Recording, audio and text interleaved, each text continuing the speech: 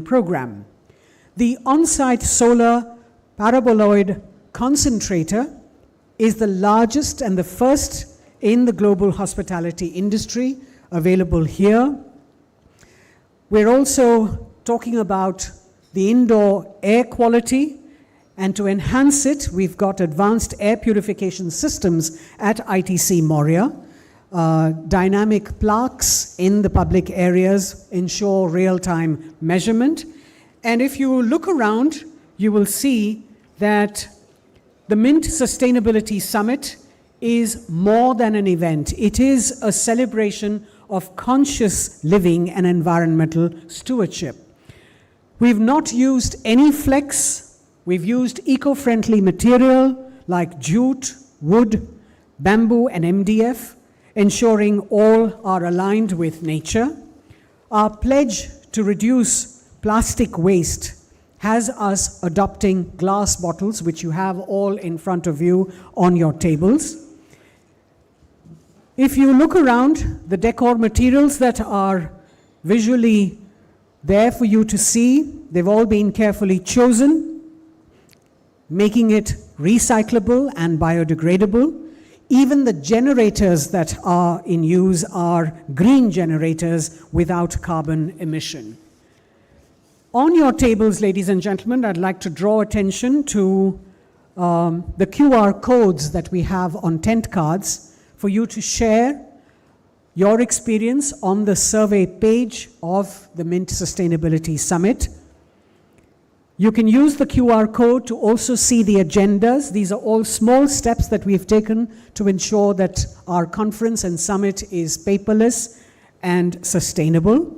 Do join the conversation on the social handles using hashtag Mint Sustainability Summit. Tag us at Live Mint. Do join our conversations there and make your suggestions, and also add changes that you'd like to see around you. All steps to ensure that you have an experience that is going to be new and invigorating, and that you will take back many life choices that are sustainable as well. A word about our sponsors. Our presenting partner is Adani. Hydration partner is Bisleri. Knowledge partner, Deloitte. Associate partners, Savills. GMDC, which is Gujarat Mineral Development Corporation. Achilles. Tri-Legal. Sustainable hospitality partner, of course, the ITC Hotels, and the partner is IIFCL. So, ladies and gentlemen, we look forward to having a very robust exchange and interaction of ideas, concepts, and thoughts, some that perhaps will be radical as well. Each panel discussion will have a section of that has been reserved for audience interaction, and that will depend on the time that we have. And we welcome questions that will be posed to our speakers, which we might take online as well as offline.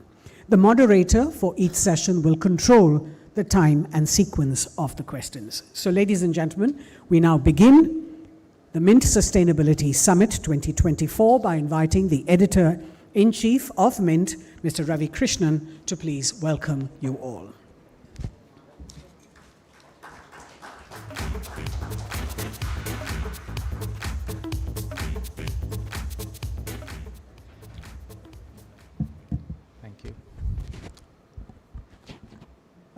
Distinguished guests, ladies and gentlemen, I would like to extend a very warm welcome to each of you to the Mint Sustainability Summit. But given why we have gathered here today, I'm not sure if warm is the appropriate adjective for this occasion. 2023 was the hottest year on record, and 2024 is now on track to claim that unwanted crown. Across the world, we are witnessing extreme weather events, increasing in frequency and severity. And apparently, it might only be a matter of years and not decades as projected earlier before we breach the 1.5 degrees Celsius global warming threshold. The World Meteorological Organization said recently that there is an 80% chance that this breach in the global warming threshold will happen in at least one of the next 5 calendar years. The good news is that people, businesses, and governments are taking notice and taking action. Climate change has moved beyond being a buzzword. Corporations are no longer just paying lip service to sustainability. It is the biggest business story today. Rising data center demand for electricity, the need for supply chain resilience, and understanding the effects of different warming scenarios are now crucial for businesses. Their consumers and shareholders are increasingly asking for answers. Those of you who are regular readers of Mint would know that we have been focusing on sustainability for quite a while now. Not just through our news or opinion coverage, but also through events such as this one, where we seek to unveil new insights and ideas. This is our 3rd Sustainability Summit. This edition will focus on global warming-induced changes, the energy transition, and its challenges. The topics up for discussion and debate include new renewables technology, carbon reduction, green fuels, e-mobility, and financing climate adaptability. I hope our conversations this day will lead to a lot of insights and ideas shared, and hopefully inspire all of us to action.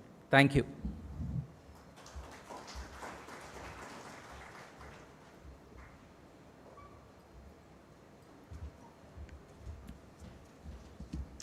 Thank you very much, Mr. Krishnan. Well, ladies and gentlemen, our first panel will address climate change and how India can cope. I'd like to invite our speakers up, and as I do, I'll introduce them as well. Our speakers include Mr. Hisham Mundol, Chief Advisor, Environmental Defence Fund, India, a well-respected figure in the business world with over 25 years of experience working in various industries, including consumer goods, manufacturing, media, and technology. Mr. Mundol oversees the fund strategy in the region, and his focus is on supporting India's journey towards shared and sustainable prosperity. Mr. Saurabh Kumar, Vice President, India Global Energy Alliance for People and Planet, has a strong background in the energy sector. Previously, he was the Executive Vice Chairperson at the EESL and has also worked with the Ministry of Power, the Bureau of Energy Efficiency, UNEP, and the Income Tax Department. Mr. Amit Prothi, Director General, Coalition for Disaster Resilient Infrastructure, a global expert with nearly 3 decades of progressive leadership in the fields of urban planning and resilient infrastructure, with experience across more than 15 countries. Ms. Aarti Khosla, Founding Director, Climate Trends, with more than 2 decades of experience working on various communication efforts across the environment sector and FMCGs. She's dedicated the last 12 years to advancing the discourse on climate change in India. Mr. Arun Sharma, Group Head for Sustainability and Climate Change, Adani Group, an advisor to the Chairman of Adani Group and leads the group's sustainability function, a distinguished Professor Emeritus at the Queensland University of Technology. He's also the Chair of the Council of QIMR Berghofer Medical Research Institute. To moderate, we have Mr. Gautam Das, Editor, Long Story and Primer, Mint. Gautam will, at the end of the discussion, take some questions, so you've got your... Thank you, Rini. Welcome, ladies and gentlemen. Good morning, everyone. Hope you had a good breakfast. If you were at the South Indian corner there, we recently did a story on sambar and how climate change is coming for your sambar. Tur dal, right? The production of tur dal has been fluctuating over the last decade because of climatic changes, right? And prices have shot up. Please look up that story. It's a very interesting one, but just illustrates the lived experience of climate change. Of course, we have heard stories of apple production going down in Himachal Pradesh and Jammu and Kashmir as well. And 2 months back, we were in the middle of a heat wave, right? And 2 months after, parts of our cities are flooding. These are all lived experiences. It's no longer an abstract concept, climate change. I mean, we are living it. But let me go to the only lady on the panel, Aarti, and ask her about this lived experience of climate change versus the international concept, right? Do you see sort of more recognition of what climate change is? Morning, everyone. Thanks for having me here. And climate is no longer a matter of opinion. It has been turned into a matter of evidence. And when you talk about lived experience, just if you look at the last 10 years, a lot of public perception has changed on how people understand what climate change is.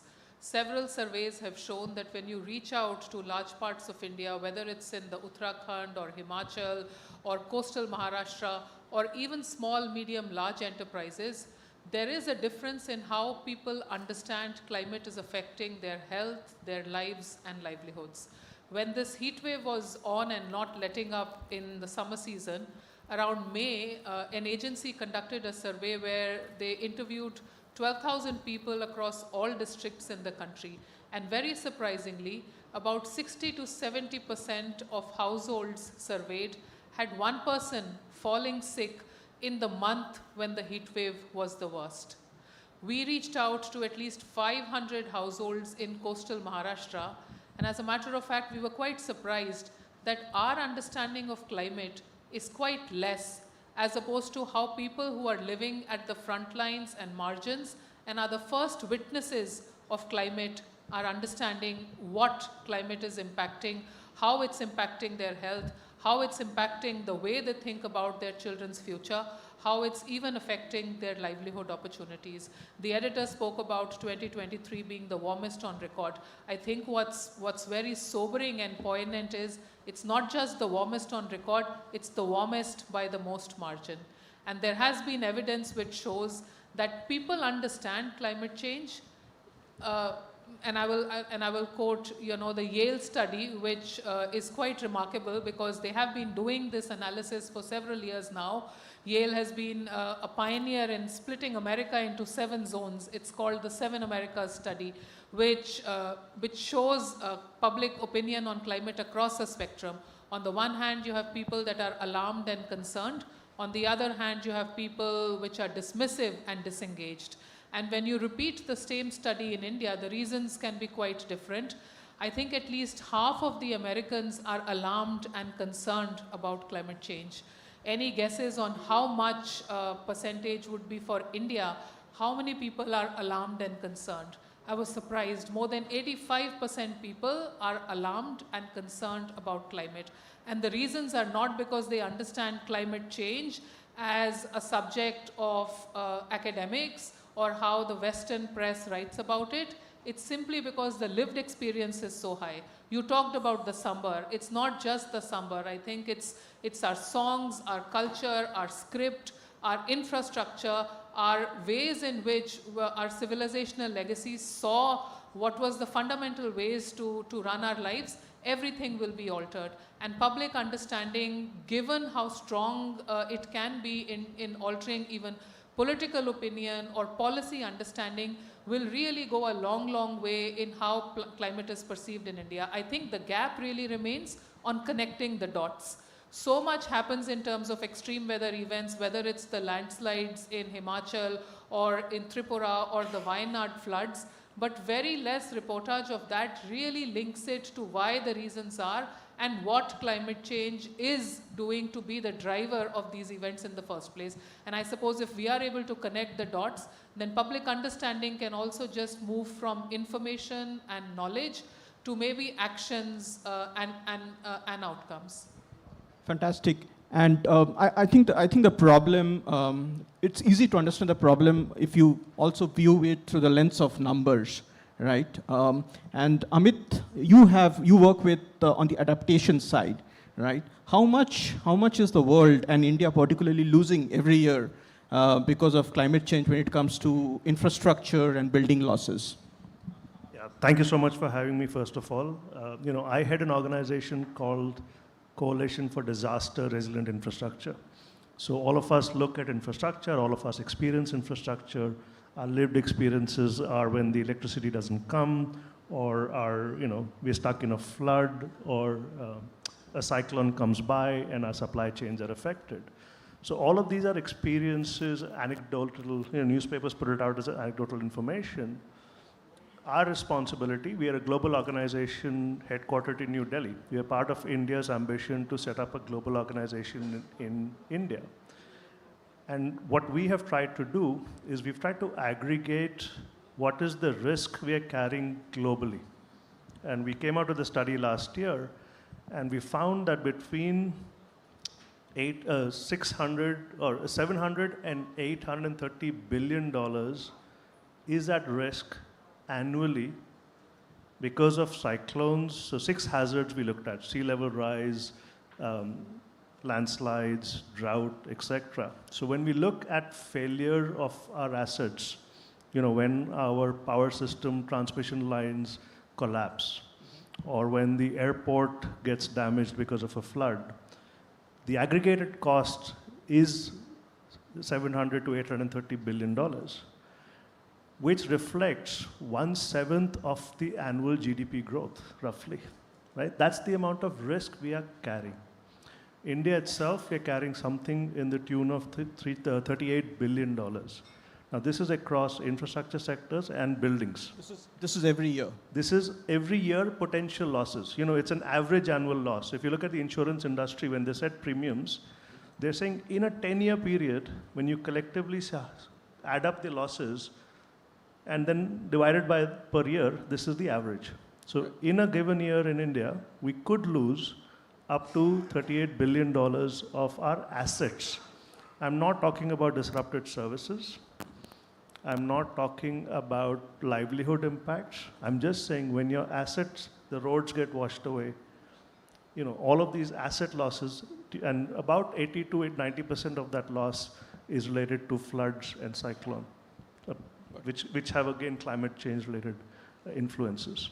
Right. Let me come to Arun. Do you see a growing realization within the government on climate change, right, and its priorities? And how is India's priorities different from the priorities of developed countries? If you could sort of explain that. Well, thank you. It's a pleasure to be here. I think India's priorities are somewhat different. Let me just run through them. First and foremost, India's priority is energy independence. No matter how you look at it, whether it is $200 billion or $300 billion on energy import costs, it's a debilitating yoke on the Indian economy. So that is a priority. And what solar and wind, together with pumped storage, and eventually green hydrogen do, is provide energy independence hope in the future. The second priority for India is the air quality in its cities. It's a public health disaster. Life expectancies in some of the major cities are 5 to 6 years less than what it should be because of the air quality. And air quality is different from greenhouse emission. It is the particulate matter emission from diesel, from residential sort of use of diesel generators. So electrification for India, like anywhere else in the world, is the only way to reduce greenhouse emission. Even if much of the electricity is coming from thermal power, the battery electric vehicles will reduce the air pollution. And eventually, with green hydrogen costs coming down and infrastructure coming up, heavy duty trucks and other heavy duty vehicles will move to green hydrogen because batteries are unlikely to scale up to the heavy duty vehicle. So that for India is another priority. Third priority, of course, is decarbonization and net zero. India didn't create this problem, but it has to be responsible about it because of the lived experience of what we are facing in India.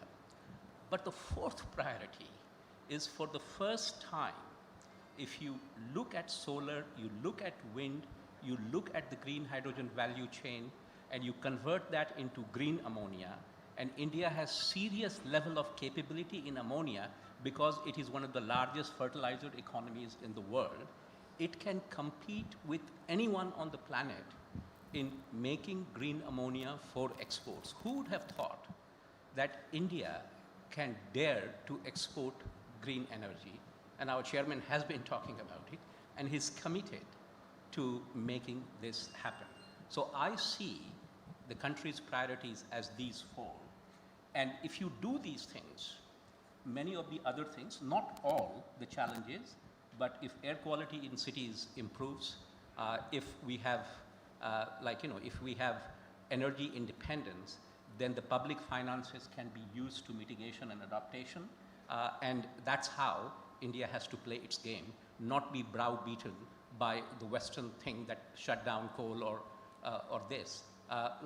Coal will eventually exit. India has 2070 to do. And there are mechanisms, and I can talk about decarbonization at a later point if there is interest. Of course, India's priorities are different, right? You cannot sacrifice growth.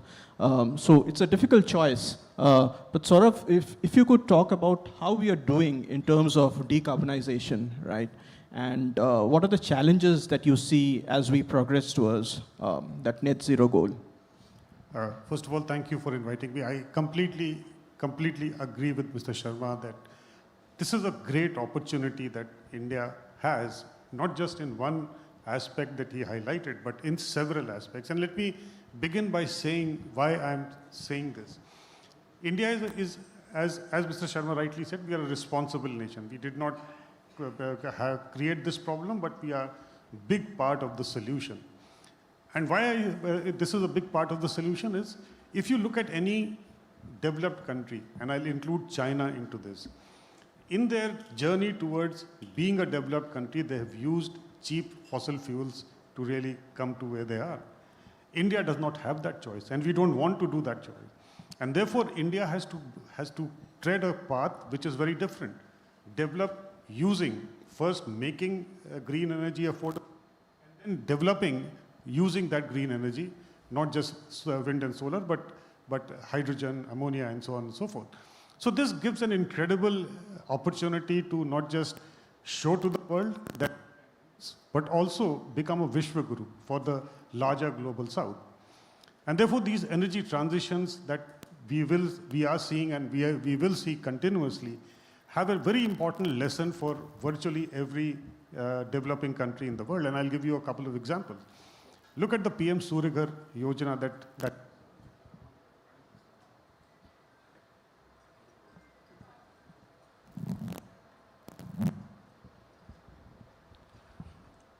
it initially aims to put 10 million rooftops. Now, this is the biggest just energy transition that you can ever think of. You're making energy, those 10 million households energy independent. How do we take this to other parts of the country? And what we have seen and what our work with largely states, we have seen that there's enormous potential to really forge a way forward. And I'll give you the example of Maharashtra, where we have helped the Maharashtra government to develop a short-term 2030 energy transition plan, looking at their load growth, looking at how they can integrate more of renewables, what are the gaps that exist. And what we see is that if that plan, which includes not just renewables, but also hydrogen, it also includes digitization of the grid, which is extremely important. If it is done properly, this would reduce the DISCOM debt by 50%, because your reliance on high-cost power reduces because of cheap renewables. So what you need is build capacity of the institutions at the state level. This plan, just one state, needs about $30 billion.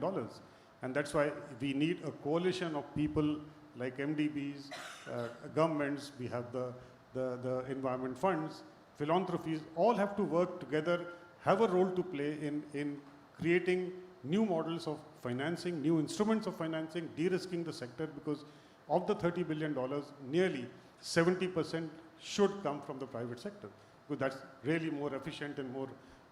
So I think what is needed to get a good energy transition plan in state by state has to be a bottom-up approach, has to be a very granular exercise, not just looking at a plan, but looking at how do you finance that plan, how do you build capabilities of state-level institutions, and how do you get different kinds of financial instruments in so that we can leverage the private sector more.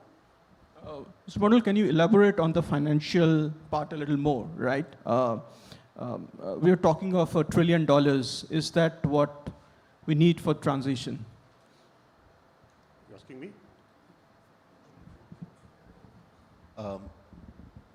So the short answer, and there are different estimates, but it's between $1 to $2.5 trillion.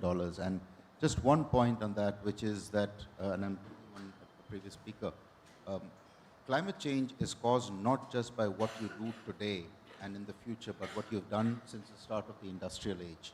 India is responsible for about 4% of perfect justification in the government and the country asking for those kind of financing flows. We need to be real though. The political economy simply does not exist in the rich world for the $1, $2, $3 trillion to come. The majority of Indian equity is held by domestic investors. The majority of capital that is going to be required is going to have to be generated by domestic sources. And just taking one step forward, capital will get invested when there are returns. And it's inspiring to see so many of you in the room. First of all, thank you for having me as well. The business leaders, many of you in the room, your objectives are shareholder value, revenues, profits. Those are the parameters that you measured on. Why should you care about climate change? You should care about it because it is not only the crisis of the century, but it is the business opportunity of the century. And I'm going to give you 2 or 3 quick examples of where there is real value being generated by going greener. Yeah, I know other speakers will be speaking about it as well, but the Indian cement sector is regarded as amongst the greenest in the world. The best performing cement companies use 85% of their raw material is fly ash, which is waste product from thermal power plants. These bulbs that you see, 250 years ago, they invented an incandescent bulb. Technology didn't change for 200 years. LED bulbs come in. They last longer, they use less energy, and this is now a multi-billion-dollar a year industry in India alone. High efficiency ceiling fans, again, a billion-dollar industry in India. So there's loads of 1.5 million electric vehicles were sold last year in India. The majority of them were scooters and 3-wheelers for last mile delivery. There are significant pockets where you're seeing that growth. People are doing this not necessarily because they love the environment, they love their bottom lines, and that's perfectly fine. Right. Arun, would you like to talk a little bit about what the Adani Group is doing in terms of decarbonization? Just taking off from the cement example that... So, as I said, electrification is the most important vector for decarbonization. And given Adani Group is into thermal, is into renewables, is into transmission, is into distribution, is into pumped storage, and we are looking at the green hydrogen value chain. So we are doing everything for decarbonization. But let me just tell you, take 2 examples, or 3 examples of the most difficult sectors we have: thermal power, Adani Total Gas, and cement. In thermal power, India, by all accounts, has to maintain thermal power capacity for the next 2 decades. And what we have looked at is how can we significantly reduce the emissions of a thermal power plant. Now, you can't use green hydrogen directly, it's very combustible. But if you convert that into green ammonia, the combustion point of coal and green ammonia is very similar, and the Japanese have perfected this technology, and the Chinese are behind on their heels. We are doing a feasibility study in Mundra of a 330 megawatt thermal power plant, which will co-fire 20% green ammonia, which will roughly reduce its emission by 20%. The cost of the fuel increases, but it is still cheaper than a natural gas-fired power plant. And if you take the upstream emission from Texas with fracking, it actually is the same with 20% reduction. We can't beat Qatar. For that, we have to go to 40%, but that becomes prohibitively expensive. So that's what we are doing in thermal power. Adani Total Gas is doing an experiment of blending green hydrogen in Shantigram for 4,000 homes, initially starting with 2% going to 8%. At $1.5 a kilogram of green hydrogen, which we believe will happen mid-2030s, it's the same thing as $11 to $12 of natural gas imported. And it can start transitioning to green hydrogen, the city gas distribution. All you have to do is next time the CapEx upgrade comes, make the pipes hydrogen ready. Cement, I totally agree with you. We acquired the assets from Holcim. They're not only using fly ash, they're using slag from blast furnace, and they're among some of the least emission-intensive cement businesses in the world. But no matter what you do, what you try, you have to have certain amount of carbon capture to get to net zero. Now, what do you do with that carbon? India does not have sequestration reserves. You will have to liquefy the carbon dioxide, you will have to put it on a ship and rent expensive space in Saudi Arabia to store it. And I can tell you that as the European 2050 net zero target comes in, the rental space will keep going up. So it's not a viability. So what we are doing is looking at a pilot for carbon capture from the cement plant, and then with our green hydrogen value chain, converting that into methanol. The European Union has decided to call it green methanol because it is process emission. And so it creates an economic incentive to go that way. But in the long term, you can take that methanol and convert that into building materials like PVC, which stores the carbon dioxide for 100 years. So that's the value chain. What green hydrogen allows and what industrial process carbon dioxide allows is an alternative to natural gas in the long term. At the right price point, at $1.5, all these things become feasible. Now, we are looking very, very seriously at pilots in this decade so that we are ready for prime time as we are able to bring down the cost of green hydrogen. Right. Just Smonal, on the question of the money needed, if the global north doesn't have the money, right, for the global south, why are we even lobbying for it? Sometimes in politics you have to get the narrative right, so there's two ways of looking at it. One is India only standing up at these climate conferences and saying, give us 1 trillion, 2 trillion, 3 trillion, and then not doing anything at all? That would be silly. That's luckily not what we're doing. So we need to keep making those asks. Climate finance is slowly coming through. But we're often enamored by the concept of green finance, the green financing facilities.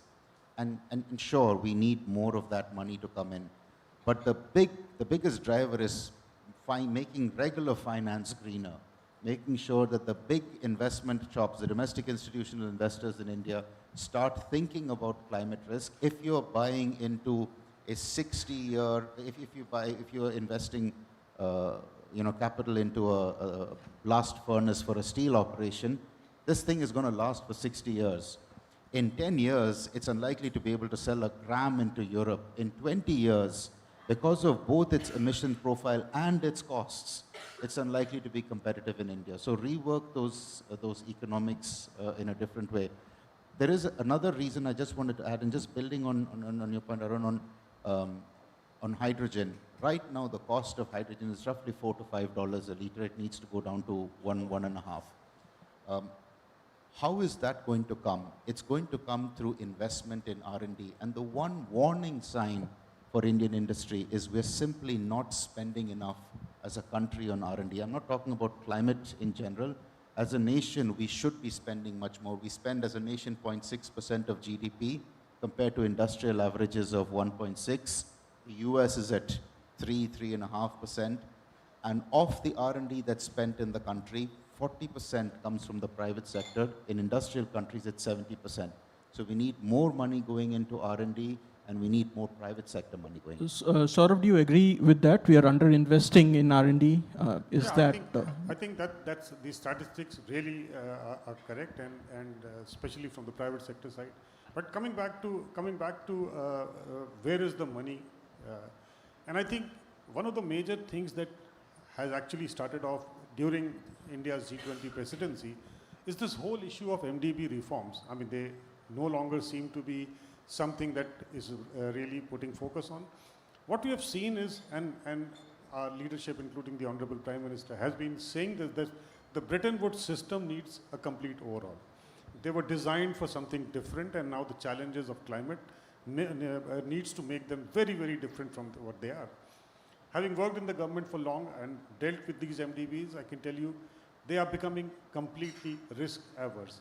They really don't want to do anything but do a plain vanilla lending to a sovereign.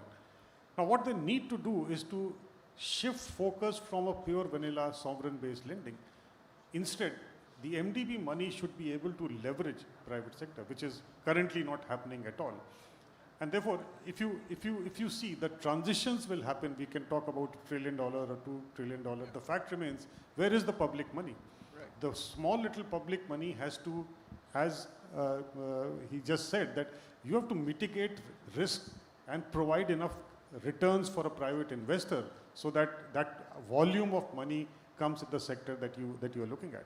Yeah, I'll come to you, Arun, but Atik, you had a point on pension funds, right? Pension funds is a veritable source of raising money. Is that correct? Well, I think climate finance, as it's called, has been the biggest elephant in the room. If you look at it internationally, like Saurabh said, there is huge discussion on why there is no public money that is available. And when you look at even $1 trillion, in the international negotiations now, there is a lot of discussion on what is the makeup of that $1 trillion, meaning what's the quality of finance that's available. And at least half of it, 500, 600 billion, as we read various reports and proposals, looks like it's going to come from private investment. So if it is going to come from private investment, you can either break that down into money that is investment and not grants or loans. And the inherent sentiment when you're talking of financing is one of payback. And I suppose, especially for this audience, one of profitability. Till the time you don't convert investment into a profitable venture, I don't think even our solar industry would have taken on the way it has taken on its own life. So these are all the various aspects of how finance is not just very technical, it's also very stressful because there is no leverage. When somebody like a pension fund invests in a certain technology where you have a market for it, there is profitability, there is a proper return on investment for 10 or 15 years, and there is cost competitiveness, then there is a ray of hope that you can invest in a certain set of technologies which will lead to a certain outcome. It feels like there are lots of technologies that are lying out there, you know. Previous speakers, and especially Mr. Sharma has talked about green hydrogen. There is stuff on electric vehicles. Is there something to be done on how to make sure that in future when electric vehicles come, the charging stations themselves are not clogged and we have a better way of dealing with setting up proper like charging grids all across the country? Is there something to be done to move away from just lithium and to move into technologies which are better, which don't have reliability on lithium and cobalt? And there is a role of private investment, there is a role of sovereign wealth funds, there is a role of pension funds in looking at this new nascent technologies, I suppose, and in making them the real champions of future. Because it is true that whether or not we think of climate as a main concern, large parts of India at least will cross 1.5 or 2 degrees by 2035. The world is not negotiating on a 2-degree pathway. Governments are negotiating on a 2.6 to 3 degrees pathway.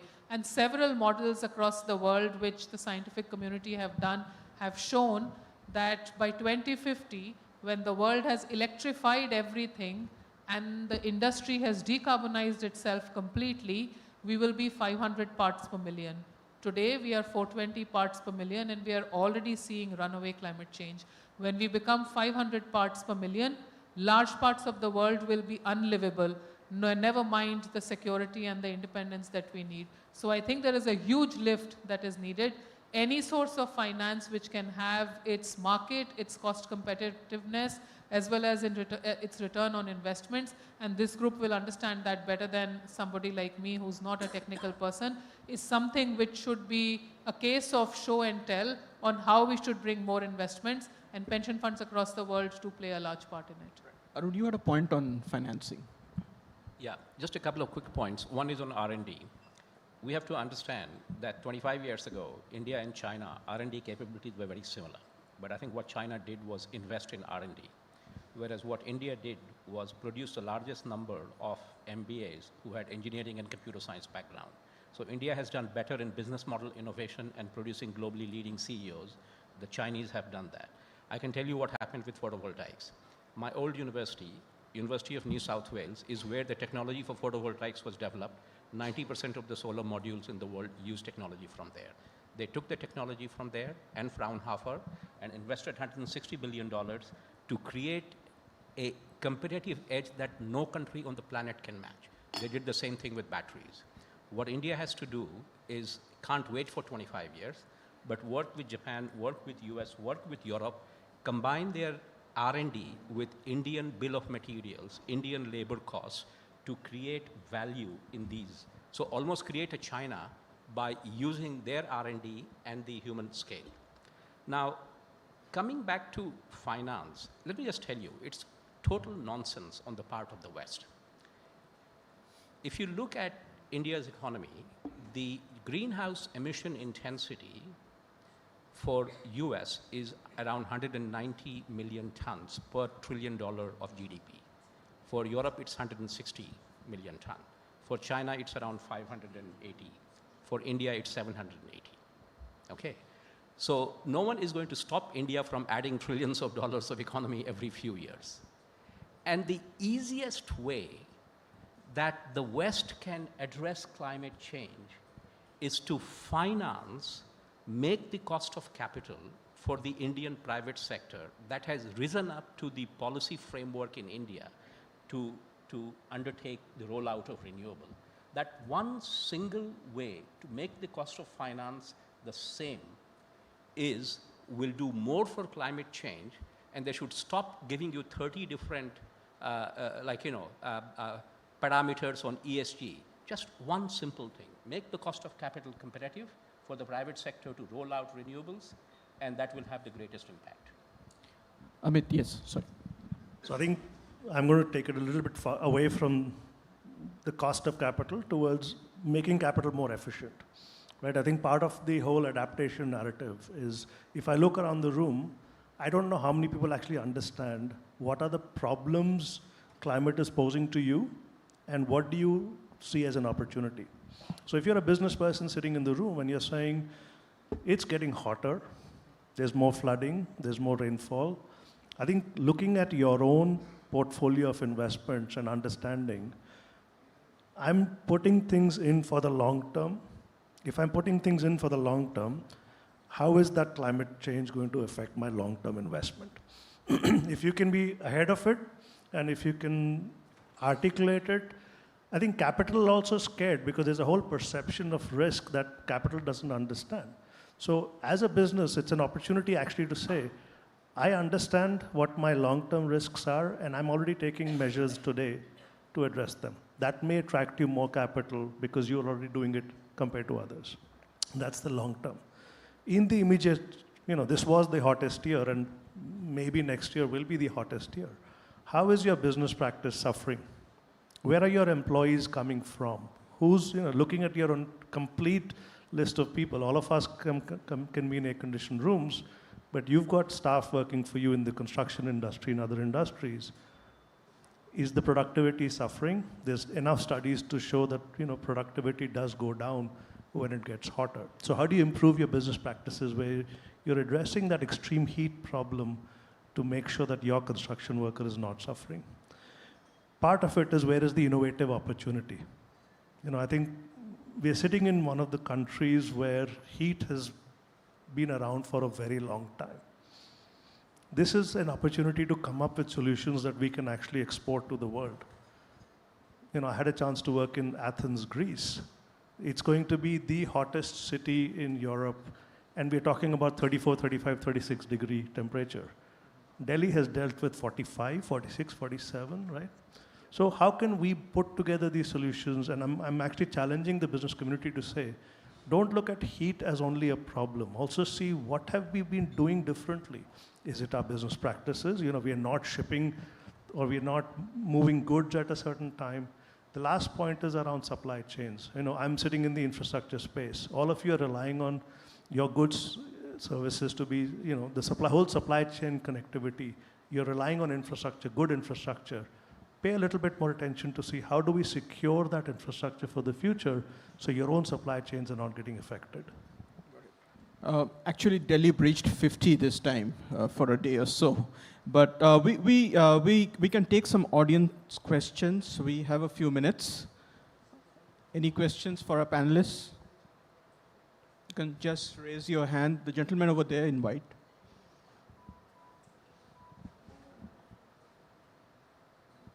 Please identify yourself and. Hello, sir. My name is Amod Anand, and I'm the founder of a company called Loom Solar. We are in the rooftop solar industry. So, just sir said that PM Surya Ghar Yojana is going to change the big game. So, I just want to know from this aspect of the distributed solar energy. So, how this is going to solve the big problem of this climate change? Go ahead. Thank you. So essentially, the decentralized solar means you generate at the consumption end itself, right? And it's a clean source of power. Therefore, you don't need to take power through a transmission line, and rooftop solar is not just the only example. We have in India 150 gigawatts, which is 150,000 megawatts load for the agriculture sector. Now that also needs completely solarized. So you reduce your reliance on fossil fuel energy. You also don't need to invest in transmission and distribution infrastructure, and the losses that are there in a system actually go away. In case of rooftop, there is no loss at all. And also, if you have a solar power plant which is near a rural substation that feeds the pumps, the losses go down dramatically, and therefore you reduce the emissions that you would have otherwise been doing. All right, we have time for one more question.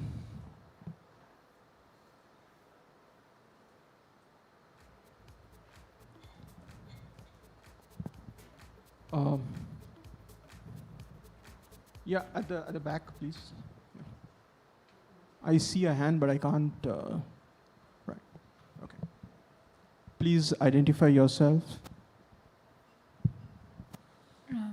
Hello, thank you for having me.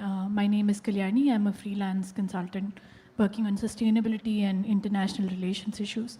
My question is about the point that was raised about MDB reform. You talked about, the focus not being so much on reform this year while it was there with the Indian G20 presidency. I want to know what is it that MDBs can do in terms of, changing their approach or developing new tools that will help them convince even their stakeholders that climate change is the issue to invest in. Thank you. Aarti, you want to take that? Sure. I mean, by nature, multilateral development banks are intergovernmental. There is politics involved. With the general collapse in the world these days, it's very hard to imagine that any country, either even the way even the developed world is both suffering political turmoil as well as climate turmoil, it's becoming harder and harder for every government to put money out where it's not addressing climate adaptation and mitigation directly at home and is in service to other countries. So that, I suppose, in and of itself is the first reason why even a lot of the developed countries who are on the chairs of the multilateral development banks are unable to reform the process. If you look at it on the other side, as was alluded to before, India at the G20 last year made this huge call, even by inducting Africa, by talking about the voice of Global South, and that is a narrative which should be pushed, because the question about finance is not about a moral imperative or a social obligation or something about reparations of the past. I think it's a question really about how we are looking into the future. And I suppose if MDBs and those who are responsible for decision making can really see that angle as not one of just the moral imperative to act, but also of one of decision making that is responsible in the future. There was a point made really about just bringing the cost of capital down for renewables. It's 9%, 10%, whatever in India, maybe 3% in Germany. Even if there are pieces that are picked from there where MDBs can pick up and make a change, I think it will be a huge leverage. Clearly, there's a lot to do, and on that note, we'll have to wrap up this panel. Thank you, Aarti. Thank you, gentlemen. It was lovely talking to you. Thank you, Gautam. If I could request you to please present small tokens of appreciation to all our speakers.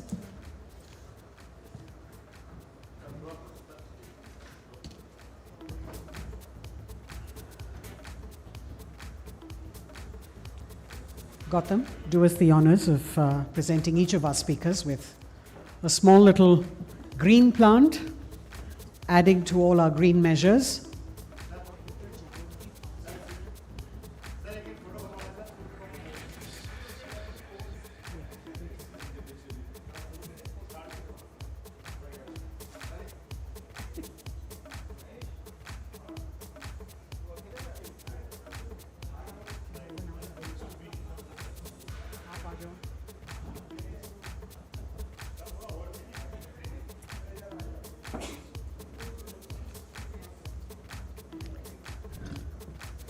Thank you very much.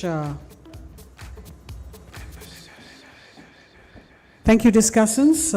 We'd like to now move on to our next speaker, and we're going to be talking about water credits, why they make business sense. And to tell us more about water credits, we have with us Mr. Angelo George, CEO, Bisleri International. With a career spanning over 3 decades, he has held leadership positions in prominent organizations in the FMCG, consumer durables, and pharmaceutical sectors. Angelo George is deeply committed to environmental sustainability, positioning Bisleri as a socially responsible brand, leading industry initiatives to promote plastic and water neutrality. By recycling more plastic than what is sold and harvesting more water than is extracted, Bisleri is setting a remarkable example for responsible corporate practices. So may I invite Mr. Angelo George to please come up and make his presentation.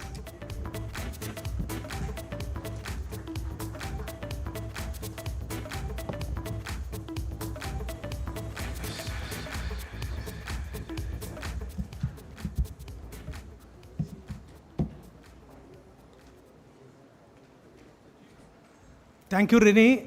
Thank you, Mint, for inviting me to this fabulous conference to share a new concept, water credits. Now, why water credits is a context which I thought I'll set in the first place. We have possibly the largest share of population in the world, but we have just about 4% of the world's groundwater. And the real challenge is that over the last 70 years, you will see that the per capita availability of groundwater has actually reduced by almost 1/4. And you can see on the map almost large parts of the country are getting into overexploited zones.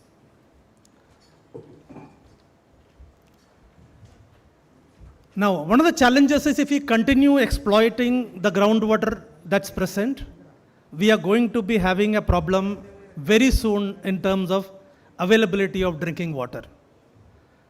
But I think it's important to set the context, how the groundwater utilization happens across different segments. You can see that it's about 85% in the farming sector, about 8% in the industry, and the balance is domestic consumption. I represent Bisleri, the largest water brand in this country. And we have 2 challenges as a business. One is the product itself, which is water. You have seen what the future unfolds for water. The second is our packaging material. And our real actions on this started sometime in 2019-20 when the EPR rules came that you need to recycle 70% at least of the plastic that you put in. And we said, let's not stop at 70, let us try and exceed it to 100. And the year one, we ended up doing 104% of plastic recycling. Now, along with that, we said, if that's possible, then why can't we look at water? And that started the journey where we replenish more water than whatever we extract from the ground. And the entire business model is configured around this because we don't operate these mega plants operating on scale. That means you're depleting the groundwater at much larger scale. You will find it difficult to replenish. So we have about 150 factories closer to the markets, extracting water evenly so you're able to kind of replenish it. Also reduce the carbon footprint that you're closer to the market. Not only that, you can see that every facility has a rainwater harvesting system, and the runoff surface water is captured on premise. We replenish water bodies in the vicinity. And I think over the last 15, 17 years, we have built over 250 check dams, conserving water for the farming community, that their livelihood goes up with water availability through the most parts of the year. And those are two lakes we have restored, one in Chennai, the one on your right side, and on the left is something in Leh, which is at an altitude of about 11,500 feet, feeding the villages in that area. And as we speak, the second lake is under construction.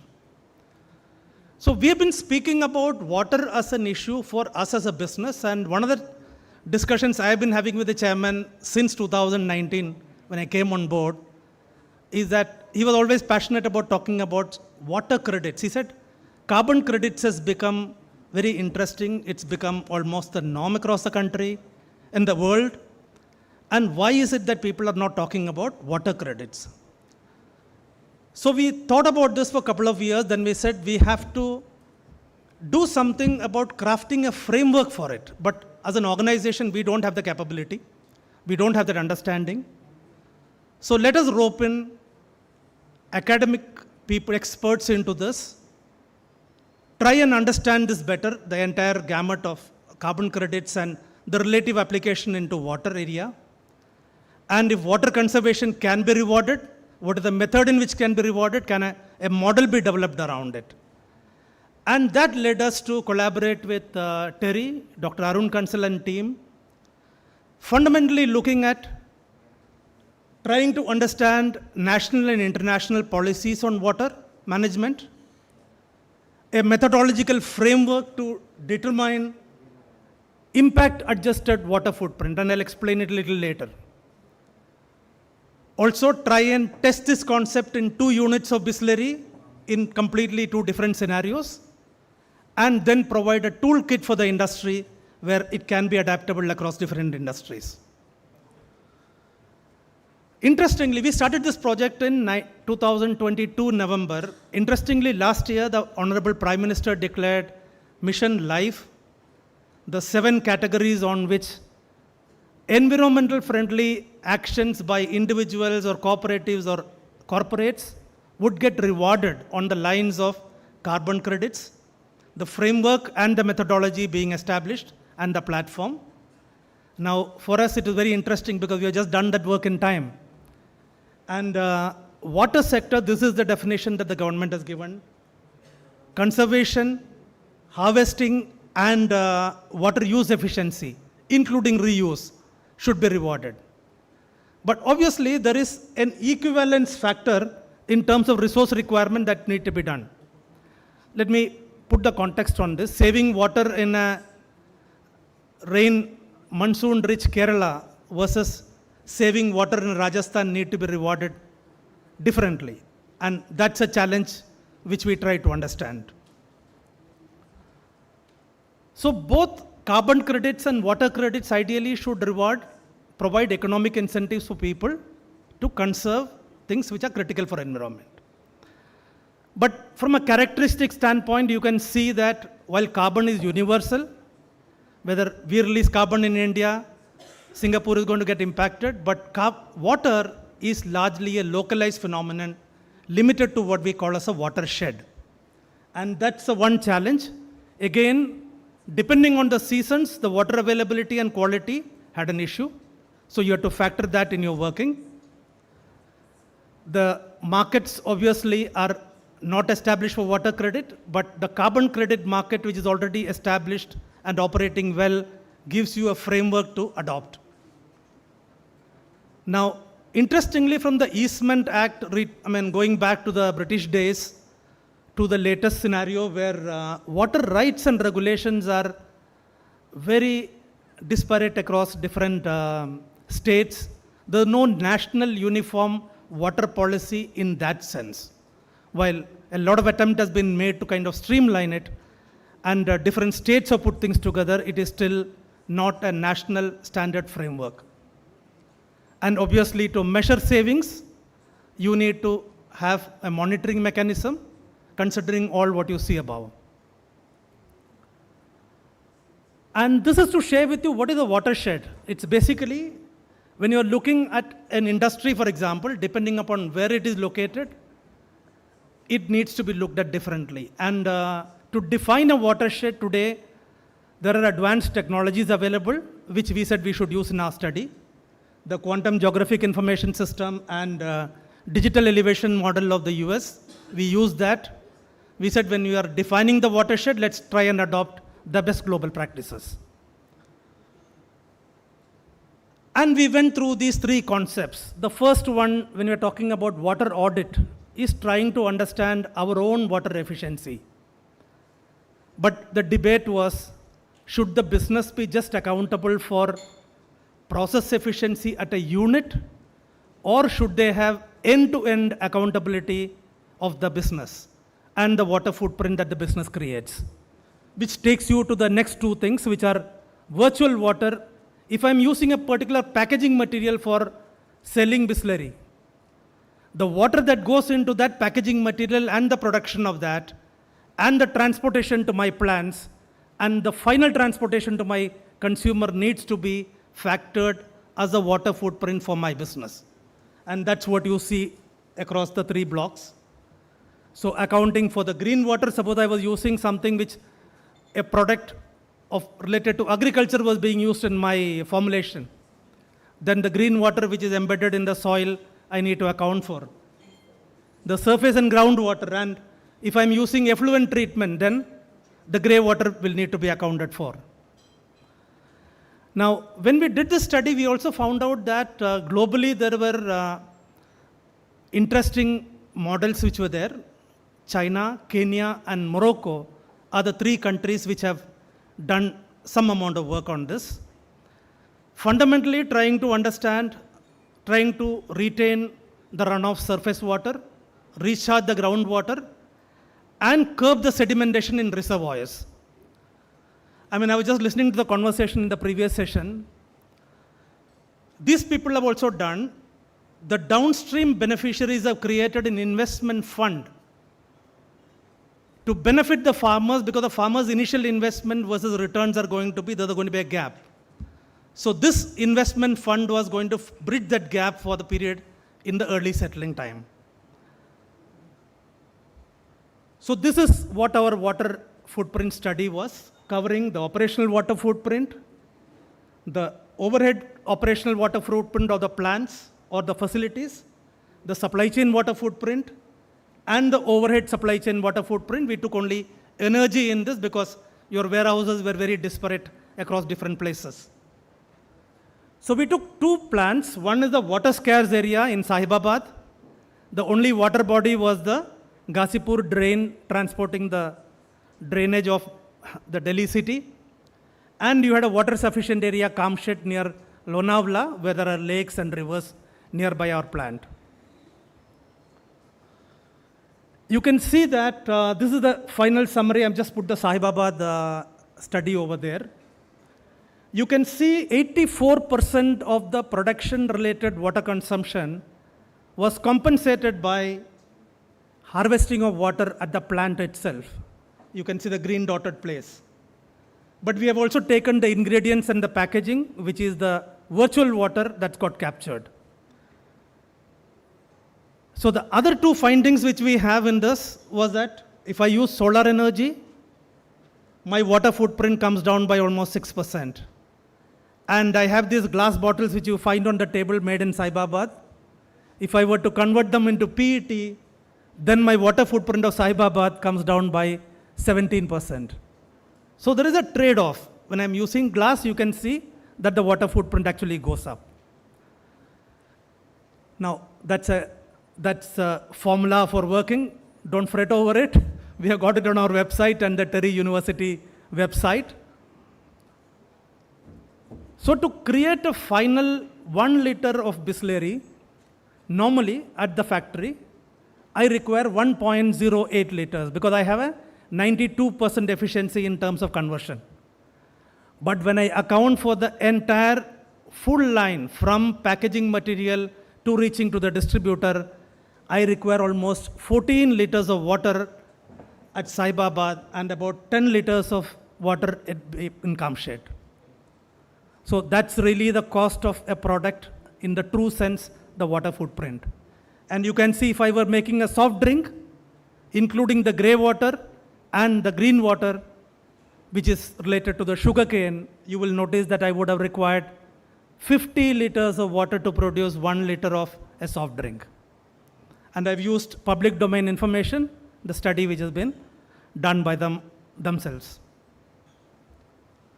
So these contrasting scenarios really highlight the fact that if water credits were to become a reality, you require a watershed specific estimation, which I'm sure, along with the government authorities, we can kind of define those watersheds. You will also notice that organizations need to be accountable beyond the fence, because within the fence consumption of the water footprint is hardly 9%. Now, this is the reflection also for us, because when we looked at this data, we said, if 91% is outside, I think it's time we reflect upon our supply chain configuration and try and reconfigure it in a manner that significant improvement can be done to reduce the water footprint. So both scarcity factor and the deprivation factor are accounted for here. Also, you are getting the benefit of the conservation efforts. If you're harvesting water, if you're building reservoirs nearby, building, let's say, water bodies in the vicinity, in the watershed, you get the benefit for it. So we created this template now. This is something which is adaptable across industries. You need to put these calculations pertaining to your operations and you get your water footprint.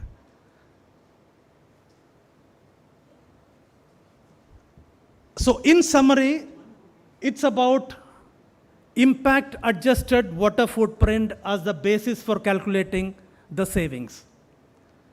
And we need to establish the baselines for different kinds of industries, because different industries consume water in different ways. Cap and trade mechanism possibly might be a useful thing in this sector, and define the monetary value of a water credit. It will kind of motivate people to save water, because then they can possibly trade that savings like carbon credits. There might be requirements in financing water credits. If people have to save, the initial conservation cost would be there. If there could be funding agencies who could step in, I'm sure it can become a big movement. For people like us, if we are a responsible organization, then can water sustainability-based label declarations be allowed by the government? That will become a green point for us, that I'm actually buying a product from a company which is responsible about water consumption. Obviously, the regulatory and the compliance mechanisms need to be put into place. And not to miss out, there is a huge social justice factor around water. And we need to be sensitive about that in a country like India.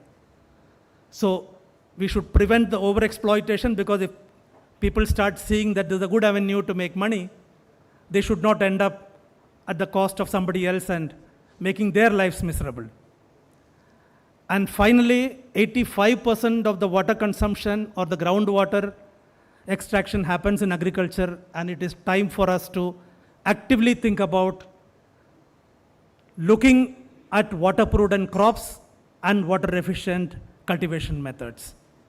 So thank you, and with this, we release this book, and we are dedicating this to the country. It's a very detailed scientific book, but being a marketing company, we have illustrated to make it an easy, interesting reading.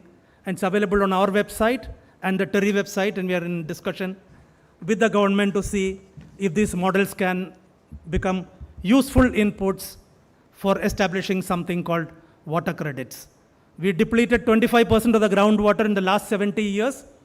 Can we turn it around in the next 70 and become surplus? Thank you so much.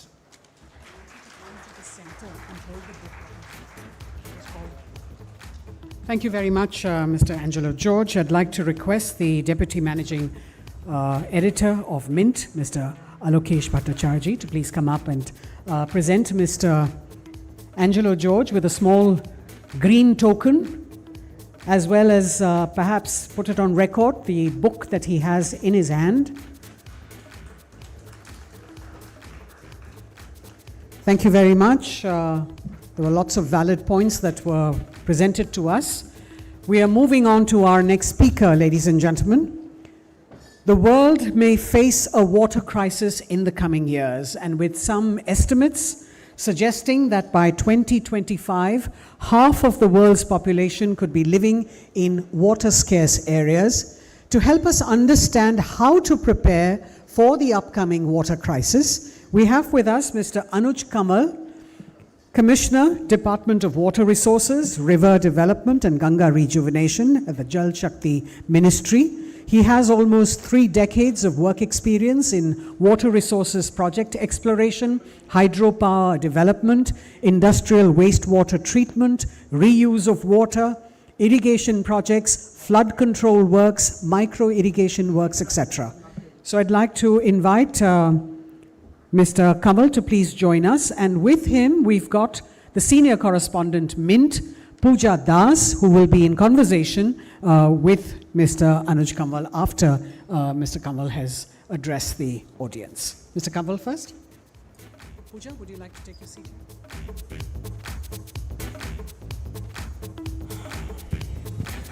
Good morning to all. It's very fantastic to see water being added to this sustainability summit. Unfortunately, water is the last priority when we compare it with energy. Everyone talks about energy, solar energy, renewables, hydrogen, and all very big things. But the fundamental element of our body, of our universe, of our earth is missed out. Since it has not touched upon critically to us, but it is going to come up to a stage where we will be having a total stress on this. There is a term called day zero. I mean, most of us know that day zero is the time when the water gets filled, there is no water as such for our use.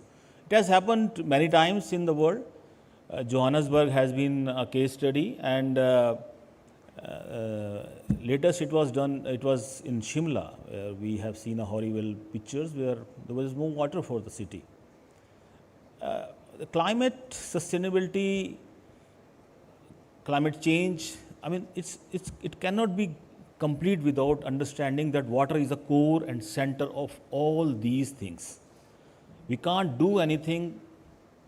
I mean, again, water is ingredient to energy, and energy is again in a close nexus with water. So water connects everything. We need to give its due importance and respect. As far as our understanding in India, out of one of our studies which we did, out of 20 basins, 9 basins, we call it 9 river basins, there are already water stressed. The only water basins, river basins which are going in a good shape are Brahmaputra and Godavari. Rest of all are going to get into water stress zone. in next 10 years. The kind of the water requirements which is increasing day by day for our population as well as for our industries requirement. The point is that this water stress is going to affect around 60 crore of population of India. We in Delhi live in Delhi. I mean, we know कि पानी जो है हमारा कितने घंटे आता है, and nobody has asked questions. Why पानी हमारा 2 ही घंटे क्यों आता है दिल्ली के अंदर? You go to Mumbai 2 घंटे आता है. You go to Indore 1 घंटा आता है. Some cities are striving hard. ये पानी है कहाँ? बारिश इतनी ज़्यादा है, फ्लड इतनी हो रही है, पर पानी है कहाँ? पीने का पानी क्यों नहीं है? और इनफैक्ट हम अपने यहाँ ये कहते हैं कि हमारे यहाँ तो इंडिया में अब डूब मरने को पानी भी नहीं बचा, क्योंकि पानी का जो सारा का सारा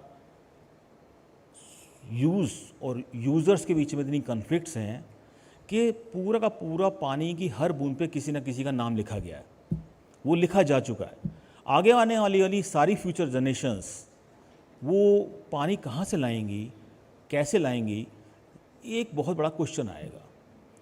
आज हम जो बात करने आए हैं इस सस्टेनेबिलिटी समिट में, इसमें पानी को हमने महत्वपूर्ण तरीके से ये देखना है कि इस जो आने वाला एक खतरा है उसको हम कैसे निभा सकते हैं. और since I have worked a lot of time in the government setting policies, and we have got a good number of data, and we have analyzed, and then we developed into a concept called, my previous speaker has already indicated, as a water use efficiency. So efficiency is very important. You know, this ये event है बहुत अच्छी चल रही है. I am thankful to the organizers who have organized it very beautifully and very efficiently. So efficiency is a thing which we require every day. And we have got energy efficiency also, where we described as proper use of energy. Similarly, we have a water use efficiency. The efficiency is that it's not conservation. Efficiency is not conservation. Conservation means we limit our sources and we limit our demands to the available sources. We are talking a concept called efficiency in terms of using the water properly to its requirements and not overusing it. The same thing applies to हमारे farmers जो use करते हैं पानी खेती में, कि कितना पानी use करें, जितना चाहिए फसल को, पौधे को उतना पानी दें, और इसके अलावा ऊपर पानी ओवर इरिगेशन ना करें. और हमारे इंडस्ट्री को जो पानी चाहिए हम उतना पानी दें और बाकी वो है वो रीयूज़ कर लें. अब पूरा इकोसिस्टम पानी का जो हमने जो एसेस किया है इंडिया के अंदर, irrigation is the largest user. I think Angelio Joy साहब ने भी दिखाया, irrigation use is the largest amount of water in India. So we started thinking कि we should use efficient methods in irrigation. We should use smart irrigations for irrigation, and we divert that water to other uses. Our water pyramid is different from the world. We are basically working more on using more water for our agriculture purposes, जबकि दुनिया के अंदर पानी जो है वो industry में, अगर हमें डेवलप कंट्री की तरफ जाना है तो इंडस्ट्रियल डेवलपमेंट हमारे को पानी की रिक्वायरमेंट बहुत ज़्यादा होने वाली है. एक छोटी सी मिसाल है कि we are striving to have a chip manufacturing factory in India. Now chip factory is a very water consuming. So it's 0.5 BCM of water is used in one factory per year.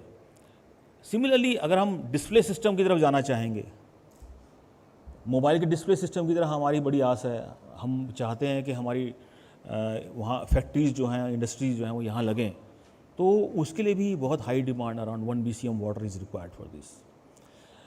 हम cities में देखते हैं we are now short of our areas. Space increase करना है तो we have to go for high rise buildings.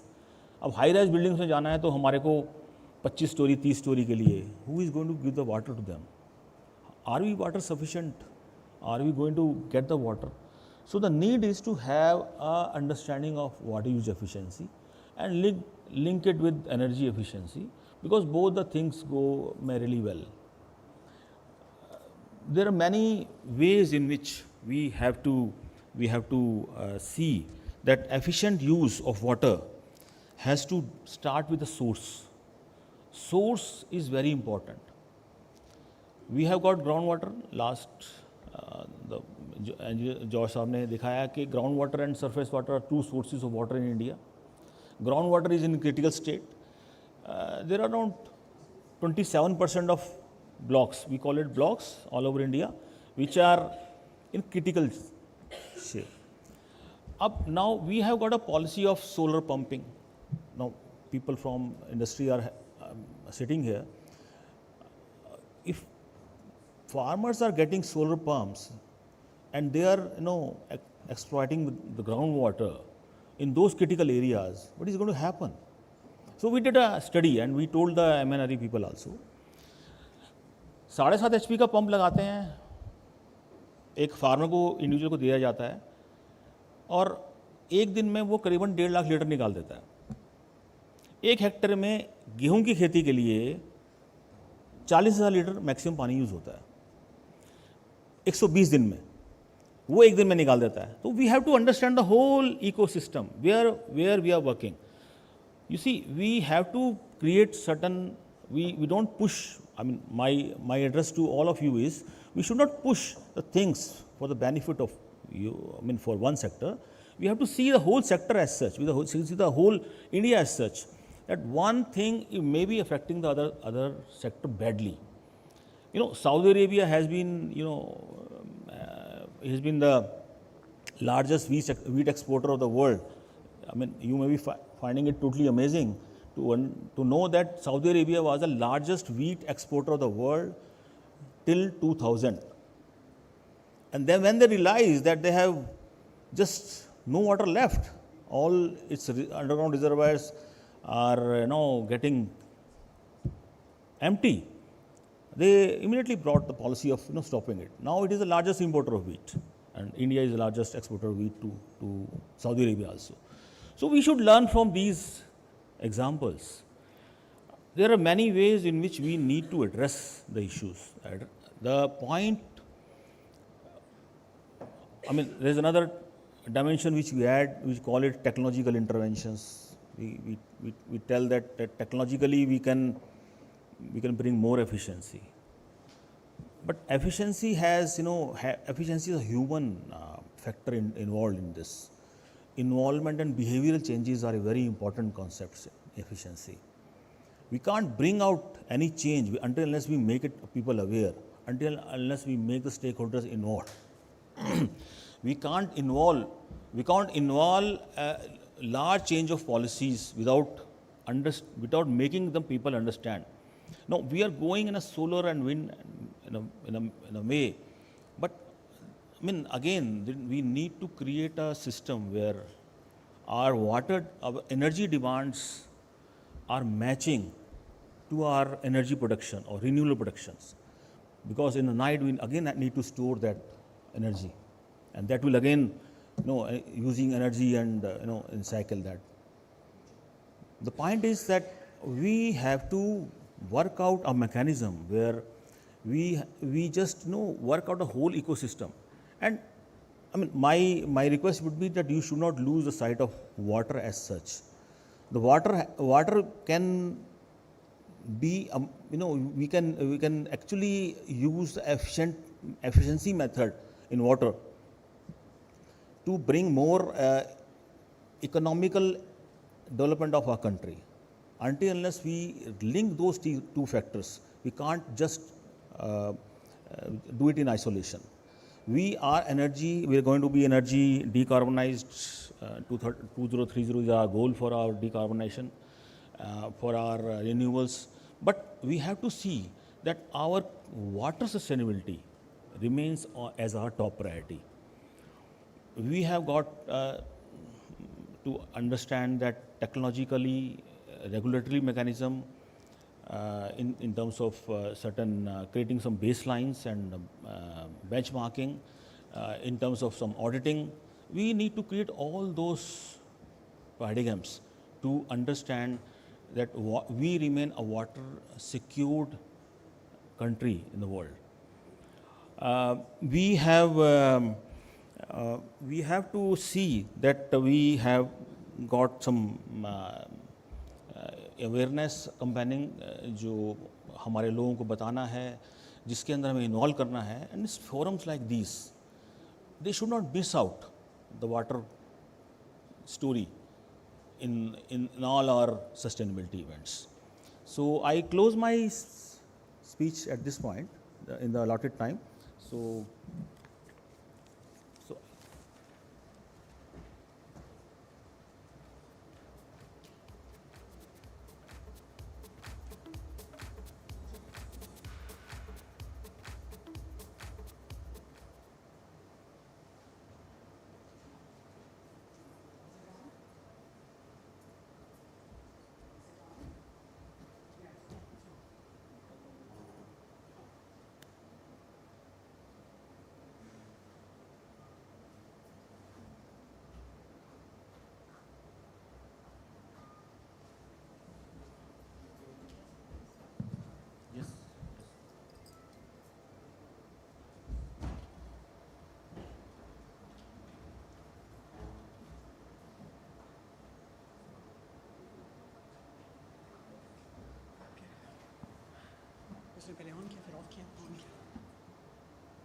Thank you so much, sir, for taking some time out and joining us. Your speech, you mentioned multiple times that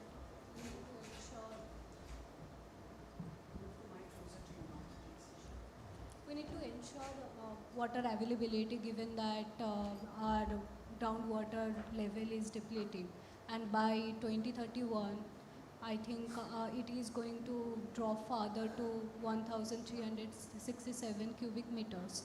So to bring that efficiency in terms of to ensure water security in terms of safe drinking water, what is the government of India doing to make people aware? Because in your speech you mentioned that awareness is the key.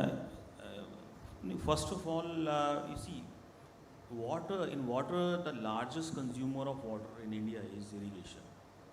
So government of India is thinking to bring out a smart irrigation. We are working on that. Similar to like जैसे हमारे urban areas में we have got टूटी लगी होती है जिसमें पानी आता है. So similar thing we are thinking कि farmers के यहाँ भी टूटी लगे और वो पानी का इस्तेमाल करें, so that all the losses of water are get dissipated, and we just take the full advantage of water use efficiency at 95%. So this is one area in which we are working very seriously. Now, the second thing is community involvement. That is very important. Community involvement as such is the crux of any social work which we have to undertake.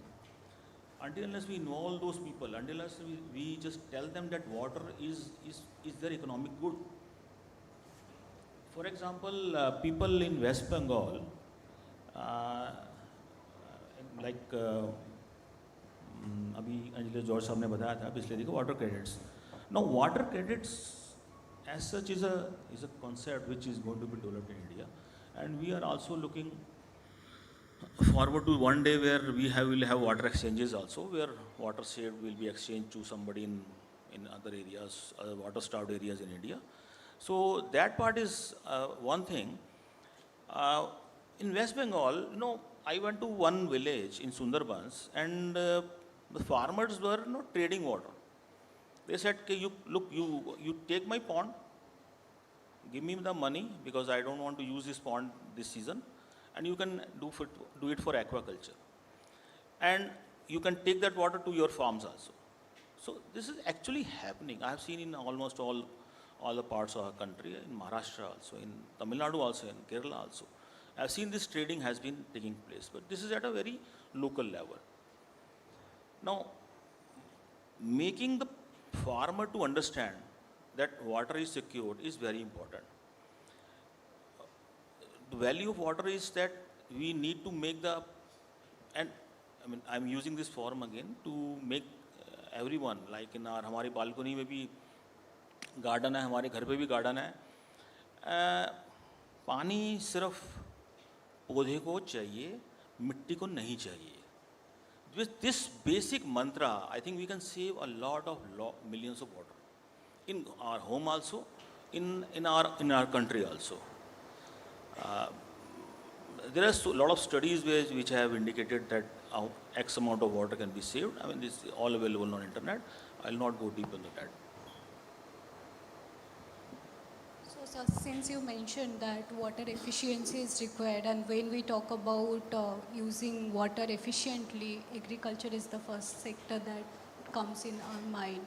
So, when we are saying that it will be, I mean, farmers need to be mindful while using water, is there any other way that we can incentivize farmers so that they use water efficiently? Because food security is another concern that we have to address given the current scenario of climate change.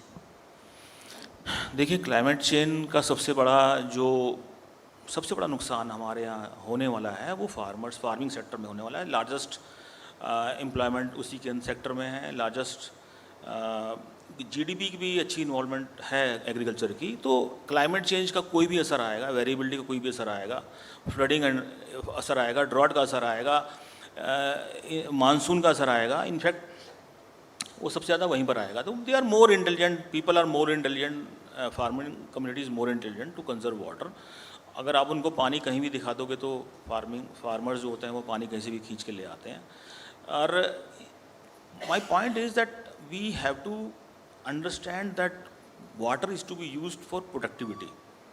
अभी हमारे को जो to put figures to you, India uses around 650 BCM of water for irrigation, and India uses around 50 BCM for our domestic, and around 60 BCM for our industry and power. I mean, this is something which is a primitive and underdeveloped country stage. Had we been good or developed, once we strive to become a good developed country in 2047, we need to invert this water pyramid. We have to increase our usage in industry and power, and that definitely will be requiring more energy. We should be ready for that. But we should take out some water conserved from our irrigation. So this is our whole mantra now at this moment. Right, sir. Mr. George mentioned water credits, and you also had given one example of West Bengal farmers using water credit. So would the government be interested in looking at it on a large scale? Maybe not at this stage. I mean, this is too primitive, because once this whole concept, I mean, about the whole thing has to, just get into each and every person, each and every area and zone and agroclimatic zones. Each and every area has to be saturated with these facts, the knowledge. I think then we'll become more mature. We cannot force people to adopt to certain things. I mean, exchanges have been there in Mumbai. I know a few gentlemen have started a water exchange also. I mean, that's for urban areas. One society is trading water with another society. So that's happening actually in India, but I mean, they can continue to do. But as such, our understanding, government has to take a very serious call on this. I mean, later on, not at this stage. Right, sir.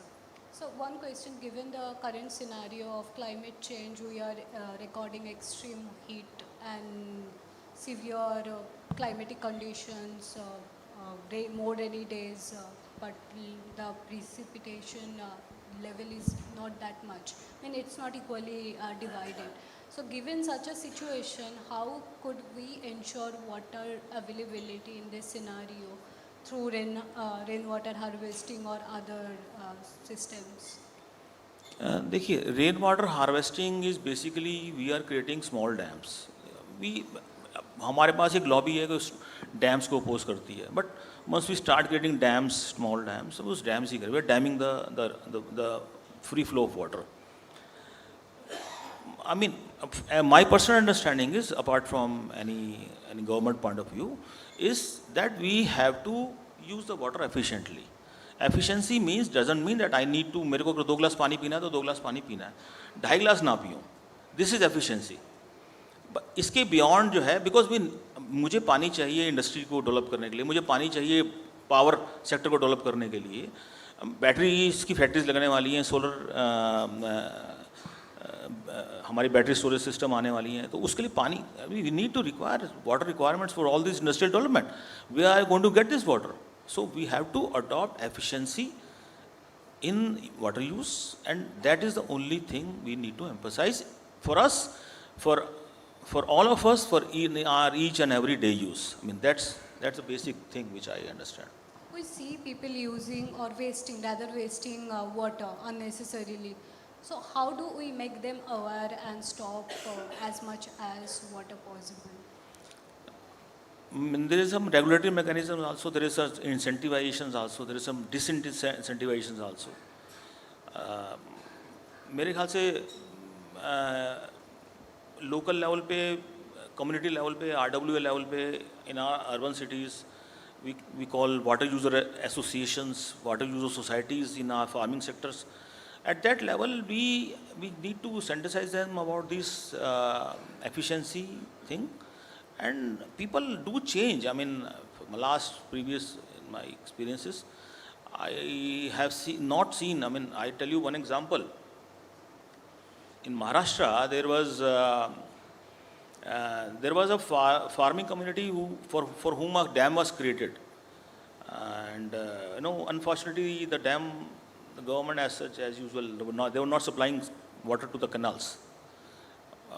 The farmers went to the court. And the case went to the High Court. They fought it for 5-6 years. The High Court said, you settle it out. And the farmers, they formed an association and Pani Pariti Samiti banai. Or then they said, you just hand over this dam to us. Now what has happened after that? After taking over the dam and the canal system, they have the initial area for agriculture was around 5,000 hectares. Now they are doing it for 11,000 hectares. The same amount of water. So it's not that. I mean, we need to give more opportunity, more freedom to the users. So the same thing happens. Maybe the same model can be adopted in urban sectors also. And I mean, we can do it for the energy sector also. I mean that's something missing. And one thing which I'm feeling really missed is, I mean, we talk about creating more energies, in terms of renewables and other things, but we are not talking about the model which Holland has adopted, cycling. I mean, why we are not emphasizing? I mean, sustainability is a part of it. We are not involved that. I mean, I'll request your chief editor to include these kind of things also. We need to start bicycle tracks. We need to go away from this energy thing at all. I mean, this is my suggestion to you. Sure. Duly noted. And one last question from my end, which is, given the current situation, water depletion situation, how far are we from achieving our SDG goals? No, we are not on a track where we are going to have very major stress, and because we as a government, yes, they are seriously involved. We are doing a lot of work in irrigation sector. We have already started thinking of smart irrigation systems. We have already developed in some of the states. The models are already there. Pilots have already been done. Results are very fantastic. We have been able to save a lot of water, and we have to be able to divert that water to the nearby cities also. So these things are there, but this is a sustainable effort. We need to continue working on this. We can't stop it here. If we stop, then again this we'll fall into that trap of water stress. Thank you. Still have 2 to 3 minutes. Somebody from the audience wants to ask a question. Yes,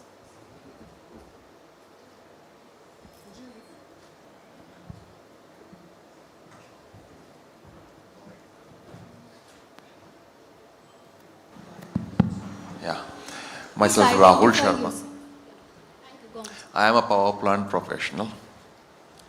Basically, we appreciate all the efforts your ministry has been doing in efficient use of water. We do understand, as you explained everything here. However, there has been several initiatives taken. But is the government or the ministry monitoring that all the policies and are really getting executed at the ground level? Like thermal plants to use the sewage water, treated water. But is it really happening? Because I see in the large cities, we still do not have sewage treatment plants as the real estate is growing. So this is where we have to, I think, put pressure. What is your view on that? Because industries, we are saying zero discharge. You have to be zero discharge. Rainwater harvesting we have to do in the apartments. But that does not, even rainwater harvesting in the apartments is not serving the purpose of the drinking water in that apartment. So how to make some penalization or something, government has to come up with like water credits. If something happens like that, some carrot and stick way of doing the things. We look forward for one answer from you on that. Yeah, Rahulji, that's good. I mean, water credit is a good concept. It's a part of incentivization. I mean, there is a limit. We can't go for disincentivizations. What you're talking is right. And I have rightly pointed out. I mean, government cannot do each and every part of work. There's a thing called social audits. There is a thing called social groups.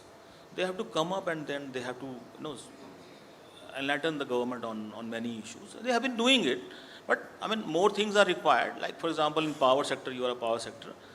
I have seen thermal plants, using canal water for its production. Then they are discharging their high temperature water into the canals. And farmers don't use that water.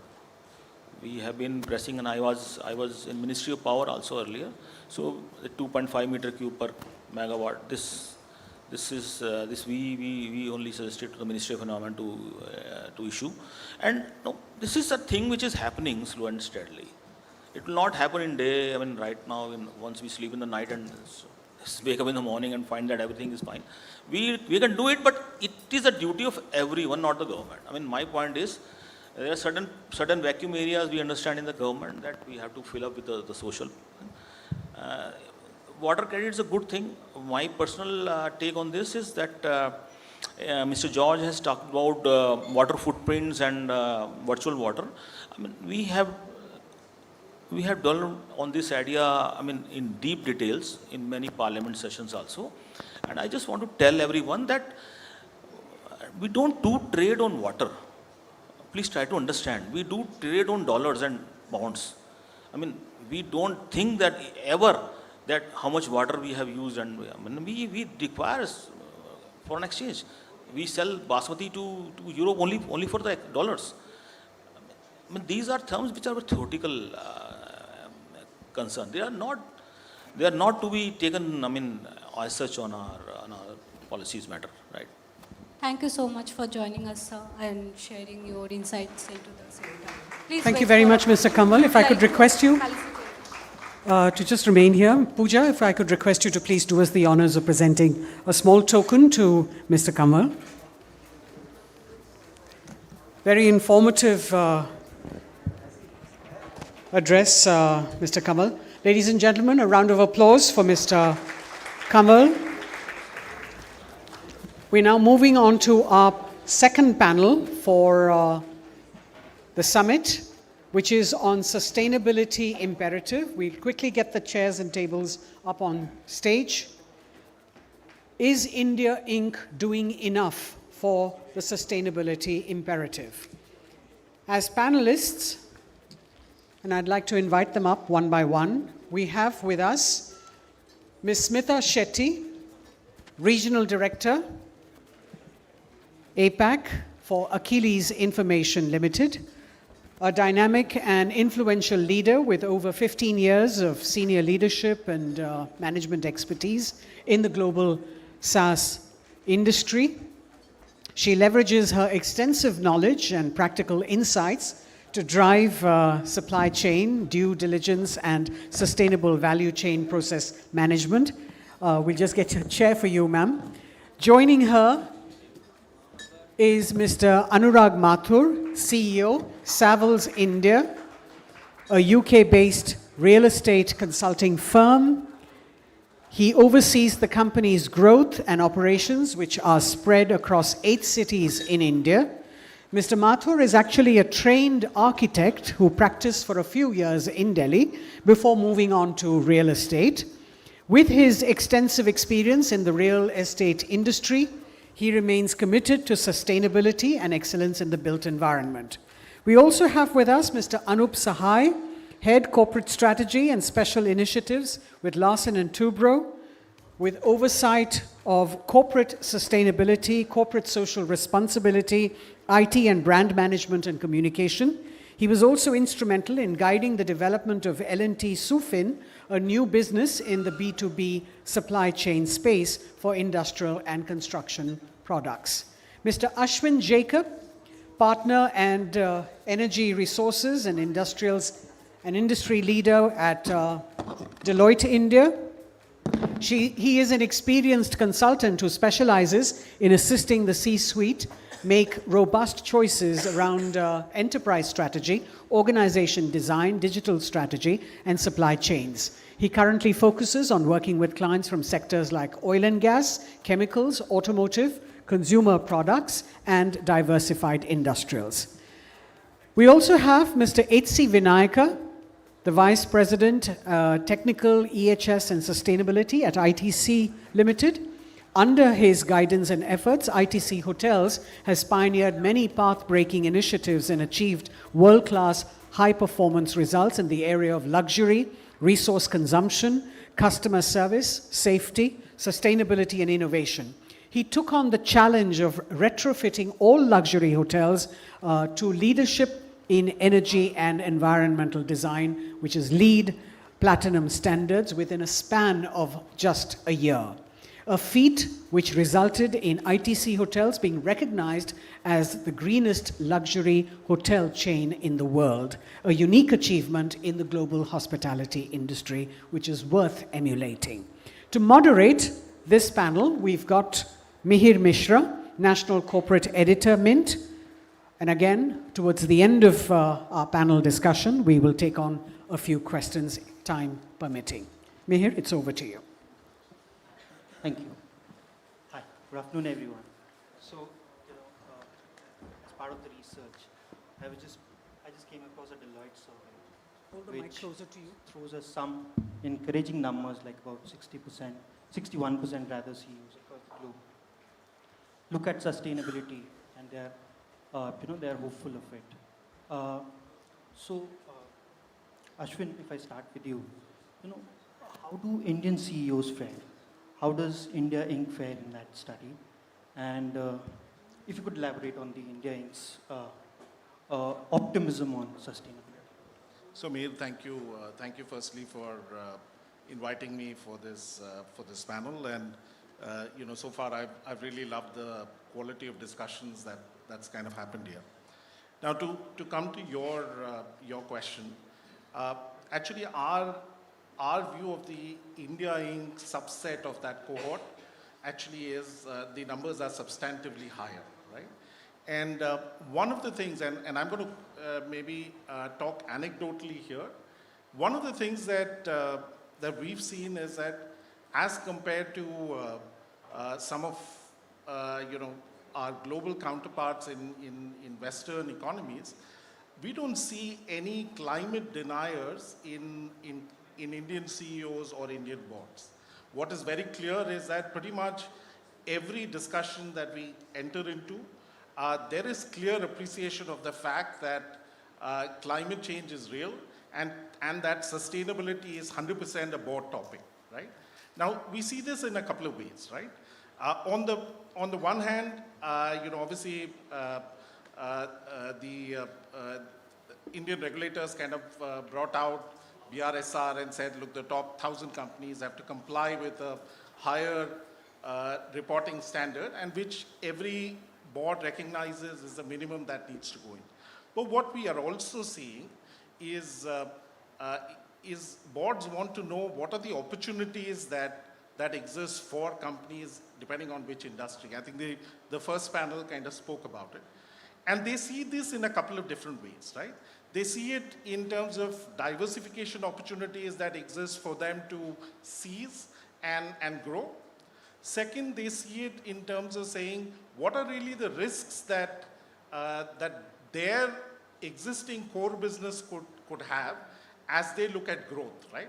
And very clearly, they are recognizing the fact that, look, India is a growth market. There's enormous amount of economic value that can be created.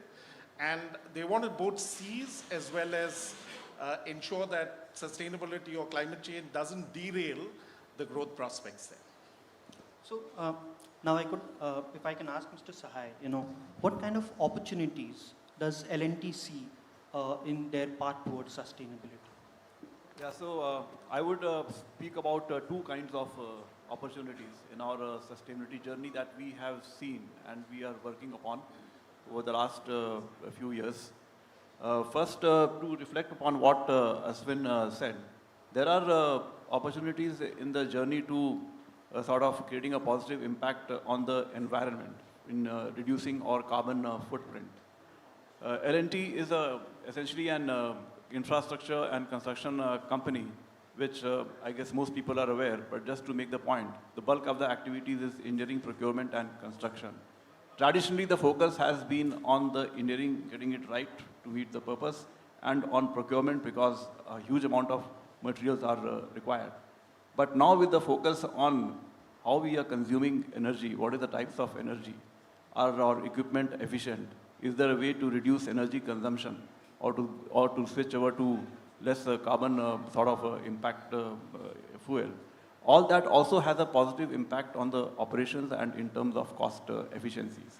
That is what we have come to see over the last couple of years particularly.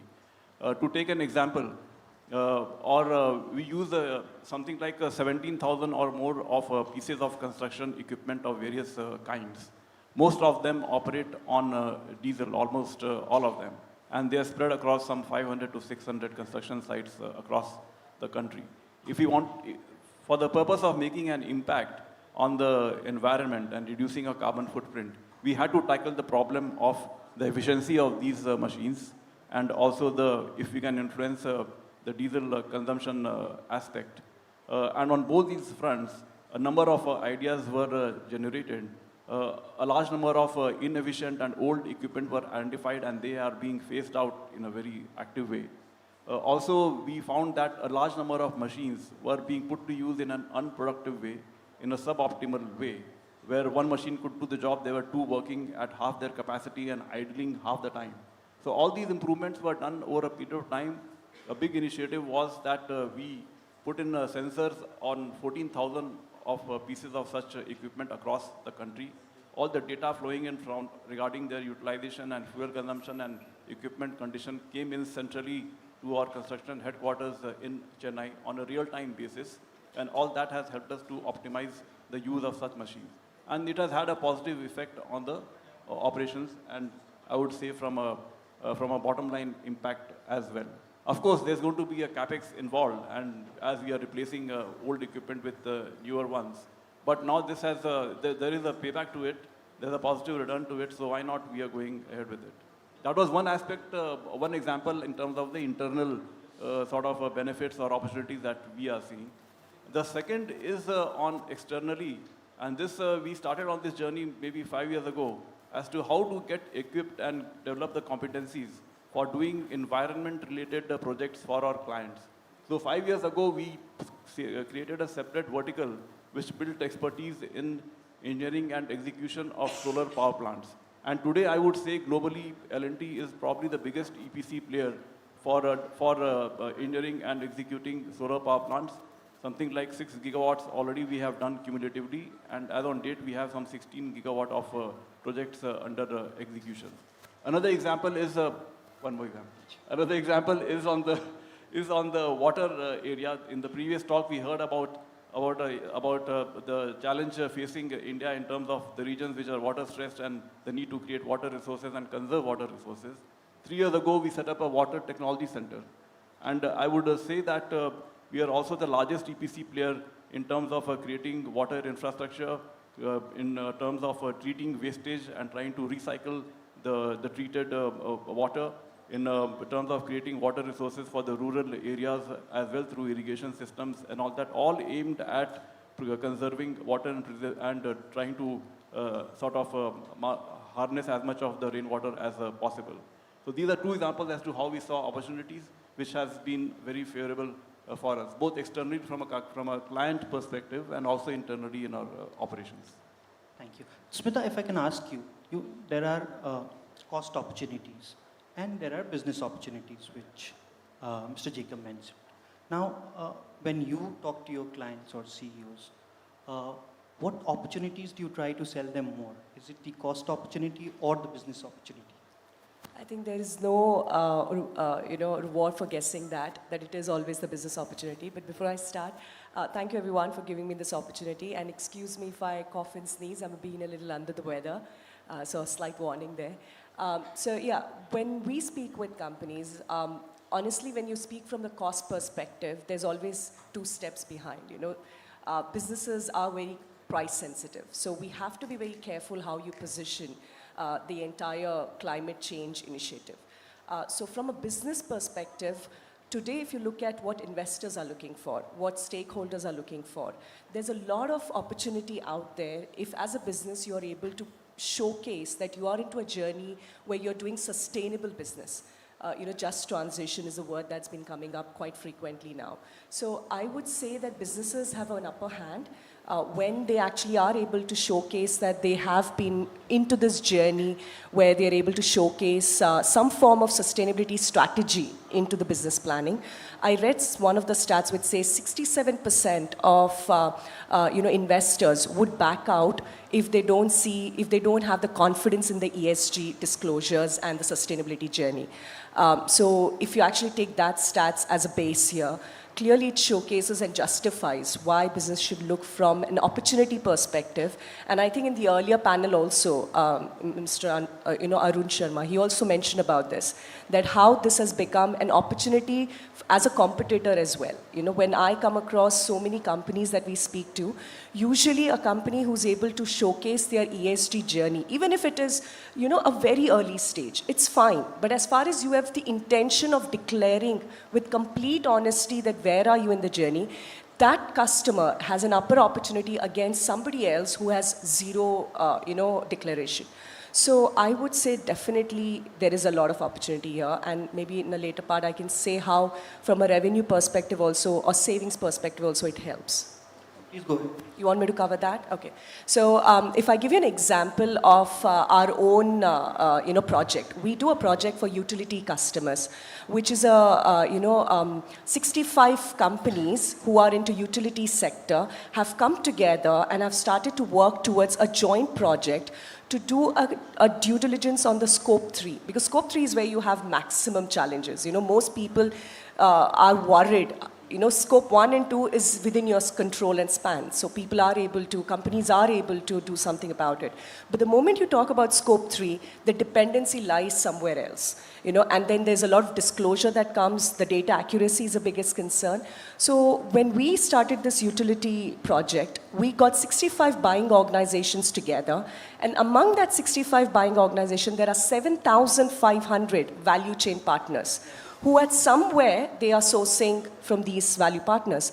Now, if each 65 companies have to do an assessment of their scope 3, it's a huge resource, it's a huge cost, time, investment, and obviously it's like reinventing the wheel. Everybody is trying to do their own way of collecting the data and validating it.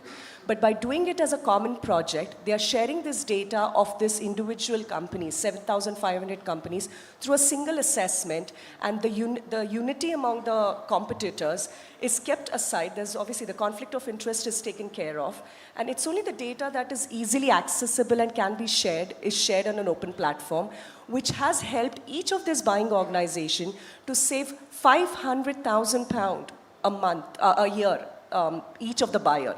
And collectively among the 65 companies are saving 22 million pound. So if you think of these numbers, we speak about ROI. Actually, it's a matter of sometimes climate change is about doing the right thing, and the cost is there. You know, the savings is there, which you can repurpose into the business towards the climate change drive. So I would say it's a matter of how you view it. If you're going to see that as a cost, no one is going to make a step, forward. If you see that as an investment, every startup requires some form of an investment. Similarly, why risk climate change? Why not just have a little bit of an investment in the beginning, but it is going to pay back in some way or the other? We'll get to the money part in the later part. But Anurag, so real estate sector, making green buildings extra, there's an opportunity. But is there enough market or enough demand for such buildings, considering it does lead to a huge increase in prices or cost for that? Sure. No, thanks for that question, Mayor. So look, it's a straight answer, but I'll give you the background and the longish answer, if you like. The short answer is yes. There is a huge demand. Fortunately for us, we are a growth market. We are a growth economy. And since we are focusing on commercial real estate, we are adding in the vicinity of about 50 million square feet of commercial real estate just on office space every year. 5 of our major cities are in the top 10 growth cities in the world, So that's how much we are building. And a very large, vast majority of what we are building, as much as about 60% of what we are building, is green buildings. And do bear in mind, the whole IGBC in India is just about 15 years old. And that's how we have quickly ramped up in creating green buildings. So you see today a very large, vast majority of the buildings, commercial office buildings that are being built across the country are LEED certified, very often now platinum buildings. So they are at the highest level of sustainability in that sense. Now, your question also was to say, is there enough demand? I think it's a complex answer. Yes, there is a lot of demand. There are cases, there are some outliers where there is no specificity of going into a sustainable building, but a very large amount of occupiers would go to a green building. There is a reference to say that the green buildings, of course, they cost a little more than a conventional building, a non-sustainable building. But there's a commentary to say that green buildings command a premium. I would peg it differently. If it's a non-green building, it goes as a discount rather as a green building or as a sustainable building. So green building is now increasingly becoming the norm. That's what you're doing it. And the other point also, Mihir, bear in mind is when you build commercial buildings, you build it for the next, ideally you build it for next 50, 60, 100 years. You build something which is less than benchmark today, you will run into a problem with that building, if not today, if not in the next 5 years, you will run into that problem in the next 10, 15 years. And we're seeing examples of that, buildings which were built in haste in the previous boom without a regard for sustainability or green buildings and all of that, today falling out of favor with top occupiers. Top occupiers do not want to go into those buildings. And they are struggling. They are commanding less rent. They are less favorable to occupiers. And only people who are desperate for a quick space, etc., are going there. Whereas good occupiers are going into, that's becoming the choice. And also, the last point, I give you an anecdotal data. The whole green building construction globally is growing at a CAGR rate of about 9%. In India, it's clocking at 20%. So that's the growth. And we are in an era of very, very low vacancy, which is mathematically tells you that we are building far more than anywhere else in the world on green buildings, and there's far more absorption that is going on. Is our base lower in that sense, or are we actually building much bigger? Yeah, that's also true. It's not out of place. We are also coming from a smaller base. But then look, our base is not that small anymore. We are now a 500 million square feet commercial office space country. So we're not that small. Yes, we are smaller than America and a few other places, but it's not that small. Thank you. Mr. Vinayaka, I've come to you last because I wanted to ask you this. One question is, of course, on the cost benefits that you have had by moving towards sustainability. And B, since you're, how did the consumer react to this shift that you had? So your plastic bottles came, where it's replaced with, say, glass bottles and things like that. So how did the consumer react to it is the second question. The first is the cost benefits of it. Good afternoon. Thank you for inviting us to share our views. See, two questions. One, the consumers. The first one was, you said, is the cost benefits. Cost benefits. Okay. Actually, we started this journey way back about 15 years back. It is not from last couple of years, and then all of a sudden we emerged. So during that time, the cost benefit, it was considered as sustainable building or a green building. Building means it is too costly. That was the concept. Even our customers or our own management, when we take it to our board, they wanted to build a green building, they used to say that, no, how much it is extra it is going to cost.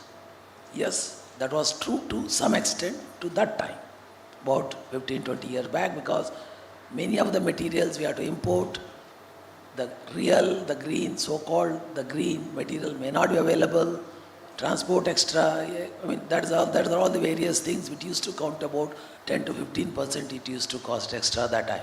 But today it's a totally a different story. India, most of the materials are available at a cheaper price, at a lesser economical price. That's number one.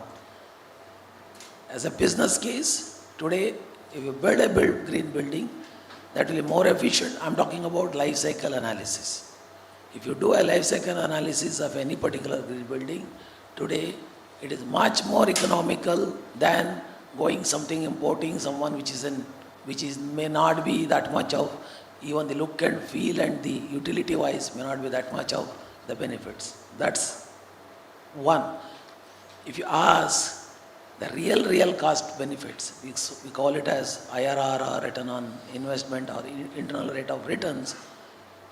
If you are using any of the green, whether it is a solar, idle, small idle or any of those, it gives more than 13%, 14% is the IRR rate. Now, when you say this, so earlier what I was telling was that was the concept, now it is a different, it is a very, very fit case for a business.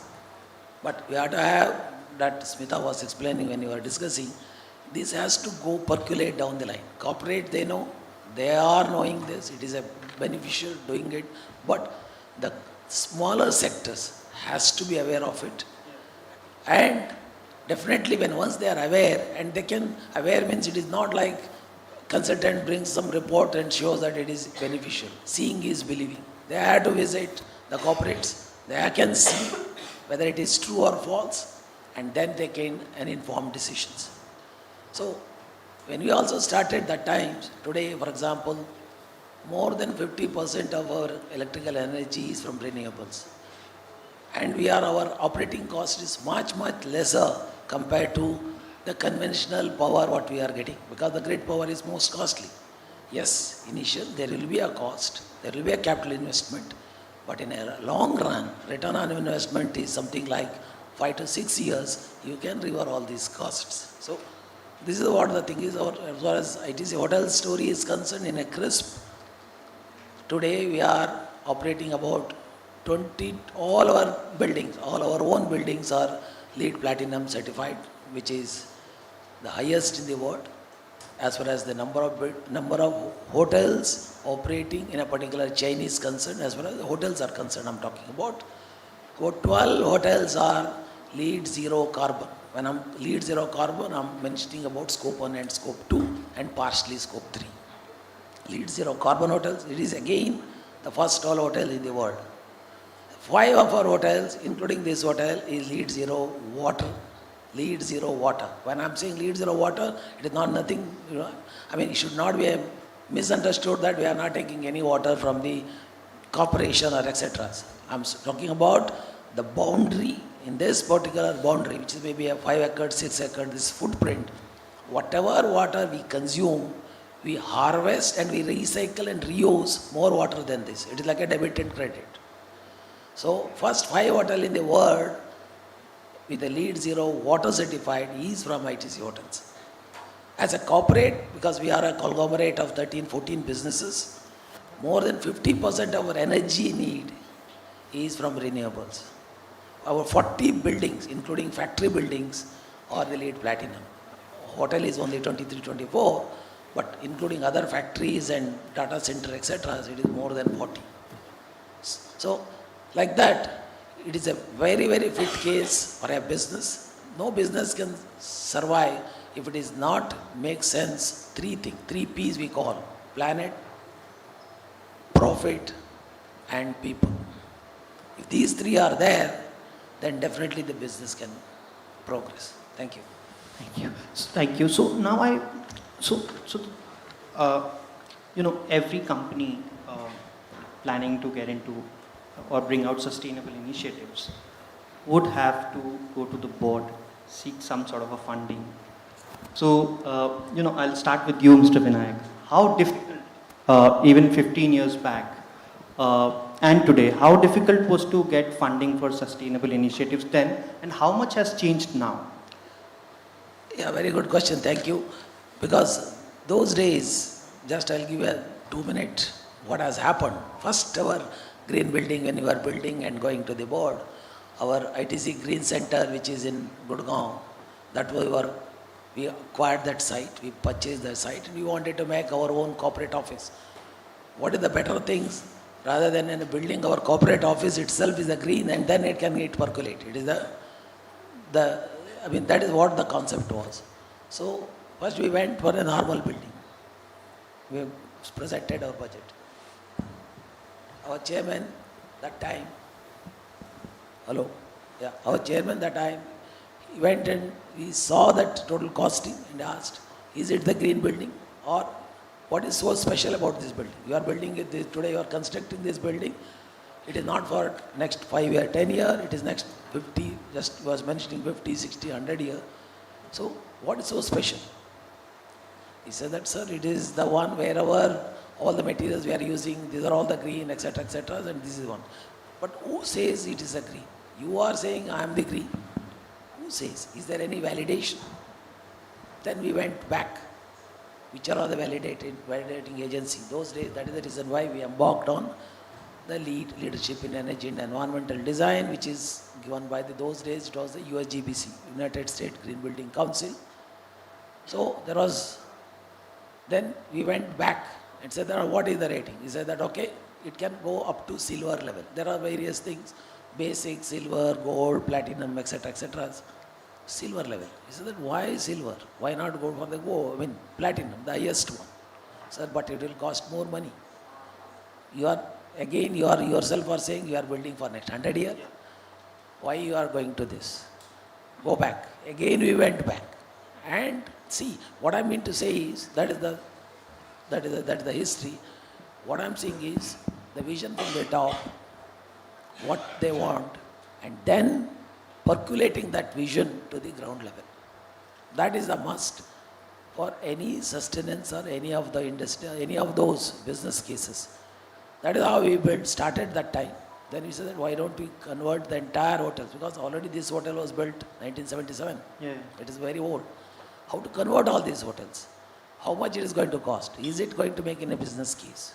But let me tell you, each of these makes a very good business case. It is something like today, each of these properties are saving. It is not only saving environment, also it is saving the bottom line. So, Anurag, 15 years ago, we had to answer so many questions. Between then and now, the real estate sector, for instance, are the CXOs or the top management or the promoters that you interact with, are they more aware about sustainability now? Are they open to more sustainability initiatives? as compared to... Absolutely. I think that level of hesitation does not exist anymore. I don't think there is a challenge in that sense. I think if you take it to the board or at the senior most levels of companies, there is no question of committing to it. There are, however, challenges or questions that come into being in the sustainability of the technology or the efforts itself. So for example, again, I go back 15 years ago, there was a huge focus on CNG or gas, usage of gas. And there was a very, very widespread focus and the government initiative also to move towards use of gas. And we saw diesel generators replaced by gas turbines, even chillers, conventional air conditioning chillers replaced by vapor absorption machines, which used to be fired by gas. Now suddenly gas has become very expensive and it's not viable. Now those issues become questionable, if you ask me, at some point. And that's where I suspect, and he would vouch for me, is that there is more scrutiny that will be required in terms of adopting of technology and the long-term sustainability of the technology and the investment that goes into it. But at a high level, I don't think there's any question about committing to sustainable and green measures by boards or respectable or responsible corporations. Smita, how has been your experience in terms of, getting funds from your clients, convincing them to put in some money on an initiative that will start to pay, say, 10 years down the line and not immediately? Honestly, very hard. The fact that businesses, I mean, with every CEO in the role, everybody, I'm aligned with what, Anurag mentioned, that at the senior executive level, everybody understands why this is happening. And they have signed up for it. Businesses have taken up strategies to take ESG and climate change at the heart of the business and, build technologies or do some kind of R&D around how, their businesses could operate in a sustainable manner with a lesser carbon emission. All that is there. But when it comes to, especially the area that I come from, which is scope 1 and 2, most businesses are able to kind of still deal with it. But scope 3 is where we expertise in. And in that domain, India is still far behind, I would say. Because when you speak about scope 3, these are your MSMEs majorly. And India has 30% of our GDP coming from MSMEs. Huge market. I think somewhere around 660 lakh businesses that we have. And MSMEs don't really, they can't take the burden of investment on ESG at this point, given that there's always the payment dependency that is there. They have to wait for payments to come on time. Then they can repurpose the cost and the budget towards the sustainability journey. Plus, they also feel like at this point, there is no direct return of investment that they can see. So more of it is a threat that they will lose business opportunity than actually they will gain something. So it becomes quite complex when you speak about the scope 3 side of it. And that's where I feel when you speak about the bigger businesses, there is definitely in the boardroom, there's a lot of discussion around, yes, we need to do something about it. We are doing this green hydrogen plant over here. We are doing this, carbon emission project over here. But the moment you speak about scope 3, it's a very sensitive topic. And, when I actually think from a perspective of an MNC, I feel it's actually, rather than creating the fear that carbon emission is a big giant, which you need to address, it starts with baby steps, I say. If you actually realize the kind of paper that we print in India, paper alone is 30 million tons of carbon emission, which is a 1.09% of, result for carbon emission as of 2019. We don't have a latest report after that. And if you think from the flights that we all take, every business class is 3 times the carbon emission of an economy. As an informed user or a traveler, we don't want to sacrifice on the comfort, but we still want to go ahead and, kind of be a contributor towards it. Every email that we send is a 0.3 G of carbon emission. And sometimes just to make our bosses happy, we will just loop 10,000 people on the email and just write an FYI or a small sentence to say thank you. So I think it's a matter of just being a little bit more aware about where you can bring those small differences. It's a matter of using the resources, as Mr. Vinayak mentioned. that it's a matter of people, planet, and profit. If you actually manage the resources really well, which is your planet, maybe it will automatically give you the profit. So maybe if we can start with that step, it would help.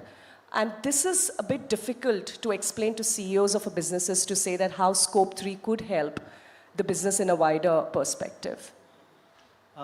Sir, I want to know from you how difficult it is for you to extract funds from your management for replacing those two machines into one and bring in efficiencies later. Where the expenditure of money is also followed, maybe not immediately, but sure enough, if you are able to see that efficiency is going to result in positive gains as far as money is concerned, I think that is not an issue. The issue comes in where if we want to strengthen our information tracking and reporting systems, better availability of information, then that also we go ahead with. But that happens after a lot of diligence, discussion, debate. Are we working with the right partner? Often we do it not ourselves but with an external supplier. So there, of course, it can take a little bit of time.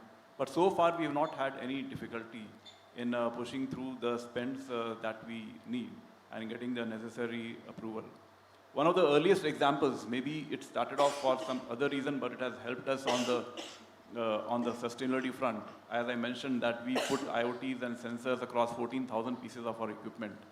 The principal aim was to see to what extent they are actually utilized, can we improve productivity, are we making the best use of them. And this was initiated by the current chairman himself when he was heading this, when he was the CEO some 5 years ago. And it took a couple of 2-3 years to get all this, make all this happen. But it was the push which made it happen. And today, one of the, I would say, important byproducts of this exercise is that we are able to track efficiency, we are able to track fuel consumption, we are able to, through improvement of productivity, also reduce energy consumption and so on.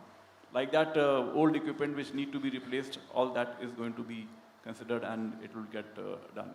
I think it's a board level subject now for many companies. There are board committees discussing it. They are tracking what is the dashboard saying, where are we on the various actions and initiatives. So I don't think it is so much of an issue for large companies. As my fellow speakers have said, I think the problem is more with the SMEs and the smaller companies to create the sensitization awareness and for them to understand from where are they going to get the money to do all these things.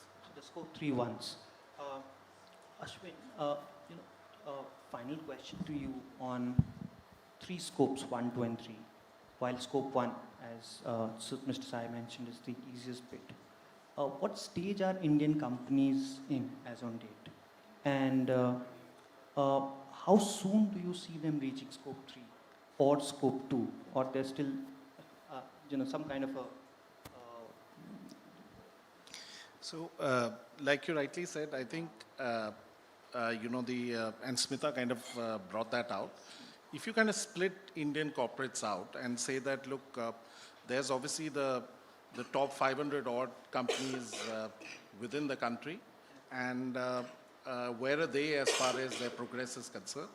I would say as far as Scope 1 and Scope 2 is concerned, they're fairly advanced, right? And I would probably say that most of them on aspects related to energy, I think someone kind of spoke about saying, look, 50% is already renewable energy. I would see that number go to anywhere close to 70 or 75%,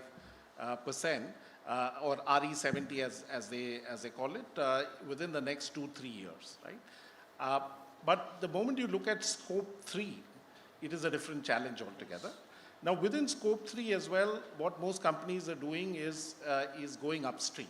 In other words, going to their suppliers, and she rightly kind of pointed that bit out. And therefore, having kind of creative platforms like the one she alluded to becomes an essential way of cutting costs down, as well as a standard way of reporting. Now, there is a little bit of ambiguity there around saying, look, how do you kind of report in a way that corporates can kind of appropriately put it out to their capital markets that this is really where they are.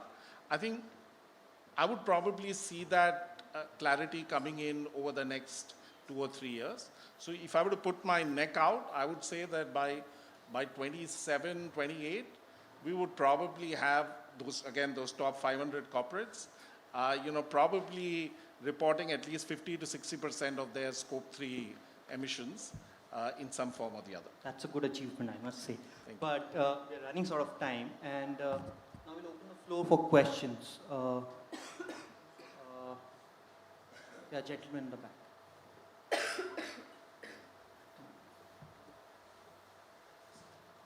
Hi, good afternoon. I am Avinash, Executive Director with Earthhood. So we work in the space of carbon auditing. So as you mentioned correctly, I think Madam also mentioned about the scope 3. Just one thing in terms of, fundamentally if you see the world is having only scope 1, scope 2, scope 3 belong to someone else. If everyone start declaring their emissions, then no scope 3. But we are not living in an idealistic world. So my question is in terms of scope 3, what challenges do you see? Do you see the category number 11 or 12 is a challenge, or the entire scope 3 is a challenge? Or, there are few categories, because, when I see the net zero target of the companies, mostly they, are aligned to scope 1, scope 2. Scope 3, few categories, purchase goods, waste, or maybe sometimes, some other categories. But when it comes to end of use, sale of, other 11 number category, 40 number categories, you will hardly see any alignments. So hardly 4 or 5 categories out of 15 categories of scope 3 people are aligned to. So what are the major challenges do you see? Do you see the calculation as a challenge, or do you see the, getting the data is a major challenge? Who wants to take? I think you almost answered the question yourself. The bigger challenge right now when it comes to scope 3. Firstly, scope 3 is a scope 1 of the person who's using it. Like for any value chain, the scope 3 is for the businesses here. But for that value chain partner, it's their scope 1. So in that perspective, everybody has to take a lead. But when we speak about what is a bigger challenge, you almost touched on the fact is the data collection. Firstly, there's a lack of awareness at that level where people don't really understand what is required to start reporting and start really doing something on the ESG journey. And secondly, when it comes to actually collecting that data, there is a bit of an ambiguity where the data lies. And then the biggest challenge that we see today is the accuracy of the data. There's a Deloitte report that actually came out yesterday which says that 57% of the businesses are worried about the data accuracy of the data that we collect. So just collection of the data doesn't help. Collection is a big challenge in itself, but then how are we validating that data to have a trusted information to start relying on it? So I think those are some of the key challenges that needs to be addressed. And the way I look at it, how this could be addressed is through technology. I think there has to be a form of, we should use technology at the best capability to ensure that some of these processes are automated. But along with that, there is a community kind of a model that is required, something similar to what I mentioned earlier for utility project that we do in our business, wherein we need to bring businesses together and stop reinventing the wheel. If someone has figured out how to do it, start sharing it in the network, in the community, so that you uplift the society with it. And I think the final bit which I will touch is, which we didn't speak in today's panel due to short of time, is the social side of it. While we all speak about climate change, let's also address the elephant in the room. Social is the biggest challenge today. We are talking about how are businesses ensuring that there is no risk when it comes to the social side of it, like there's no exploitation of the people. We know of businesses losing money on the table, wherein a big solar company from India lost their business opportunity from US because one of their suppliers from Malaysia was actually sourcing some raw materials from China's Xinjiang area. And China's Xinjiang area has been banned or sanctioned by US under the Uyghur Forced Labor Act. So what happens here is, because of a social norm or a social issue, there is a business in India which is being penalized by losing money. So I think it's a social aspect also which is a bigger challenge when we speak about scope 3, because it's beyond the control of the businesses here. They need to actually trust that their value partners are doing the right thing, which doesn't, bring their brand any form of challenge. Okay. So I just wanted to add 30 seconds to that. All of what Smita said is valid. I want to flip it the other way around, right? In a way, today it's difficult to incentivize someone to say that, look, let me kind of report this out clearly, right? And I want to speak a little bit about internal carbon pricing, right? Now, a lot of large companies use that as they kind of look at capital projects.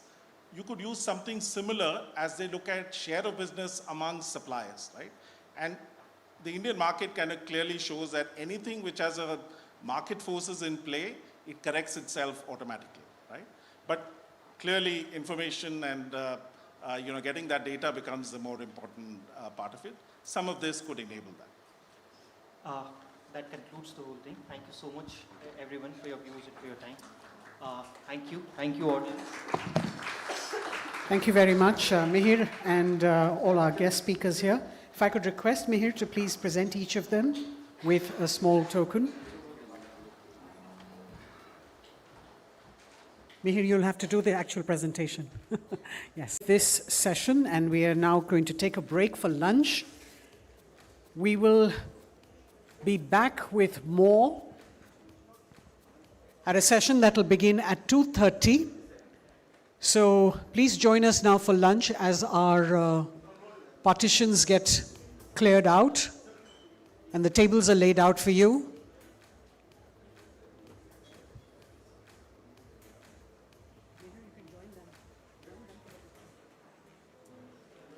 Thank you very much. Thank you to all our speakers. Please join us now for lunch. Thank you.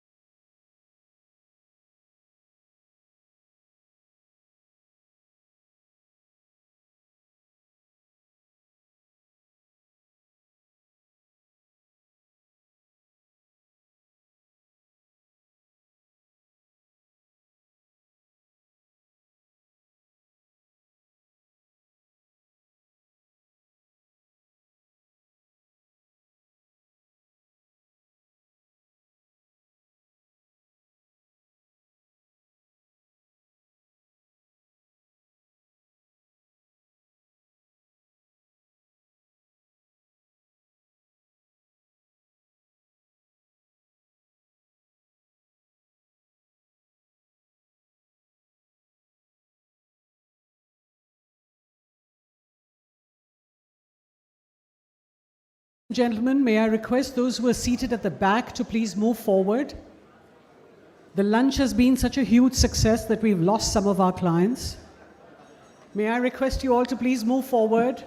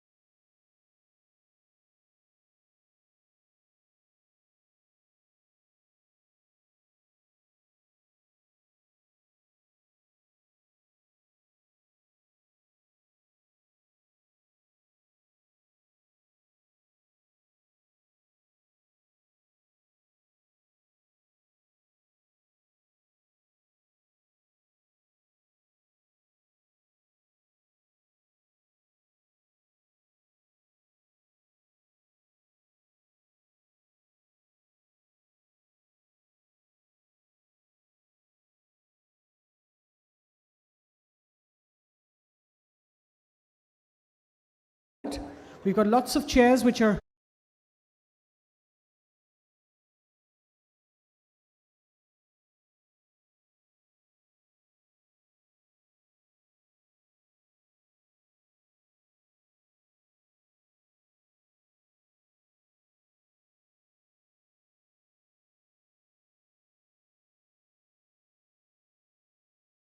session that looks into the sustainable drive, clean wheels in motion.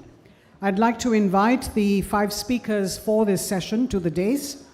We have Ms. Aanchal Jain. And if you look at the panel, ladies and gentlemen, I don't know if you've noticed, we've got a panel that goes from A to H. Please come.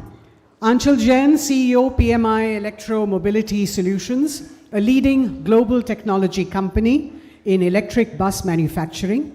With a PhD in economics from Northwestern University and experience as an economist and academic, Anshul brings strong leadership and strategic vision to the company. We've got Mr. Anand Mimani, CEO Greenline Mobility Solutions, with over 24 years of cumulative experience, both as an entrepreneur and as a business leader in the corporate world. His expertise lies in setting up new businesses and scaling them up, raising capital, forging profitable partnerships, and developing strategic alliances. Anmol Jaggi, CEO Blue Smart, a first-generation entrepreneur, promoter and CEO of successful ventures like Gensol Engineering, Matrix Gas, and Blue Smart. He recognized the shift towards green energy in the new generation and set out to make a mark in the electric vehicle industry. And within 18 months in 2022, they established a fully operational plant with a capacity of 1,250 cars in one shift. So Blue Smart's fleet includes various vehicles, fleet cars, cargo vehicles, and personal mobility cars. Mr. Harsh Kapoor, partner, monitor Deloitte, and leading the Deloitte Health Equity Institute for India and for the region. He's worked in a host of industries, including public health, consumer, automotive, and oil and gas, primarily focusing on helping clients develop compelling value propositions. To moderate, we have Alisha Sachdev, Assistant Editor Mint, and as has been the format for all our previous sessions, towards the end of this panel discussion, time permitting, we will take some questions from the floor. Alisha, for now, it's over to you. Thank you, Rini. Good afternoon, everyone, and I hope you've had a nice lunch and grabbed your coffees also, because I promise this will be an interesting and important session. Important because road transport does contribute 12% to India's energy-related carbon dioxide emissions. Globally, about 1/5 of all greenhouse gas emissions comes from the road transport sector. So transitioning mobility to clean sources and clean technologies will be a key part of the world's climate efforts. To address that, we do have an eminent panel of experts. They've pioneered various aspects of this transition in the country. So let me begin by addressing the key theme around green mobility these days. And I believe in the last 1 year or so, what we've seen happen is that while electric vehicles do remain the centerpiece of this transition to net zero emissions, what's equally a point of focus now is other forms of alternate fuels, whether it's hybrids, hydrogen, LNG, CNG, and the entire gamut of technologies that come with that. So let me address that to you, Anand. Heavy trucks do contribute the vast majority of carbon dioxide emissions from the road transport sector. So therefore, there is a pressing need to decarbonize that sector as quickly and urgently as possible. Your company does facilitate LNG, refueling, manufacture LNG trucks. Tell us what the challenges are with that technology first, because we do import natural gas, and it is a fossil fuel at the end of the day. But do you see that it is a solution that works in the long term, given the other technologies like EVs and hydrogen are perhaps still not very viable in the segment? Thank you. But yes, I agree with you, Alisha. Decarbonization of road logistics is extremely important, especially when India is having a 4 million heavy-duty truck market. LNG is a good alternative that we have found and we believe would work in India, because natural gas has been there for over a decade in the form of CNG. And LNG is also a good form which reduces for all long-haul heavy-duty cargo movement across India by about 30 to 40% of carbon dioxide, and which is very, very significant. So while we are all talking about EV vehicles being deployed, hydrogen vehicles being deployed in the future, which is, we believe clearly at least 5 to 10 years away or is in the making, LNG is a very good alternate transition fuel which is decarbonizing the road logistics and is very, very effective on all other gaseous forms as well. So we've been deploying these vehicles, over 500 vehicles we've deployed in the last year or so. And we found that anything long haul, anything from a sustainability point of view, these vehicles are much more advanced, robust, and much better fuel than diesel for sure. Right, thank you for that. A lot of government focus in its decarbonization efforts has gone towards public transport, and rightfully so. It is used by the vast majority of our population, and buses are also, large footprint vehicles, so there is a need to decarbonize those as well. Until the governments run very comprehensive electric bus programs. There is a lot of effort that's gone towards aggregating demand for these vehicles from various state governments. How would you evaluate the success of these programs? City buses is, of course, where the large part of this effort has been concentrated. But still, the numbers that we sell, are pretty low. And the other aspect of this is also addressing the infrastructure issue, the charging that powers these buses. It's still the vast majority comes from non-renewable sources. So how do you lead the integration of green electrons to electric vehicles as well? So I think firstly, thanks to Mint for organizing this platform today. Now, when we talk about electric buses and the government initiatives in launching these electric buses, it is true that government has worked really hard to bring the electric buses, even though we have, say, 7,000 buses on road which are electric currently. But had those initiatives not been taken, I don't think we would have reached even the level where we are today. I think GCC, there are people who like GCC and there are people who don't like GCC, but had it not been for GCC, I think it would have been very difficult. Could you explain what GCC is for the audience? GCC is basically gross cost contract. So when the electric buses were launched in India, an average electric bus, say of an average length, which is 9 meters, was more than 1 crore, right? People had been used to buying buses that were 40 lakhs. So if you were to tell STUs, hey STUs, buy 100 buses for 100 crores, I don't think that would have led to any progress anywhere. So Niti Aayog came up with something called as gross cost contract model, under which an OEM had to both manufacture and operate these buses. Now, it was a lot of work for the OEM because we were traditionally manufacturers and we were being asked to manufacture, raise capital, and operate these buses. So a lot of work went into all of those things.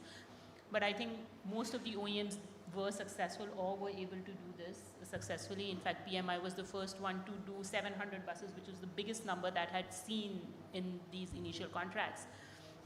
So over time, the demand aggregation that you've talked about, initially these were launched under FAME, where we wanted to bring down that 1.5 crore price to a smaller or a lesser price so that this could become viable. But over time, because of demand aggregation in economies of scale, the bits that are discovered for these operations are now similar to what were being discovered with the subsidies. So in that sense, subsidies are never a long-lasting viable solutions, but over time, because of aggregation, because of putting the demand together, we've reached a stage where we believe, at least in the intra-city state transport sector, those subsidies, at least from a manufacturing point of view, are not that needed, and we may want to move to other bus sectors like the school buses, office buses, intercity buses, where we might see fresh need for these subsidies to make the viability for those products. But having said that, yes, the electric buses don't run on a green grid yet. The infrastructure is not a challenge for us, at least in the GCC contracts. Like, to give you an example of DTC is going to have 5,000 odd electric buses in the coming few years. What happens under GCC is we are given a site, we are given a depot, where the electric connection is also provided by the government till, the depot site. You have to just go put in chargers there, or you have to just do minimal electric infra work. Now, that is not a green grid yet. There are conversations on how we can make that. I think Tata Power here has been pitching some programs which may be able to install at least solar cells or something like that. So that's something that will be, say, stage 2. It's still in stage 1 where we are getting things done. The depots are starting. Even getting the electric connection is not that immediate yet. But next stage will work towards making this move green, I think. Right, thank you. Anmol, BlueSmart is a brand a lot of us have interacted with already. And apart from the fact that the cabs are clean, they come on time, there is no surge pricing per se, so you know what you're paying for. The biggest piece of your business, of course, is that you run an all-electric fleet and about 8,000 cars at present. So talk to us about your experience of using electric vehicles as cabs. For the passenger vehicle segment, I believe there is a lot of uncertainty that creeps in buyers' minds because they don't know after 5 years what their electric vehicle battery is going to be like, what kind of residual value they're going to get for the car they have bought. But of course, cabs run for vast periods of time, through the entire day. It requires an infrastructure that has to work all the time and products that can withstand such usage. So how has your experience been of running BlueSmart with thousands of cabs so far, and is it a successful model that others can perhaps follow too? Thanks, Amisha. I think it's a mixed bag.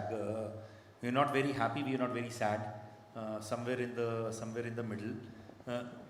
The good parts have been that battery life, which people thought will run away or batteries might conk off after 70, 80, 90,000 kilometers, I think that is performing much better than what we thought.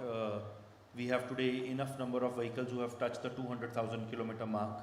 So that I think has been a positive which is there. We have, where I would have said is negative is that heat degradation is still very severe. When in this summers we touched 50 degrees plus, we had 1,000 vehicles which were off-road. We couldn't put them on the road at that time. So I think we saw thermally, I think the degradation is still, it just it cannot work at 45 degree, 48 degree plus. It becomes very tough to operate. It's very tough for the driver, very tough for the customer to operate at when the temperatures are above 45, 47 degrees. So I think that I thought could have been much better managed. On residual value, I think it's been a fair bag again. To put you in perspective, the first cars that we had in 2014, and mind you that model was Mahindra e-Verito, which is not a running model now. So generally for vehicles which are out of now business, in a way the residual value drops. We've been able to secure a 20% plus RV on them. If I look at Tata Tigors, which have crossed 4 years, we are getting about 26-27% RV. We are actually happy. How would that compare to an IC engine or a traditional petrol or diesel cab or a CNG cab? No, so it depends from vehicle to vehicle. So for example, if you have an Innova and you run an Innova for 4 years, you could pretty much sell it still at 40%. But to say that people had actually think about electric vehicles, the expectation, so most of my leasing has happened at 10% RV. Whereas we actually now have started to make a profit on RV because we are getting 26-27%, which is 15% above what we thought. So this is despite the steep fall in battery prices, extremely steep fall in battery prices. So despite that, RVs are holding, so that's also turning good. But overall, I think slightly disappointed with no new real models coming, still the old things. It's still the old MG ZS, it's still the old Tata Tigor, nothing really exciting, just 4, 5, 6 models. I would have loved 25 models to be in the town, but it's not there. Right. So do you think that this is a demand-led issue? Because while BlueSmart is, I believe, the largest fleet of its kind, it's 8,000 vehicles, right? So for any manufacturer to feel encouraged to... I think Mint only covered the quote which when I said we are sitting with a 10,000, if somebody is willing to make a 250 kilometer car at a 8 lakh price, tomorrow morning we'll write the check. Right. I think when I said it for the first time, Mint only covered it. Right. All right. So manufacturers are not coming up with enough models that would be a dampener for you. Yeah, and I would say the only sad part about the entire thing is that the ecosystem play, what we would have thought is not as much happening as what should have happened. Why do you think that is the case? If there is a market for models like that, what is preventing manufacturers from launching them or making them? Many theories. Some people say people don't want to move to EV. Some people say adoption is not happening. globally, if we see EVs are running into a headwind, most EV stocks are down 90%. So I think it's a tough market. People, I think the OEMs, what I understand is that when the very initial adopters, all of us who are the initial adopters, when they came in, they thought, they just extrapolated the curve. कि यार ये अभी 2% adoption हुई है, ये 5 हो जाएगी, ये 20%, 2030 तक 20% adoption पे पहुंच जाएंगे. आज बात करने जाएं, if we speak today to, I think nobody will say 2030, even if 10% adoption can happen on 4-wheel, will be a tough task. Maybe buses and 2-wheels can do better, but at least on the 4-wheel. So maybe the adoption is not coming as fast. But it's a chicken and egg. आप model देखिए और adoption आएगी. Right, absolutely. Correct. So actually that allows me to segue very nicely into my question for you, Harsh. It is true that EV sales globally, while they're not really declining, the vast majority of the growth we're seeing in EV sales is coming from China. Right, where the market is very competitive. In markets like ours, we have seen a definitive moderation in demand for EVs. There is skepticism around it now. And the fascinating point is it's happening when we've not even touched that inflection point, or we're only at about 2% electric vehicle penetration, and already there is a lot of skepticism in the market. What do you think is driving that? Why are people apprehensive about buying into EVs?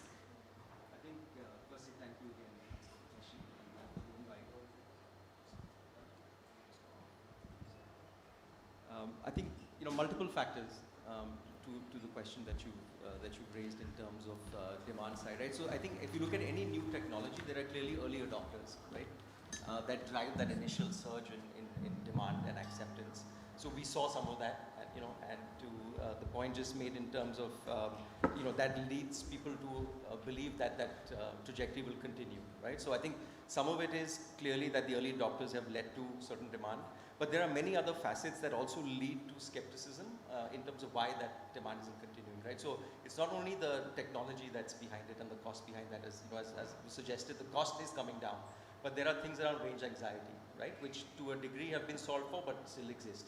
There are things around the fact that it still takes much longer to charge a vehicle than it is to fill a gas tank, right, and a fuel station, right? So, so charging infrastructure clearly is also very much confined to city centers and a few cities at this stage. So I think there are multiple factors in terms of that are leading to adoption or leading to a version of that adoption that you see that all of them need to be solved for. Markets like China, clearly a lot of those facets, both either led by government incentives, right, everything from infra side, from a demand side incentives, you are seeing a lot of that money being pumped in, right? Clearly, it's also a government mandate in India, just like it was in China, to look at looking for fossil fuel substitution, right? So, and how do you encourage some of that substitution as well? So, I would say there are many facets that need to be solved for that adoption to take on and pick up. But generally, I also want to mention that car sales globally are on a decline. So, while as a percentage of that, EV is still, I would say, higher, albeit from a lower base. But generally, in the past 9 to 12 months, you've seen quite a subdued demand for cars generally, right? So it's not just EVs that are under stress. How would you assess the global economy's response to this sort of realization that the EV transition curve's not going to be as exuberant as we all thought? We have seen that, some governments are tempering their IC phase-out targets. They're talking about more realistic scenarios, but do you think that, for instance, the Paris Agreement and the net zero emissions, scenario it talks about and what the government pledges are, do you think they're all coming together now? Do you think there will be some sort of a convergence that will happen? So I think, again, a few things. Firstly, there are alternatives to EV from a sustainability perspective, right? So that's the other realization. And it depends on, again, and at the same time, there are also a lot of lobbying forces that come into play in terms of pushing certain types of fuels. So I think you're seeing multiple alternative fuels also coming into the picture, which is which is leading to either the adoption or the lack thereof when it comes to EV.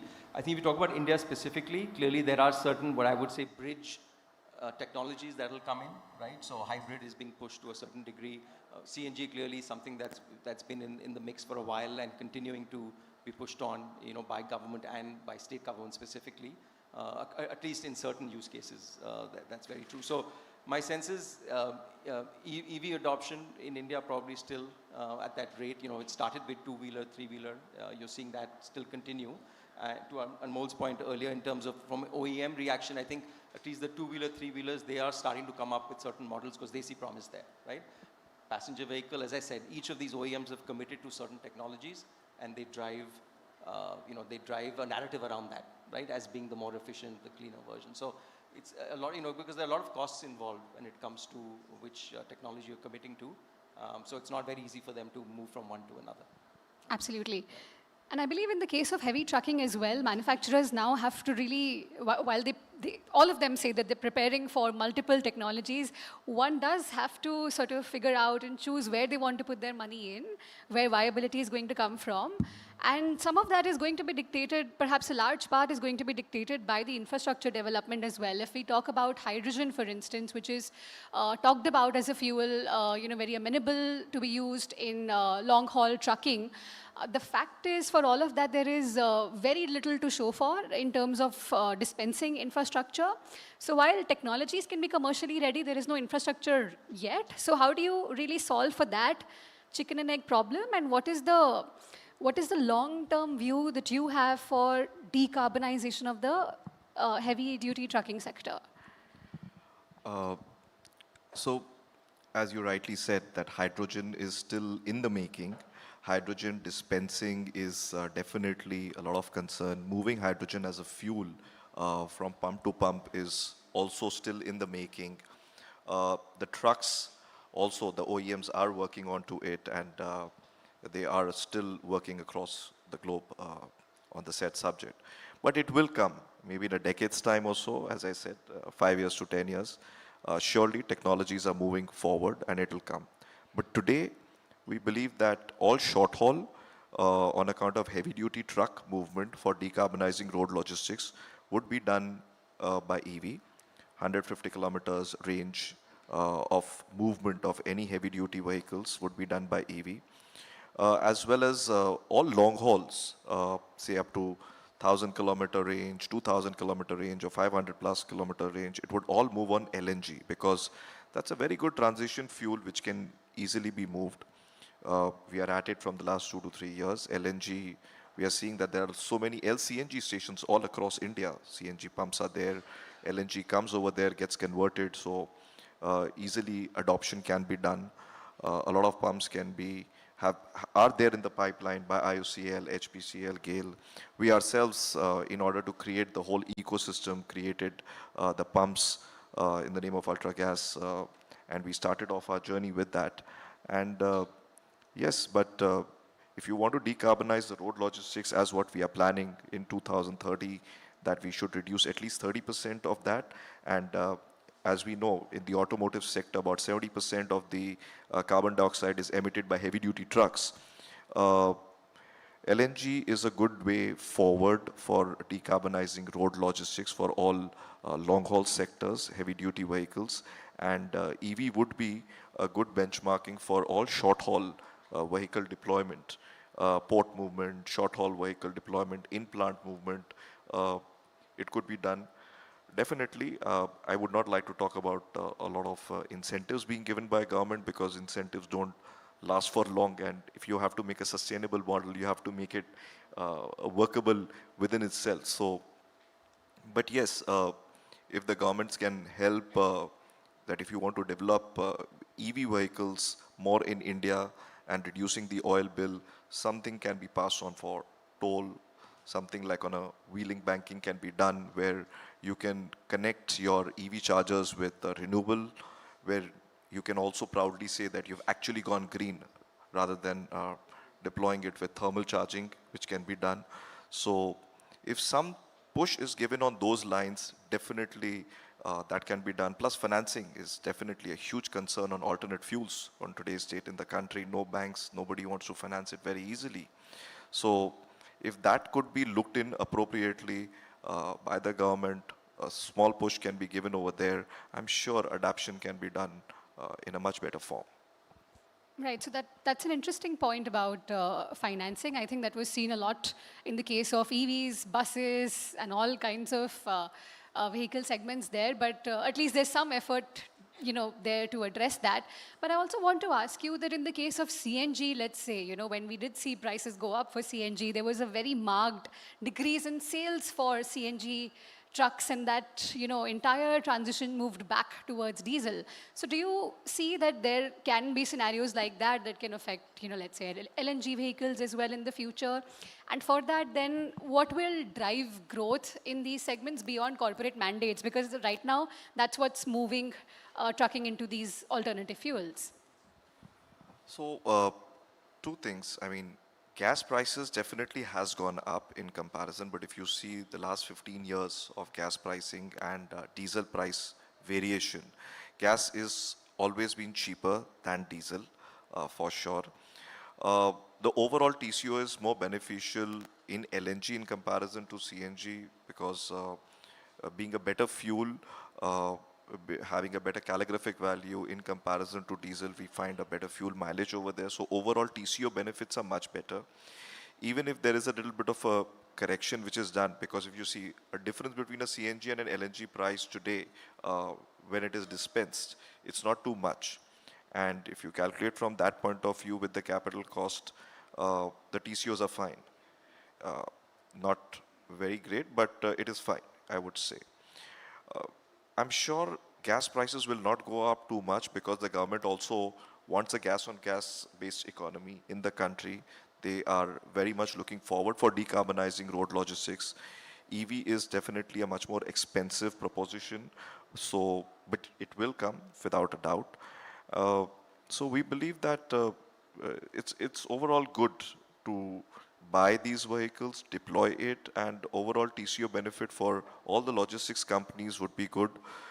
All the corporates are definitely supporting it because everybody has a mission and vision to reduce down the scope 3 emission levels. And nobody in the right mind would say that if you can reduce 30% less carbon dioxide at the same price of diesel, we want to pollute more. So definitely any form of decarbonization for scope 3 level reduction is very well welcomed by all the corporates. And we've deployed these vehicles today, whether you say in steel, cement, FMCG, chemical, all industries, we are deploying these vehicles continuously, and we find a very warm welcome, and we are very happy to see that warm welcome from our customers and all the fraternity as well. Right. In the case of electric buses, as Anshul, you pointed out, the technology being so new, the technological know-how not being there with the STUs, the OPEX model was considered a good one to try and get demand for these vehicles going.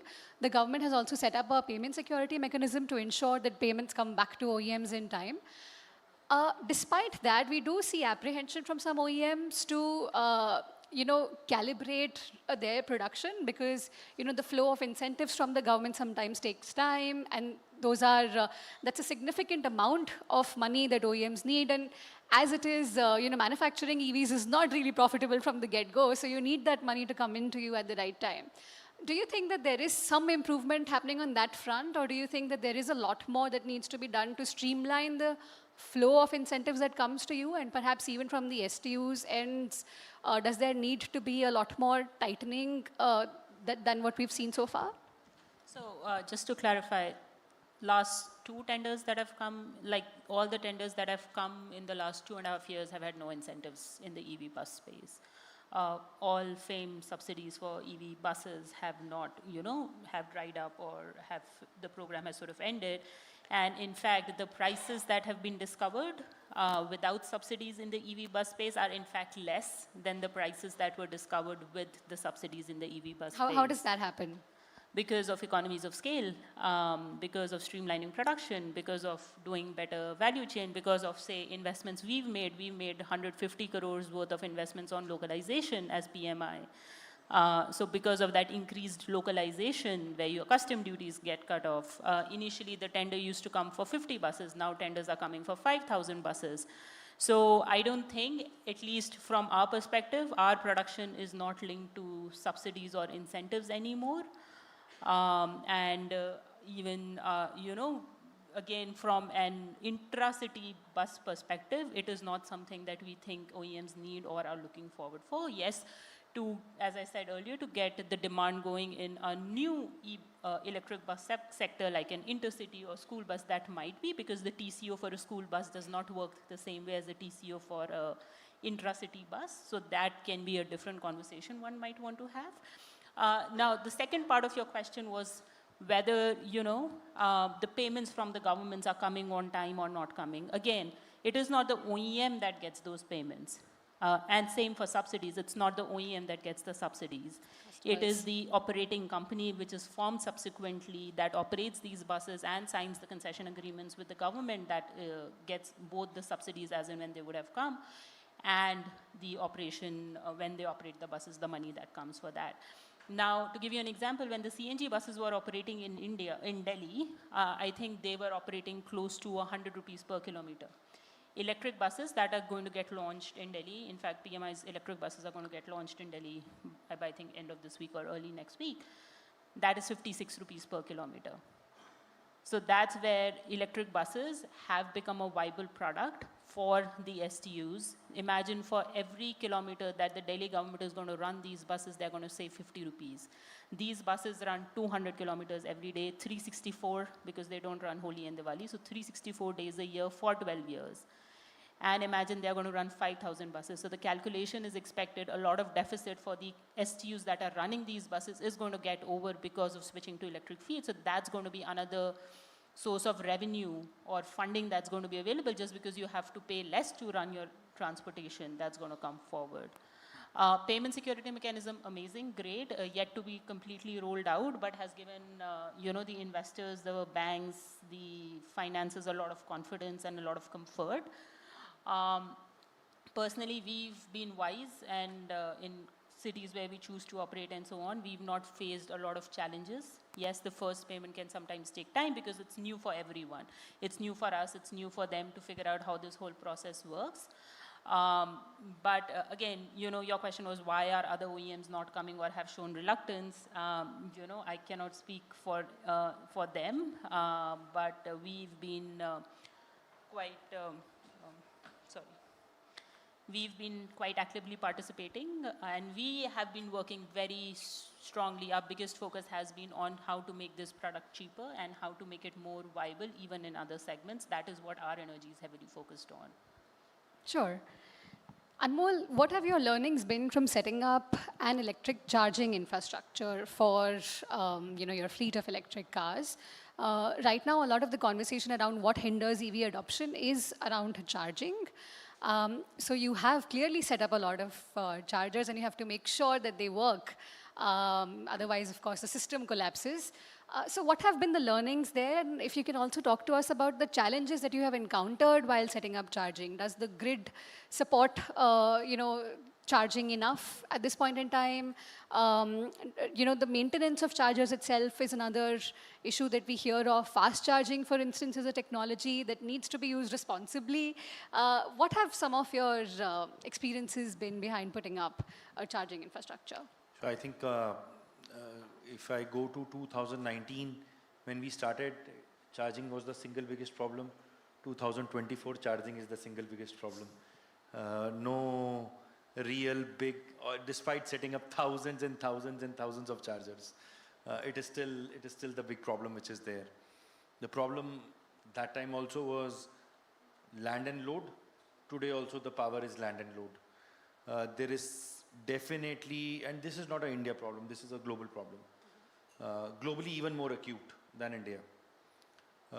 So today, if at certain degrees of adoption, when it hits 10, 15, 20%, we will need to invest in beefing up the distribution and transmission infrastructure. This current distribution and transmission infra cannot take the load of so many EVs joining the grid. So that will be maybe at some time, in my opinion, you saw a 2% adoption wave, we will consolidate, get to a 10% adoption wave in a few years. We will again consolidate because maybe that time EV industry is not the constraint, but charging and distribution is the constraint, and then there will be another leap which will be there. So I think, yep, charging infra is still the biggest issue, and two main factors, land and load, which is the big problem always. So One- what gives sorry, it? one thing I Sure. wanted to add, if you do a B2G project, land doesn't become a problem anymore. Correct.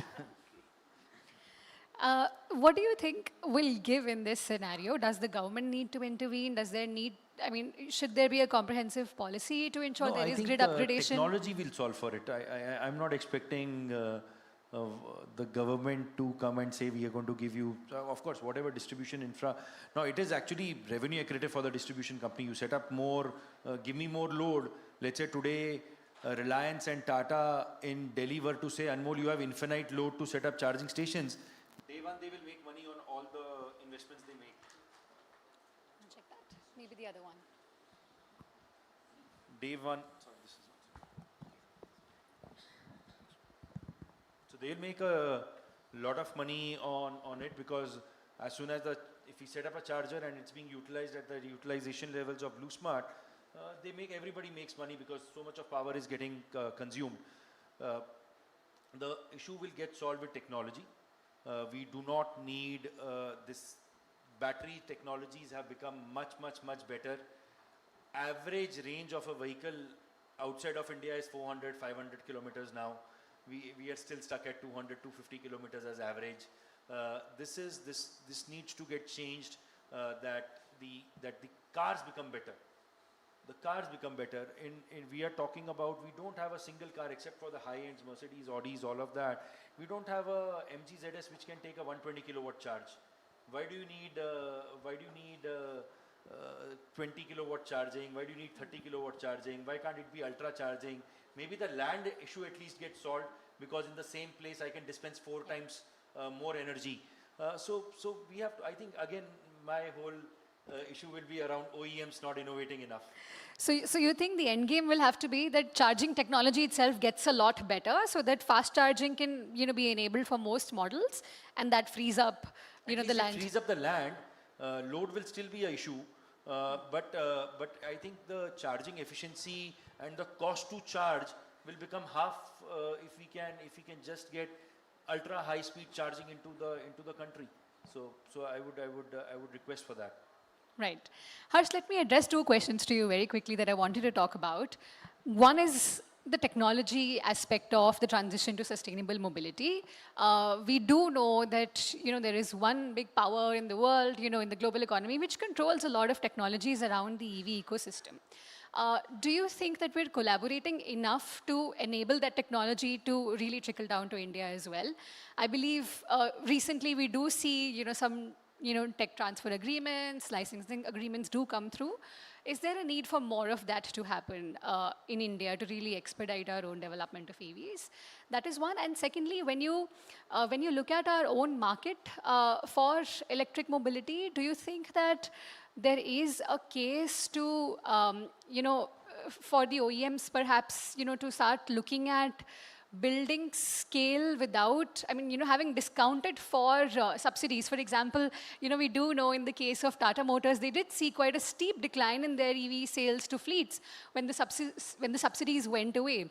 So the government now seems to be, mirroring that global direction of taking out subsidies as well. So these 2 things, how do you address those? I think the technology transfer question is a tricky one, frankly. I think inherently in open markets, there always is a reticence to share. Even within OEMs, I know, they believe that batteries themselves are proprietary to them. So I think inherently, for example, swapping was another thing that obviously is being experimented with. And there again, the issue often is around the proprietary know-how of one battery versus another, right? So I think my sense is, make in India kind of philosophy narrative needs to continue even in this, while you can source some technology that you really can't just rely on others giving it to you, right? I think a lot of that investment needs to come in. Especially local OEMs need to continue. First, they need to see that this is a viable technology they want to go after, right? And as you said, demand may follow, but clearly they need to start investing behind what's available. And where it is available and with countries that you can make some of those bilateral agreements, I think one can continue to pursue that. I know our government has tried to incentivize some of that technology transfer, right? We know one of the large players that was interested still hasn't committed.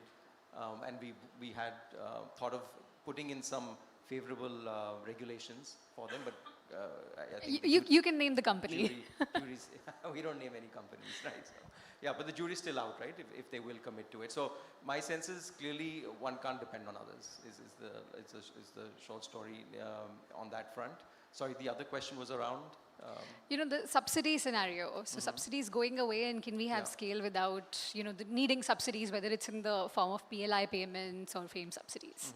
Yeah, again, I think same. I think we need to let the market solve for this. As I said, the constraint to me, subsidies on the demand side has gone down, right? I think there are still other regulations that still favor other parts of entering into EVs, but my sense is you don't need to solve for all of the issues, not just the initial demand. I think on the LNG, I wanted to just make a point earlier that was raised that we did a study where we went and spoke to fleet owners, right? Especially long-haul fleet owners. Again, evangelizing, obviously, they are aware of the benefits of LNG when it comes to long haul, as just inherently being a better substitute than CNG, for example, right? But I think some of the constraints that they raised, one was around the predictability of pricing on LNG, right? Which is true across all fossil fuel. And the other is TCO, especially resale value, right? So a lot of these fleet owners, I think, clearly resale is a huge reason why they get into a technology or not, or get into an OEM, for example, or not, right? So if you start to solve for some of those as well issues, I think the adoption will start to pick up. As I said, it's not just the technology bit that is the constraint on any of these EVs, LNG. It's really other facets of the overall kind of life cycle of ownership. Right, absolutely. I think mobility is definitely a sector in transition at this point in time. But let me ask the audience if there are any questions at all for the panelists. You can raise your hands and we'll have a mic directed to you. To the gentleman right here. Please keep your questions short and address them directly to the panelists. Sharma, I am a power professional though. One question that is, maybe the adoption is not there because new technologies are coming up, as you said. What about the fuel cell technology? Whether it is going to come soon? Because I'm not buying EV because of that. So there will be a lot of people like... I think you'll have to wait a decade. Okay. Any other questions? Right behind. This panelist discussed about financial sustainability, they have discussed about the technology, but the one very important issue is environmental sustainability of this vehicle, electric vehicle I'm talking. So if we talk from the life cycle assessment of electric vehicle, it is made from lithium basically. Lithium is the main raw material which is used for manufacturing of the batteries. So lithium has got a lot of environmental impacts. Whenever it is mined, if you go to the see the minings of lithium, there's a huge impact of environment on water pollution issues, air pollution issues, waste management issues. Then if you go to the plant where these batteries are manufactured, there is again a huge environmental impact. And when you dispose of your battery, again there is a huge environmental impacts. So if you do the life cycle analysis of all these things, so do you think that it is really an environmentally sustainable option to go for EV? Who are you addressing the question to? Any panelist. Would you like to take that? Yep, sure. So I think what we want to do and what we are already starting to do is to do a lot of recycling. We have ourselves, not as Blue Smart, but personally invested in a couple of companies which are doing very, very well. They are based out of Gurgaon and they are based out of Noida. Loham is a company that everybody will know. Loham is now producing in India recycled lithium 99.9% pure. There is Batex, which is just another 50 kilometers ahead. You should please visit their plants also while you are seeing how batteries are being made. And believe me, there is not even one bit of emission which happens in any cell manufacturing, and I've been to so many plants. when you go to Batex plant or you go to a Loham plant, and both of them are in Delhi NCR, you will see that absolutely very close to mined metal purity is coming out of these two plants, and India is actually going to become, courtesy these two companies and many more, India is going to be actually a leader in recycling of lithium ion batteries. So once the recycling process starts, it's an endless process, and we do not expect to mine, maybe another few million tons will get mined, but after that it's going to be all recycled. So I think it's not like carbon emissions which happen every time. Unfortunately, we can't recycle back carbon dioxide into fossil fuel, but we can recycle back lithium to get back lithium. Thank you for asking that question. I think it was an important piece to address as well. We can take one more question right over there. Yeah, my name is Mohammed Naseem. I'm from CMS Energy. I'll extend his question and I'll add some fact to it. Recently, I had an opportunity to attend the workshop at Massachusetts University, USA. And when I attended that workshop, I can tell you the lithium technology, I could feel it's already obsolete for them.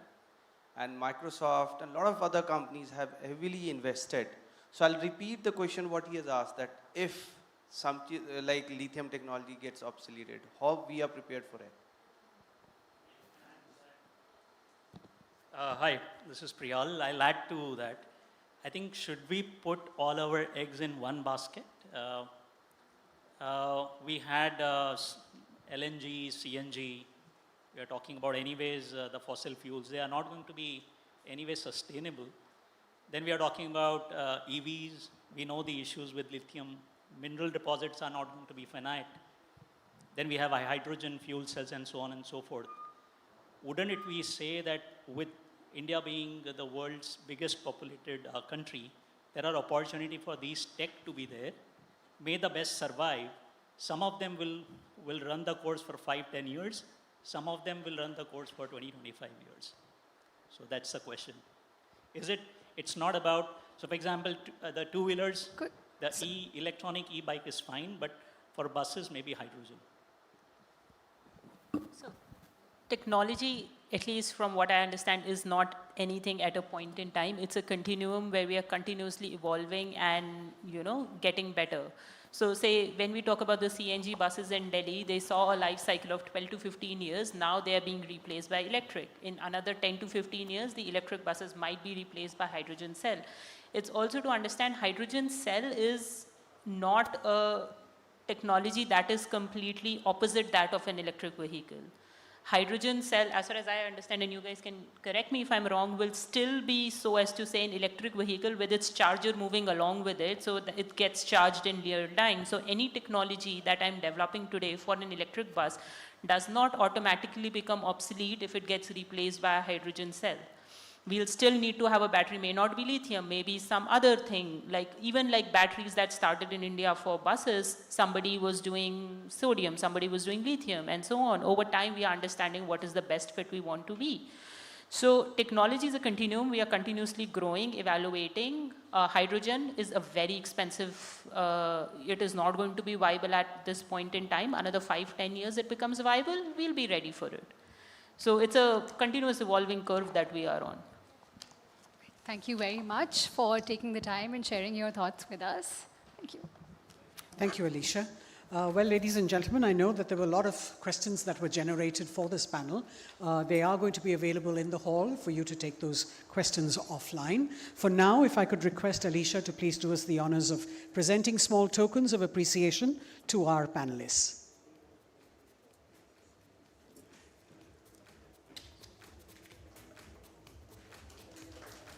We'll take a picture together, so if we can just quickly give out those plants, and then we can take the picture jointly.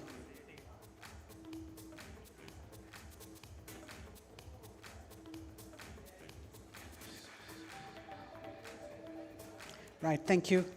Please stand for a group picture with your panel. A round of applause, ladies and gentlemen, does the trick of getting them to smile for the camera.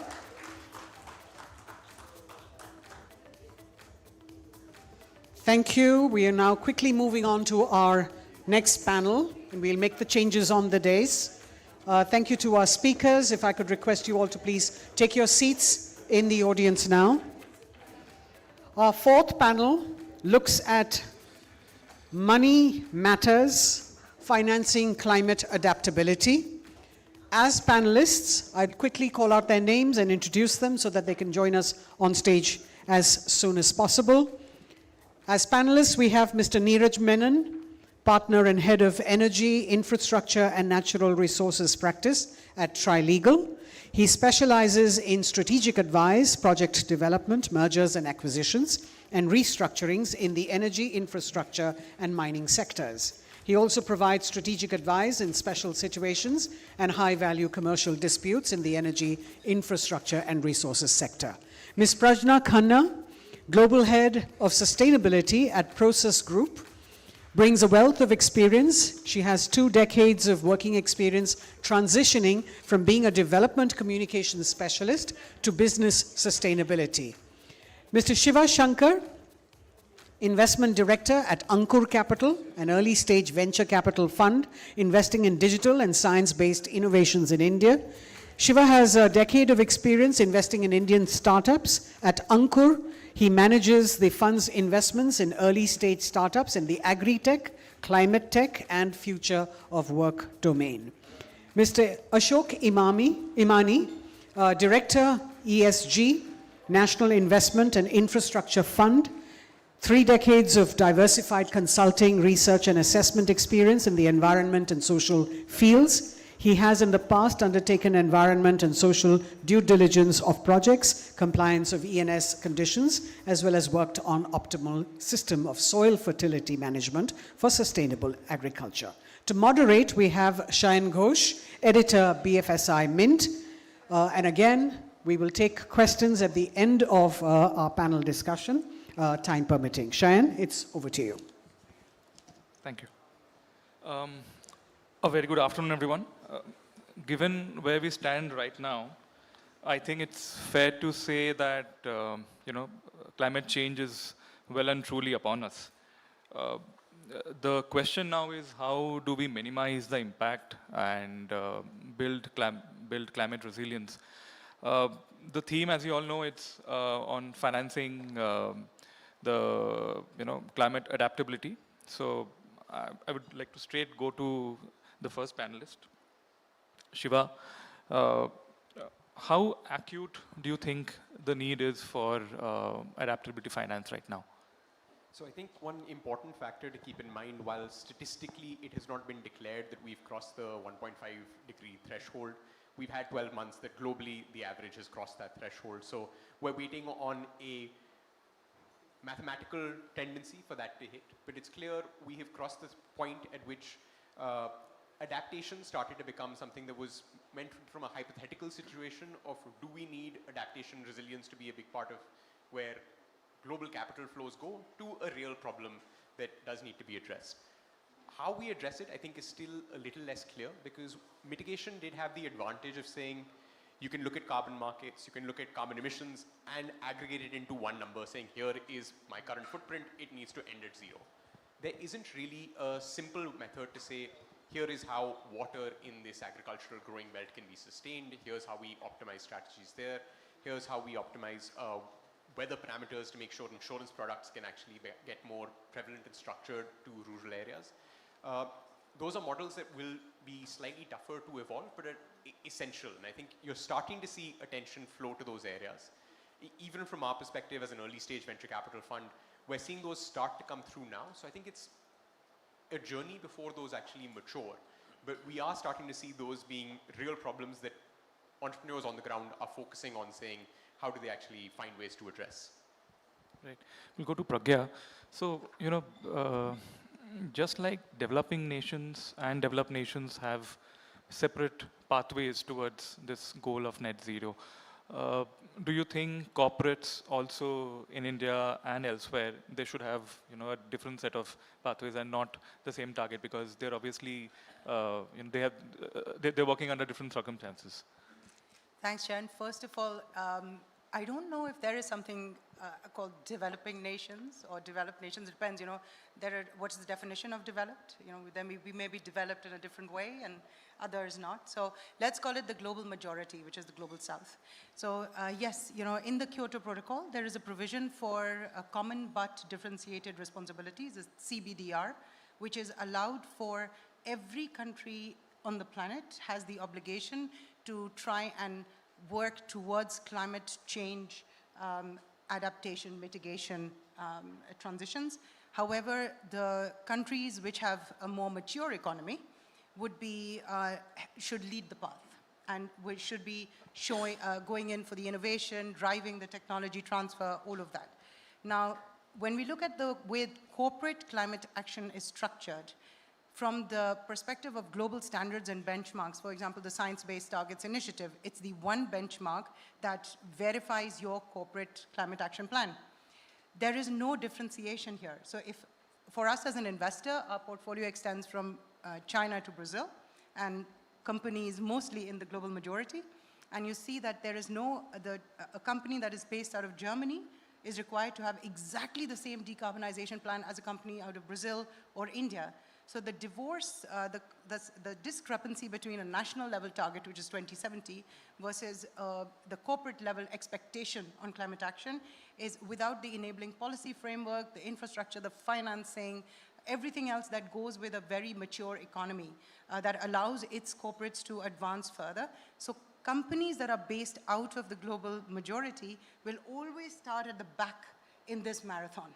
So they will always have a longer, steeper struggle and not the access to cheap capital and financing that we're talking about today.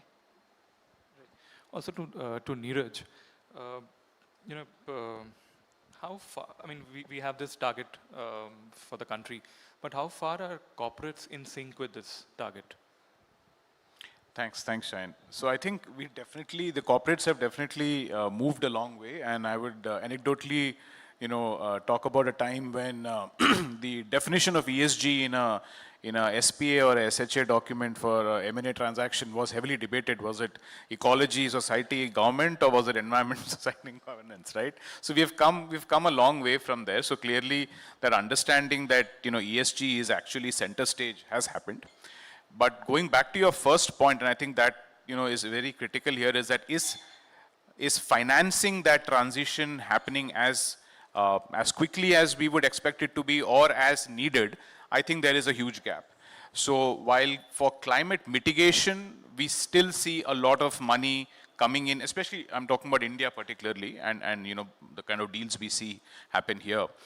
There is a sizable amount of money coming in for climate mitigation, but these are focused at sectors which are probably green or just almost green, I would say, right?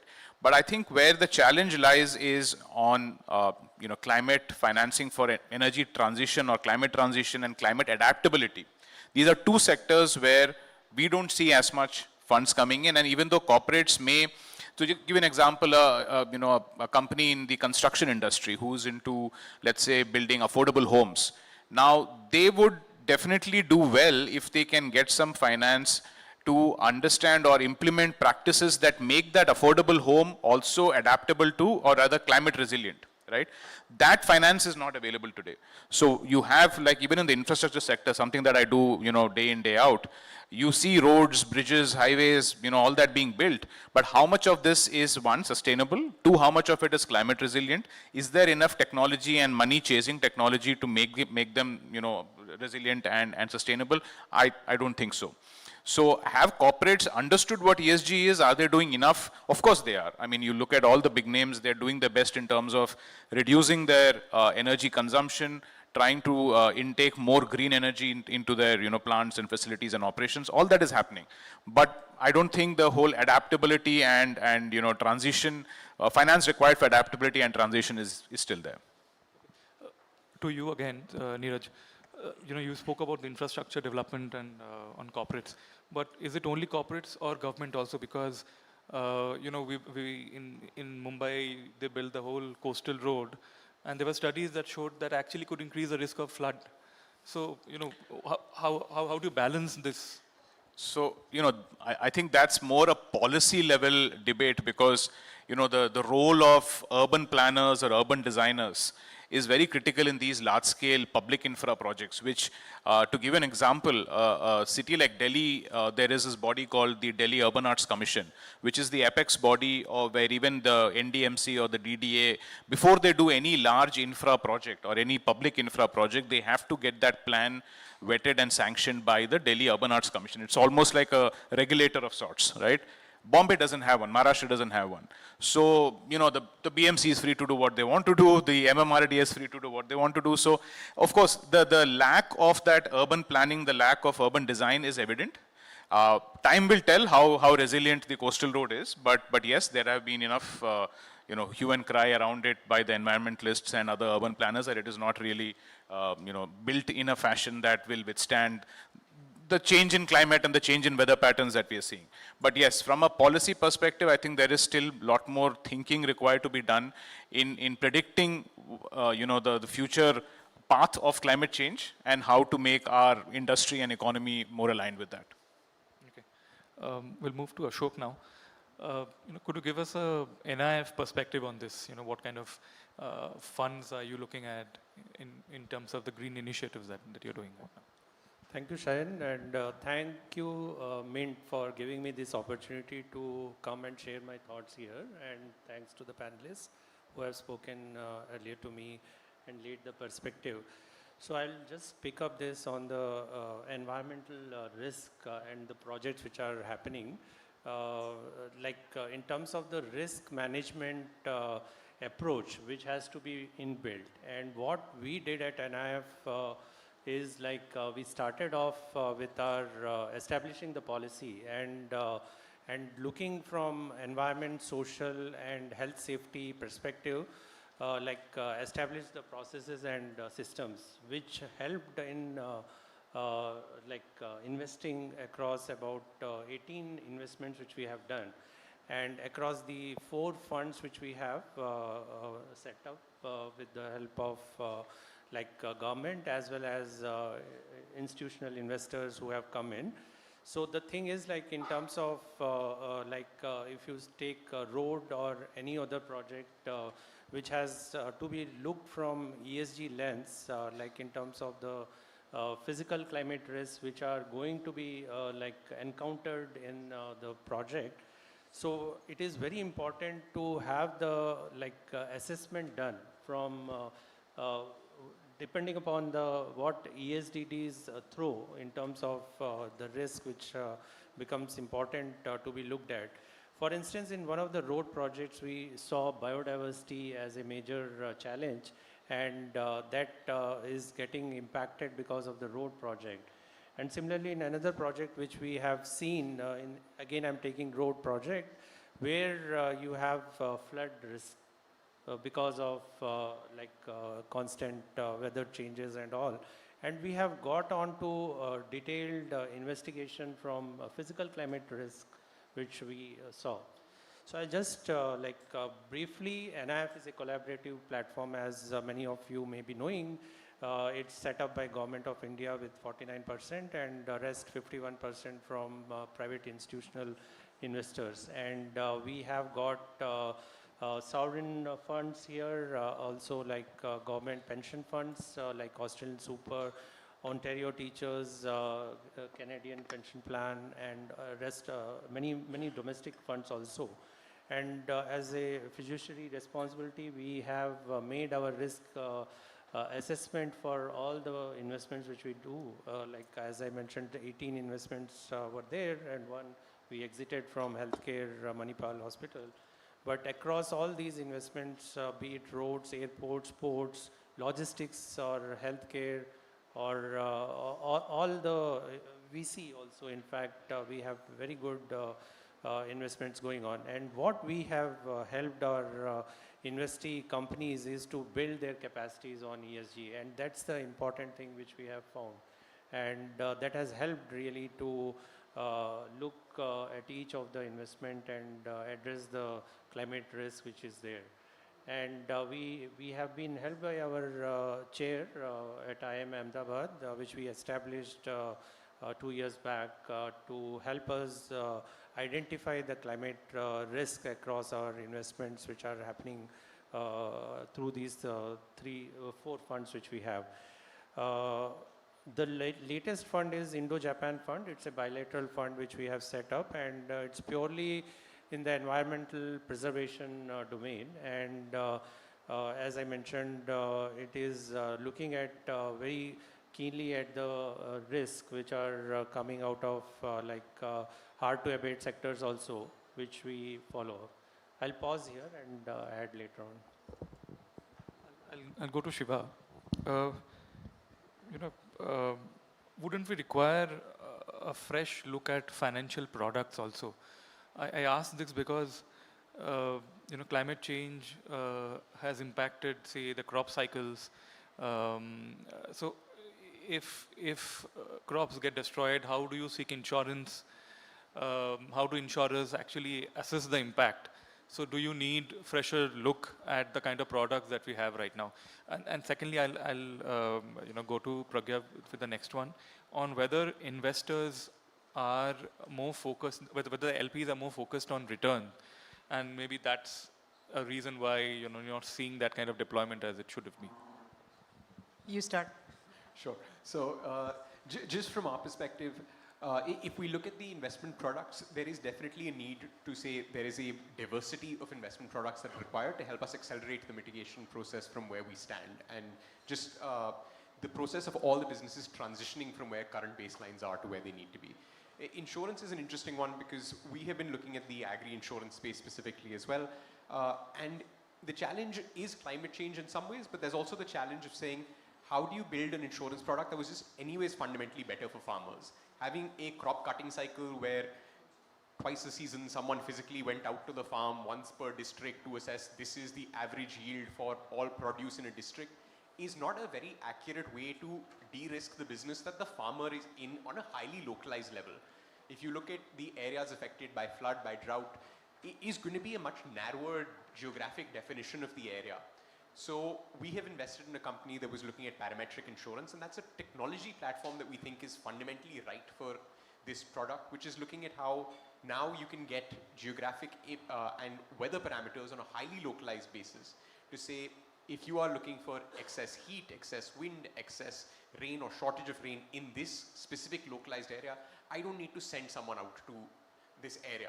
As soon as it happens, within X days, the money will hit your account, which is a way you can streamline things with technology, and you can get better climate products and better products itself to be built out for the ecosystem.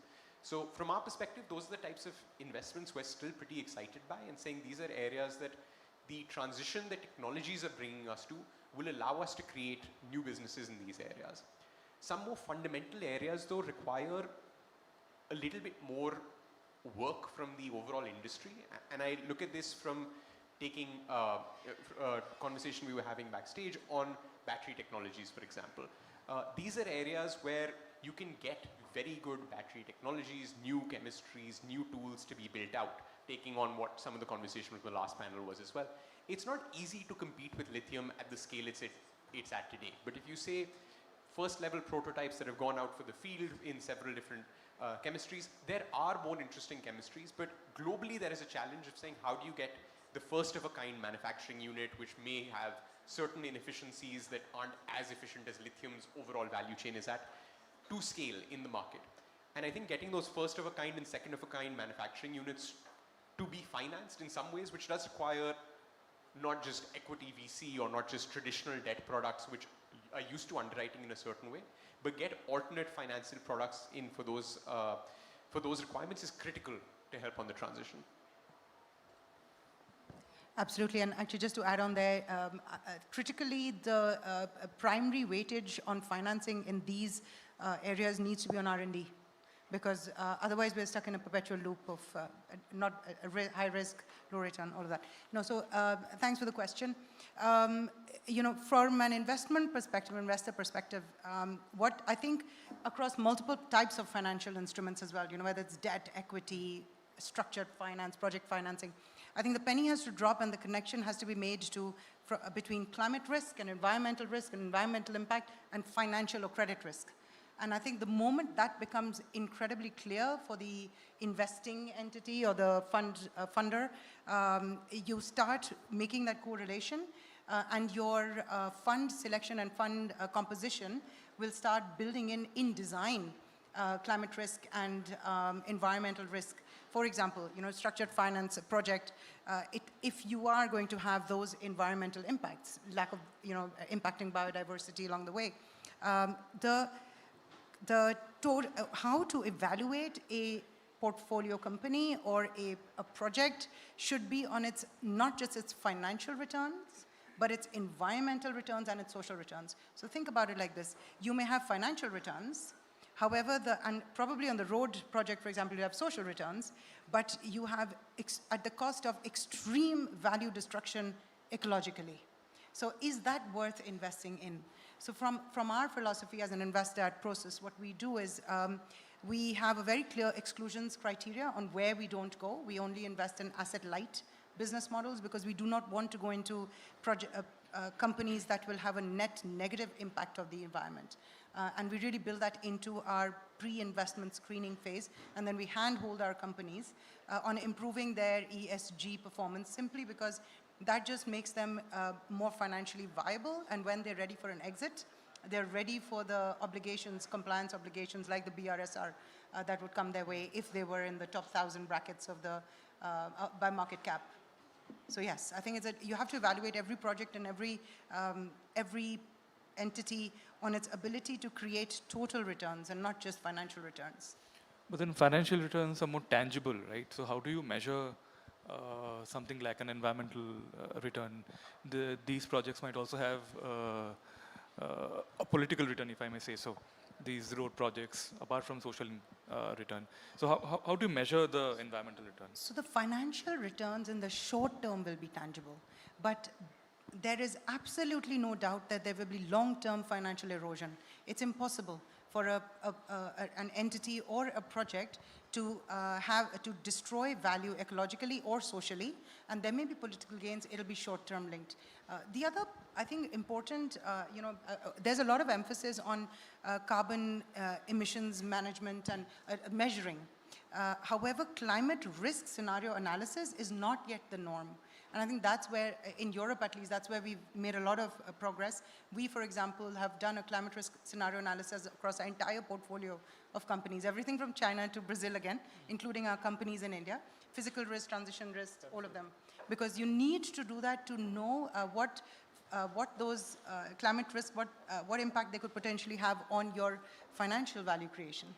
Ashok, you want to add? Also, just to add to what Prajna has said, in order to the social protest, you have to take account for that, and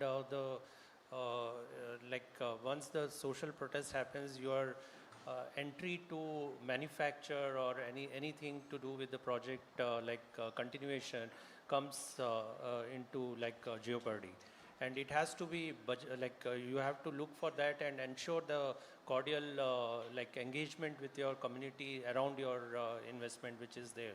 And similarly, you have to take into account the entire, if a particular toll plaza is not operational because of, you have not taken into consideration the environmental issue of water logging. And if also because of water, severe weather conditions there, the entire stretch getting washed off. So how are you accounting for that, in terms of rebuilding the entire road? So those are something which we take into consideration and add into our investment analysis, which is again, as Prajna mentioned, we have a three-stage investment process, and it's run through the entire IC investment committees and all, and then presented along with these nuances on the environment, social, health, safety. I have a follow-up to that, Ashok. So, we have been doing all this, but we have also seen that, newly built roads get flooded, tunnels get flooded, which were built, say, months ago. Apart from the builder and, say, the agency, as investors, as financiers, what are we missing? Because we are clearly doing the environmental impact, but the next rain it just gets flooded and creates a lot of problems. So, what are we missing? As a debt provider or as an equity investor, it is your responsibility, and we take that as our responsibility to screen all the projects, and that's why I'm emphasizing on the systems and processes which were built in any like funding agency or investor for that matter. And it is very important to look at all these aspects from the very beginning. Like you can't commit and then say that, okay, you have to now entire like because wildlife has been spotted in that area, or like for like manufacturing of some two-wheelers or something, you have issues coming from the local community. You have to identify that upfront and address those through your action plans, which have to be very worked out in consultation with the various stakeholders who are there. So that way you will be able to manage the implementation as well as also reap the benefits. Okay. Neeraj, so when it comes to climate change and M&A transactions, are you seeing some of these newer clauses on climate and the, probably the environmental impact of a particular transaction being built into those deal clauses? Yeah, so not just in the transaction documents, right? Even at the, I think we are seeing that even from the diligence stage. So when an investor is looking at a potential platform or a target to invest, back in the day it used to be there will be 4 or 5 buckets of diligence that the investor would do, but now there is a specific ESG diligence that is done by most sophisticated investors, both domestic and international, and it is a very comprehensive ESG diligence that is done. Now, basis the findings of the diligence, of course, there will be certain clauses built into the contract, either as maybe conditions precedent to closure of the transaction that that target needs to do to adhere to certain standards, be it domestic, be it global, whatever those standards are. Also, through the investment cycle, through the time that the investor remains invested, there will be provisions built into compliance and meeting those standards and continued compliance of those standards. So it's not just in the documentation, but I think the focus is much before. While you're even looking at a potential investment, they are very serious about ESG. So another speaker was saying earlier in the morning that climate is not just a risk; it's also an opportunity for a lot of financiers, investors. So, is that something that you're seeing on ground in terms of your interactions with the investors? No, absolutely. I mean, if I can say, more than half of our practice runs on this, right? So clearly there is. I was telling, I think one of your colleagues, Utpal, I was telling earlier in the day that there's lots of money chasing, investments in this space, specifically in India and South Asia, if I can, or the global South for that matter. But I think and there can be more. So what needs to be done is to ease the implementation of these projects, give more policy certainty and regulatory certainty for that capital to take a considered assessment or a risk return assessment to be done at the time of investment. So I don't see there is any dearth of capital, especially when it comes to climate mitigation. Clearly not. But yes, could we do more? Of course, even if you look at the whole bond market, right? Today, the coupon that you see in green bonds is not very attractive. Can the government do something to better the credit rating? Can some fiscal incentives be brought in for green bond investors? Those will, of course, if they are done, they will, of course, attract more capital. There's a huge ECB market that is untapped, right? There's a lot of external commercial capital that's available, funds ready to put in that debt into India. But again, our current regulatory constraints around ECB, both in terms of your spread and the caps, they aren't making it attractive. So yes, can the government do more to get in more capital for this sector? Absolutely, yes. Just to share one of the investments which we have done. Government of India and FCDO, UK FCDO has incubated this green growth equity fund. At like 140 million we had invested, both of us, and today, like at the final close, it is 740 odd million.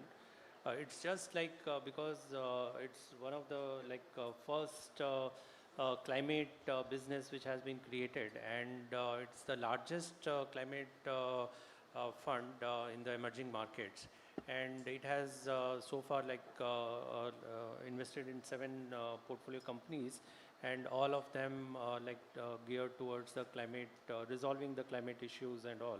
So one of the company, Green Cell Mobility, I was just speaking to PMI in terms of looking at the EV buses itself in some of the places in India where buses have not been seen at all. Like I come from Kanpur, and in my childhood days I have never seen a bus plying on the streets. It's only like autos or tempos. But now with GCM coming in across UP 14 depots, they have started 2 years back with 100 buses, scaled up to 1,000 buses, and it is like in terms of avoiding the emissions, GHG emissions, which are otherwise coming from the ICE run buses, and also like in terms of the changes which we have brought in there in terms of social issues which were tackled. And another aspect which was there, like in terms of when you expose the ICE driving bus drivers to EV, there is going to be like a spike in accidents, and on busy roads and all where you don't have much control on the traffic, motorized transport which is there. So in that, we have worked with the company and brought down the entire number of accidents which were reported because there were some behavioral changes which we brought in, and also like the drivers who have been like under influence sometimes had caused these accidents.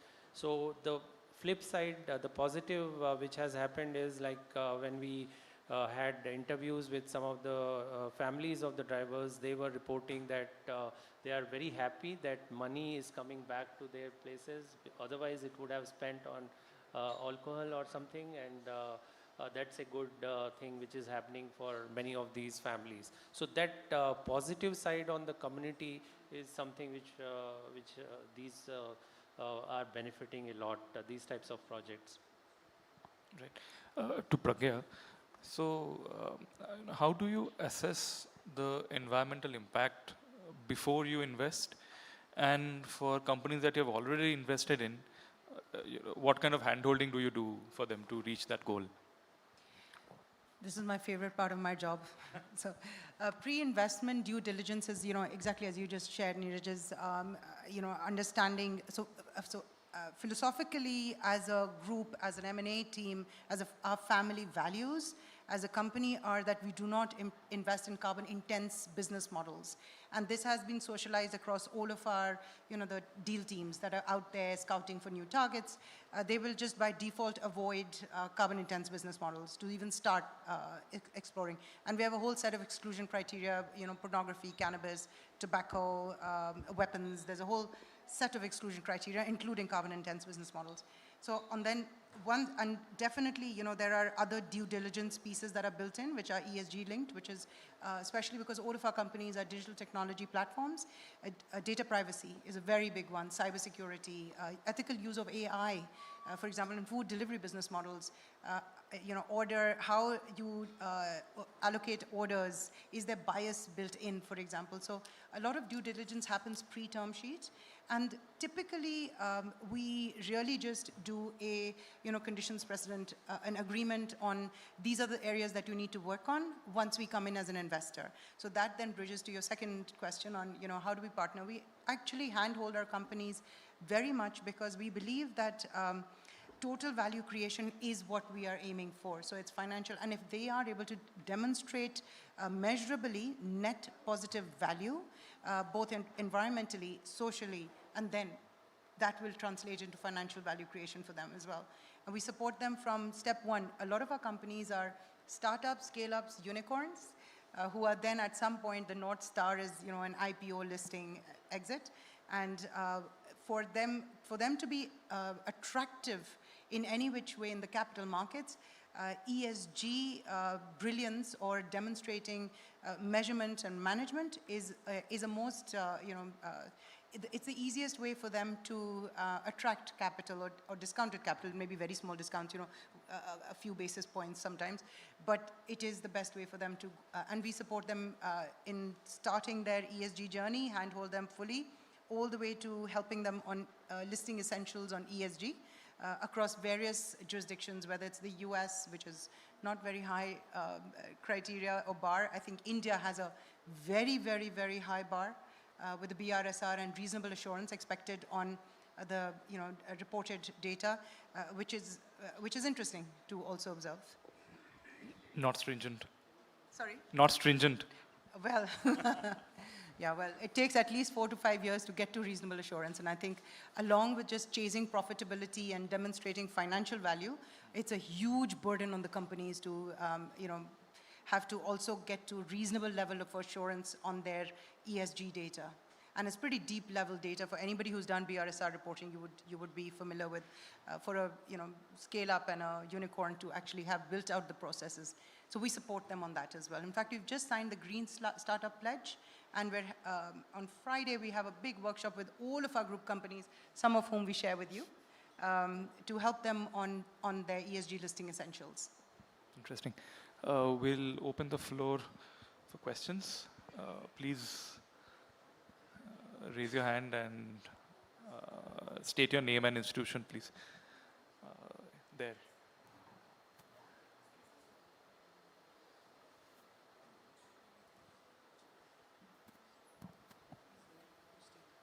Myself, Shweta Anand.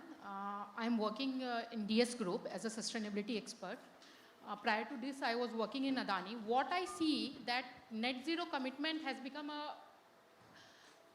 aligning with the net zero commitment and making a way to progress for the same has a total different route, right? So as an investor, I want to know that what is the way you take as to assess the corporate commitment to the net zero, and also the interim milestone they reach, the transition plans they have taken for the same. What's the step forward and what's the way ahead you as an investor take to assess the same? Shall I take it? All right, sure. Thank you. Shweta, was it? Yeah.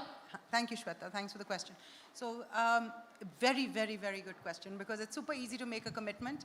And I know, for example, a few of the, there was the climate pledge, everybody signed up for it, and then they were not able to demonstrate progress, and then they were thrown out of it. SBTI, I know there were a few companies that signed up. I think the only way to demonstrate or to assess how a company is actually transitioning or is making progress on their commitments is third-party verification. So, which is why we still believe in the Science-Based Targets Initiative as a external third-party validator of not just our commitment, but then year-on-year progress on the targets.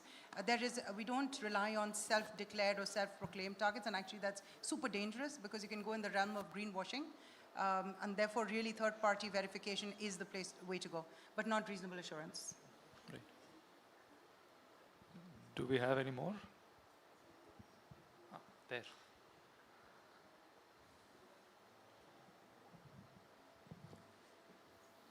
My name is Praveen Kumar Sood. I represent an organization called International Federation of Electric Vehicle Associations. Given this background, I attended this morning's event also.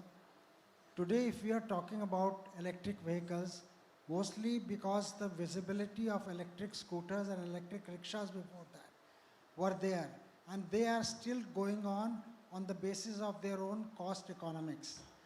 My questions to the panelists here is that what solutions for the carbon credit funding and startup funding you have for the medium and small industries, number one, and also I work in the green buildings foray. I was part of the GRIHA team of the TERI also. So, For the green buildings, also for the architects, there are a lot of people who come over to us, and sometimes because of the lack, first of all, the lack of knowledge, and now when they are convinced that they can really implement it, it is also the lack of funds.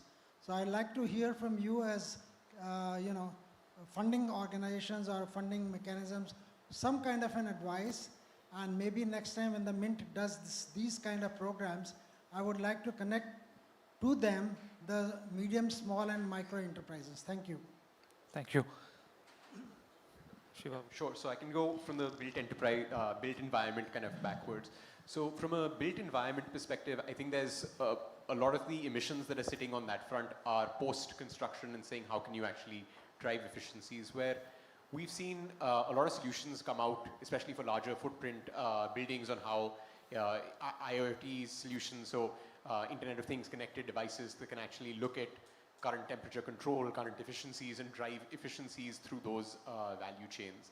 And when you're looking at the ecosystem of building a new construction up from scratch, I think there are some ways that we can fundamentally rethink that entire ecosystem. Of saying whether it is how much we rely on prefab as a solution, which will also reduce the overall footprint of buildings, look at new material solutions to be built in, but an incremental improvement on saying we are now only shooting for an LED certified building, which we're going to go for every building, would increase the overall cost structure. So if we're trying to say realistically from a Indian ecosystem, we need to increase the number of overall infrastructure that we have of buildings. It is a question of fundamentally rethinking this ecosystem, which may mean new materials, relying on prefab and other new technologies, which in the Indian ecosystem we haven't seen too much yet, but I think if there is a little bit more of an impetus that comes through both from corporates, regulators as well, saying there will be this ecosystem, I think there is enough technologies to say, okay, now if we are now reprioritizing this for the next 2-3 years, can we get that to be part of the movement as well? Right. Thank you. That was the last question. Thank you, speakers, and thank you, audience, too. Been patient with us. Thank you. Thank you very much, Shayan, and to our speakers. We have small tokens that, Shayan, we'd like to request you to please do us the honors of presenting to our panel.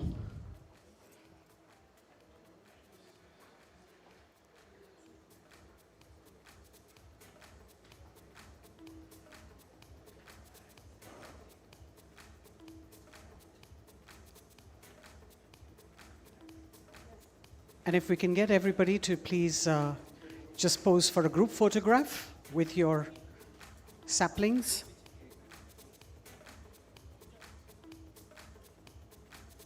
Thank you very much. Thank you to our panel. Ladies and gentlemen, we're now moving on to our third special address, and we'll quickly rearrange the chairs and tables on our dais. This special address examines sustainability, Paris and beyond, as well as India's action plan.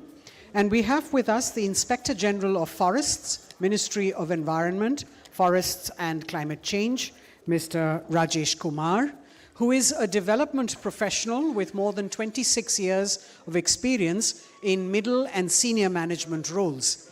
His domain covers development policy, program development and implementation, collaborative action, project monitoring and evaluation, community engagement, etc. And at present, he's focused on risk assessment of ecosystems, promotion of nature-based solutions, and ecosystem-based approaches for climate change adaptation, strengthening the ecosystem and environmental governance, conservation of wetlands, etc. So if I could invite Mr. Rajesh Kumar to please join us up on stage. He will first share some of his ideas with you, and then he will be in conversation with Pooja Das. If I could request her to also join Mr. Kumar up on stage. Mr. Kumar, the stage is yours. You can start off with your presentation first, and then you can have a conversation with Pooja.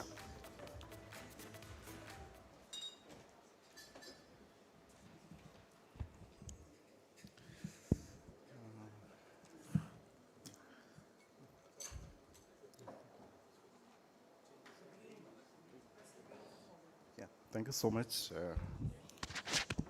Good afternoon to everyone.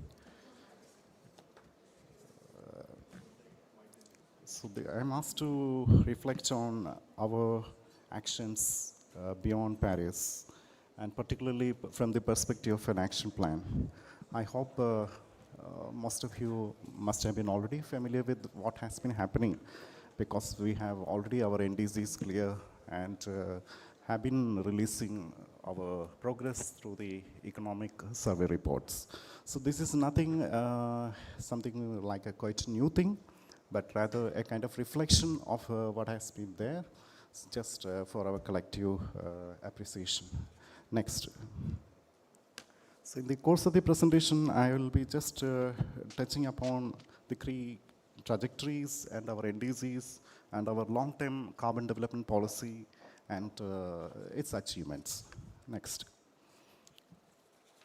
So this is a core philosophy, perhaps. We recognize that climate change is not fought in silos. This is an evident case when it comes to the realization of our SDGs also. Though climate change is just an SDG at SDG number 13, every action taken in climate change is complementing the sustainable development goals in one way or other. So not only from that perspective alone, but otherwise also, it's a cross-sectoral engagement which calls for collaborative action between different development sectors and also between different agencies and all walks of society. Putting it simple, it's like all of society and all of government engagement which calls for climate action. So that's in a nutshell of our philosophy of engagement. And next slide. Next slide. Sorry. This is about the key reflections as we discuss our development trajectory. We should also appreciate the context in which we have initiated and have been following these actions. Yes, we are one of the fastest developing economies with almost 1/6 of the humanity here, and we're aiming to become urbanized in a major way by 2040 and other targets at 2070. And what is more important is our growth momentum is integral to the growth of the world as such, and also to realize the 2030 Sustainable Development Goals. Without this 1.4 billion people reaching that target, maybe world will have a deficit. And so our role is very crucial and very fundamental to realize these development tracks. And yes, of course, our path forward has challenges.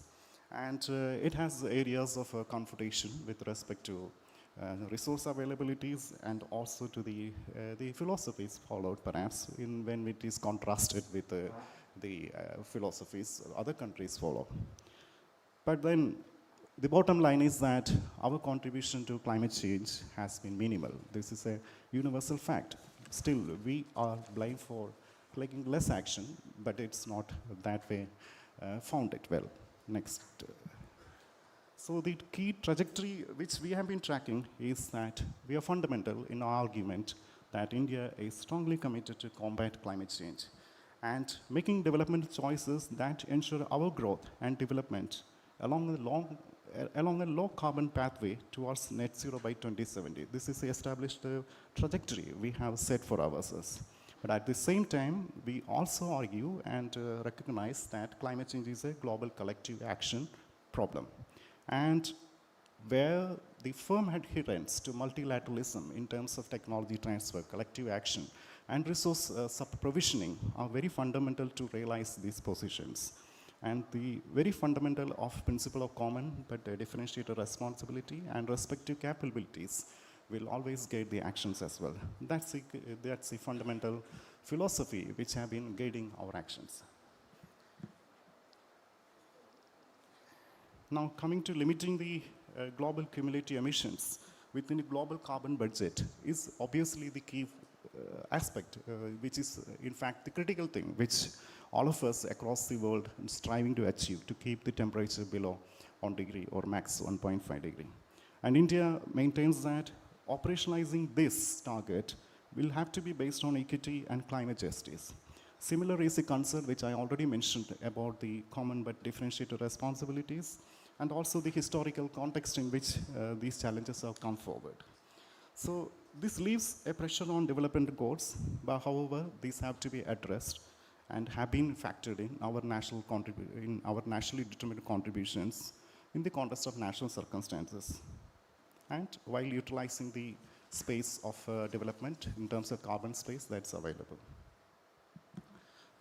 Now, we have already given our communications to the NDC, to the UNFCCC as nationally determined contributions, which all seeks to enhance our achievements and also our aspirations under the Paris Agreement.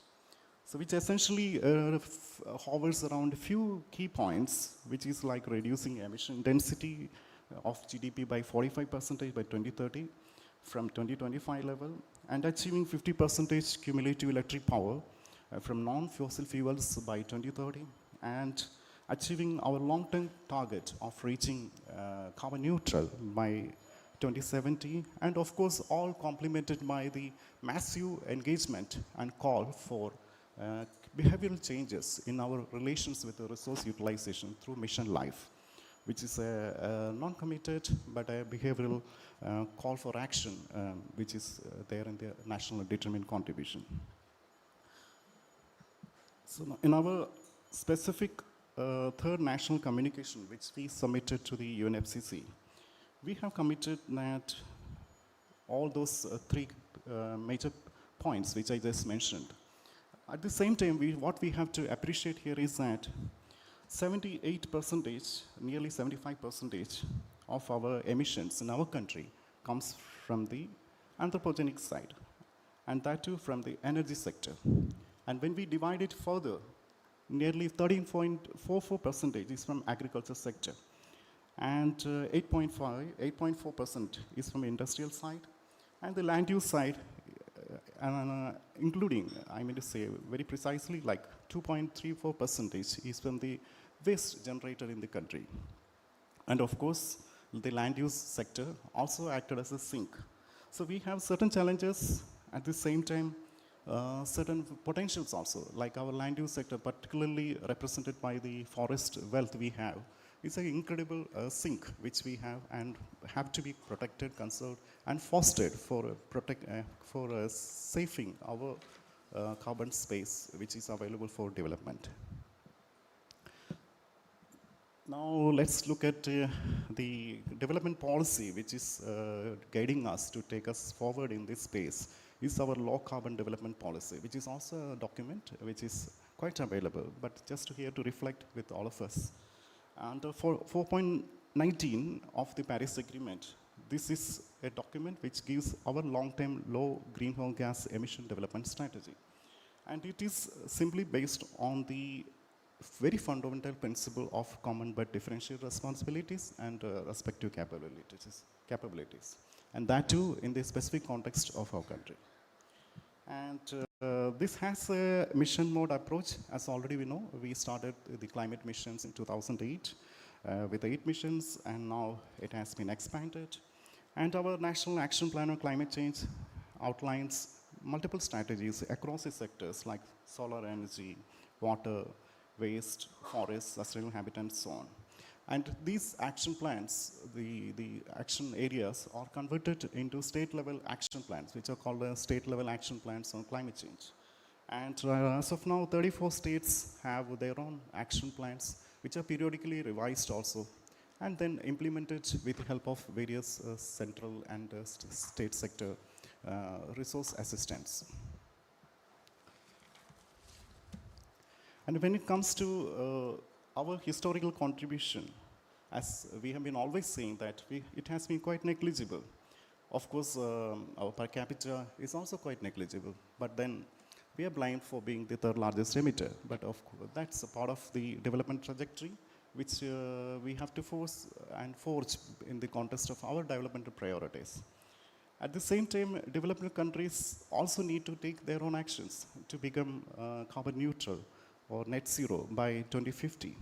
And that requires a lot of investments in key sectors driving climate emissions, like in energy, transport, and so on. And obviously, this calls for resource investments and collaborative technology transfers, which are like areas still to really get solidified. And as you all know, we have just heard about how energy is at the center of all the climate strategies. So is the case with our country as well. And there is a strong case of raising our energy development deficits, and which is to be again put into the annual tract of 28.7 gigajoules of requirement, which calls for additional creation as at the same time trying to become on the lesser emission side. So these are the key challenges in the area.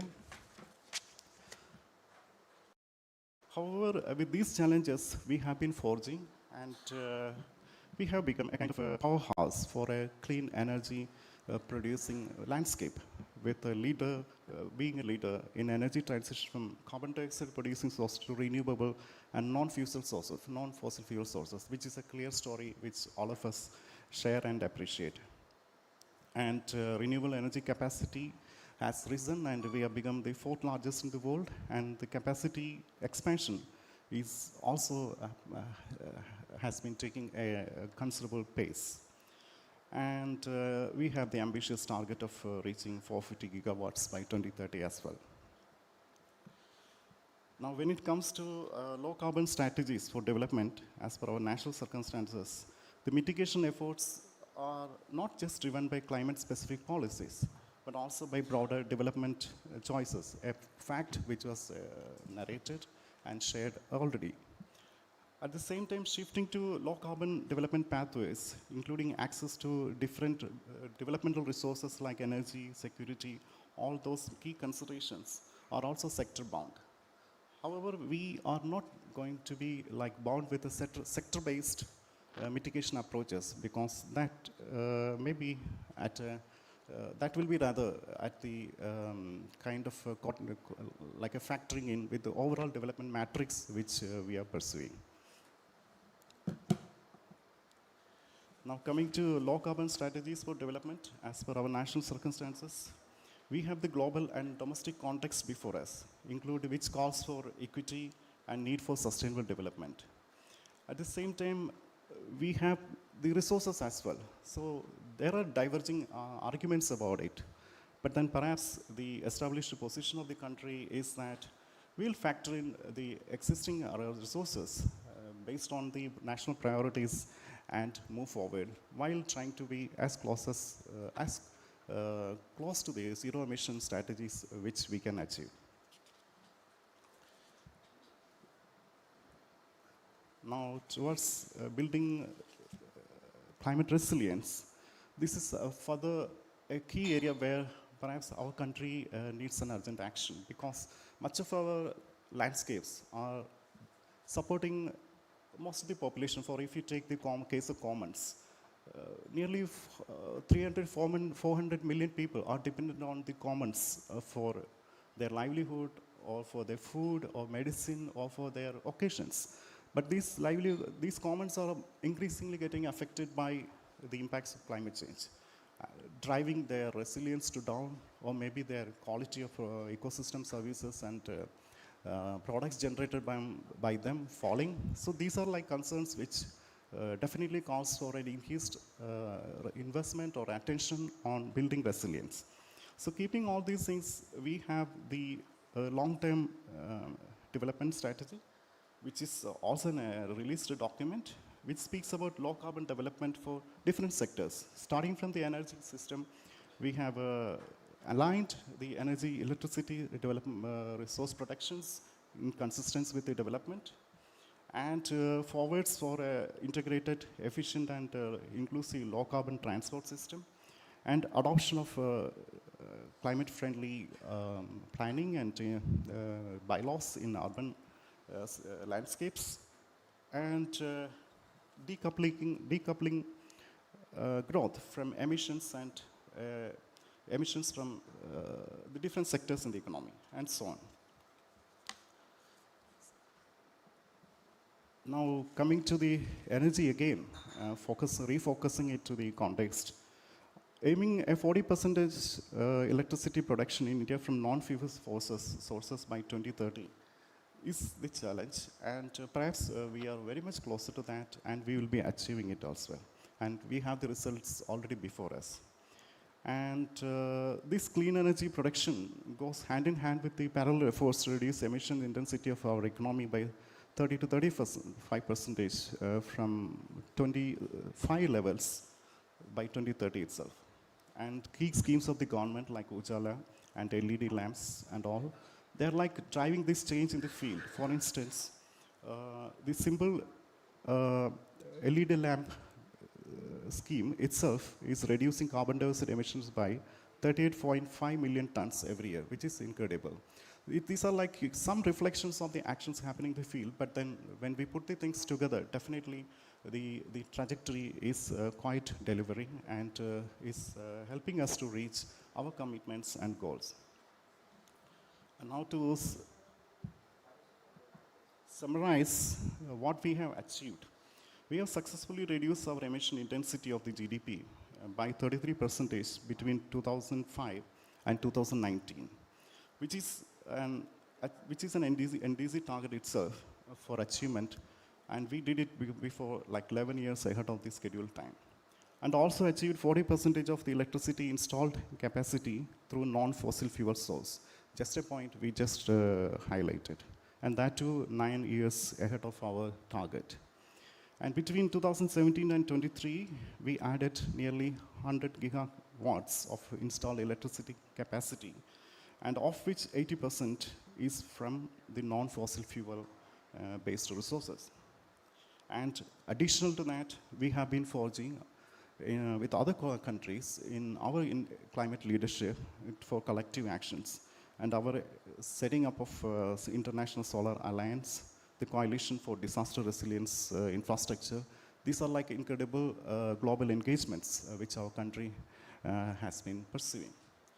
And similar is the actions in the other sides, other spaces of the landscape, like if you take Big Cat Alliance, which focuses the Big Cat countries for a collaborative action in ecosystem protection and support to the communities. So in sum, we can say most of the target of the first NDC were achieved well in advance. However, as we progress towards the rest of the years, we are in a track to realize the rest of the commitments as well. Of course, there are challenges with it. As I mentioned, there are challenges with respect to collaboration, technology transfer, additional resources required, and so on.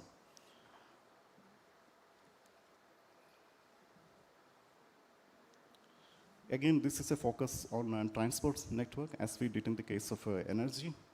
And of course, the people sitting here are quite expert in their own domains, and most of them must be connected to energy, transport, and such similar sectors. So there is nothing new, but just to reflect the same thing, that our next generation infrastructures are mostly focusing on mass transit systems and green highways and waterways, which are like quite less emission intensive, at the same time contributing to the nature-based economies in some sense as well, along with the basic infrastructure creation.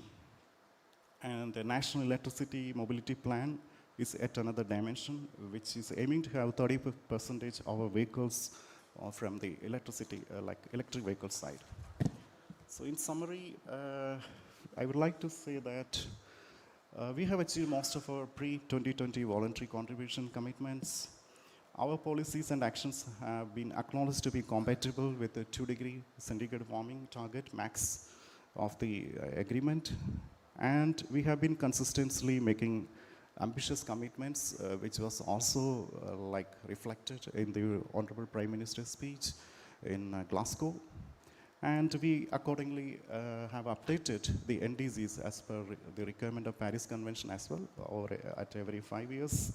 And now our targets are very clear. 2070, we have a net zero target, and meeting 50% of our cumulative electric power from non-fossil fuels by 2030, reducing emission intensity of economy by 45% by 2030 compared to 2005 style levels, and then the mission life, which is our engagement lever for collective action through behavioral change in consumption and responding to climate change. In some conclusion, I'd like to say that as we are committed in Paris Convention, agreement. Our commitments have been translated into action, and we have been yielding the results and marching ahead. However, we need to emphasize, as I have been mentioning across the interaction, that international cooperation is very much pivotal to support developing economies in achieving most of the developmental goals, that in the context of climate change, from the mitigation side as well as from the adaptation side. And this will have to be in the spaces of finance, technology, as well as in fostering collaborations for joint actions. And of course, India's climate goals can be fully realized only if the financial assistance for low carbon technology transfer and capacity building are met under the UNFCCC. This is one of the established caveats in this. And India can't deploy low carbon climate strategies at a significant scale unless facilitating global technology regime is also in place, perhaps with the coming up COPs and the other multilateral engagements with the involvement of stakeholders. Maybe this will be a reality in the times to come. And that only perhaps will change the scenario phenomenally, the way and the scale and the speed at which we would like to achieve our climate goals. And obviously, the argument still stands. The developed nations must take the lead, not only in emission reductions, but also in developing international climate finance and technology arrangements to respond to this challenge. Of course, the Paris Convention and the COPs subsequent to that have chalked out the strategies and framed operational guidelines and so on, but still the traction is to be picked up. And perhaps in the coming COPs, the things will be much more streamlined and frameworks will be very robust to deliver the required support to the developing countries.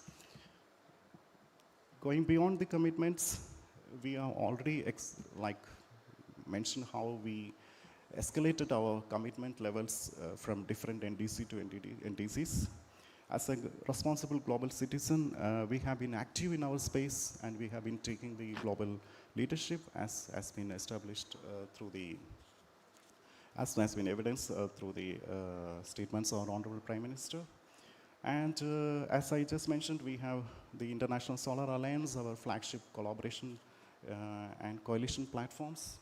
And more than 80 countries are now partners in this Solar Alliance, and making it one of the fastest growing international bodies. That shows our incredible leadership in this dimension. And of course, through this combination of national action and responsible leadership which our country has been displaying, we occupy a unique position amongst the developing countries in fighting this global challenge for us and for the rest of the world.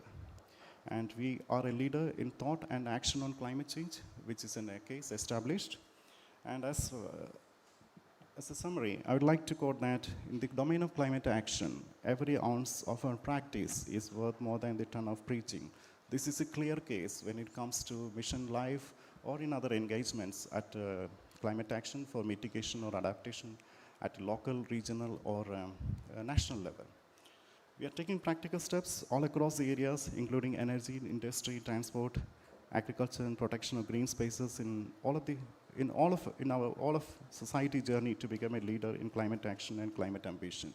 This has been quite reflected as we just saw over the slides, how the country has factored in different spaces of development, considering its own potentials and challenges and aspirations, whilst sticking to the expectations of Paris Conventions and going beyond in several occasions. Now, I'd like to further state that climate action perhaps is not a platform which is just ending at national level. It needs to be taken down to subnational, I mean to say state level, and also to the local level. For instance, to the audience, I'd like to share how the state of Arunachal Pradesh has shown the country a path forward by going for its own climate declaration. Arunachal Pradesh is a state with nearly 72% of its geographic area under forest and natural resources, and inhabited by nearly 13 lakhs plus indigenous species, indigenous tribals. However, the state has been quite vulnerable for climate change owing to its predisposition in the Himalayas and also to the strong dependence of the communities to natural resources. So the state in the year 2021 took a historic decision to go for a state-level climate change declaration, and in which the cabinet, for the first time ever in the history of the state, had a full day cabinet meeting deliberating on climate change in a tiger reserve called Parket Tiger Reserve, just to highlight how natural resources are important for the state, and adopted a 75-point based engagement for climate action. So this all declaration is called a Packet Declaration, and it has laid out different institutional arrangements at state level, district level, and local level for community action or collaborative action. So the point why I'm saying is that, of course, we have the national policies and actions in place. At the same time, what we need is actions going at sub-regional, national, state level, and local level. And then that too with the collaboration of potential stakeholders and actors, including private sector, the NGOs, the civil society organizations, and local self-guardians, so that we can shape up credible climate actions in terms of local adaptation plans, large-scale or medium-scale mitigation plans, and then effectively converge our resources to deliver clear climate outcomes for the communities, for their sustainability. At the same time, delivering the expectations of the Sustainable Development Goals, because climate action, though, as I mentioned at the very beginning, though it's one of the SDG goals, at goal number 13, every action we take in climate side is a complementary action to the SDG. So it is a kind of a great deal of synergy space where climate action can also push actions towards a sustainable development goals. With that, I'd like to thank each one of you for your kind patient listening. There was nothing new in what I shared. It was a quick presentation which I had to shape up. Of course, it's all stated stuff, which is available for your reading in the platforms. And the references are also here. So kindly go through this, and thank you so much.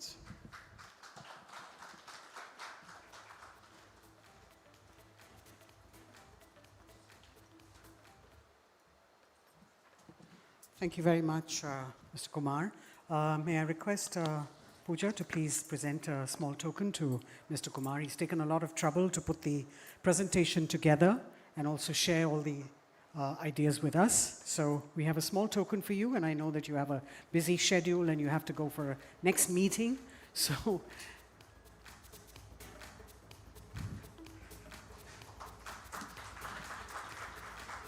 thank you very much, Mr. Rajesh Kumar, and all the best to your efforts. Ladies and gentlemen, we now take a break for tea and refreshments, and we'll return in about 20 minutes. The Honorable Minister will be with us, so please ensure that you're back in time and at your seat for that session. The Honorable Minister for New and Renewable Energy and Consumer Affairs, Food and Public Distribution, Shri Prahlad Joshi, will join us for the next session. Thank you.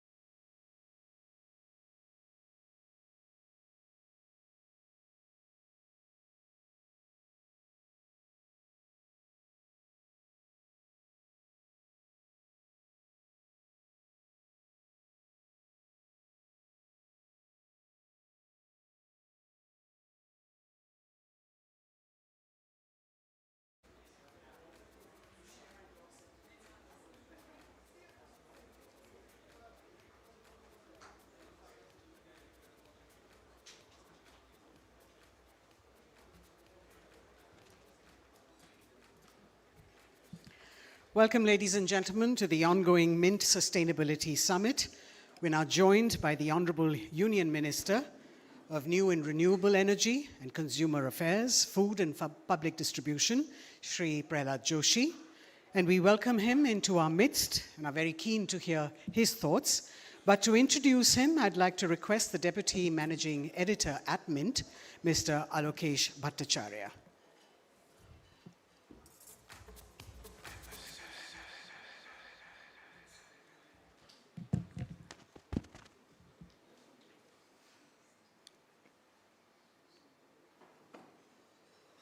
Good evening. A warm welcome to the Minister. Sir, thank you for finding time for us. We really appreciate your presence here. I hope all of you have been having a good time. Since morning, we've had a lot of very nice discussions. We will surely brief you on that also. So just to introduce to you, although he really needs no introduction, Shri Joshi, Prahlad Joshi, is the Union Minister for New and Renewable Energy and Consumer Affairs, Food and Public Distribution.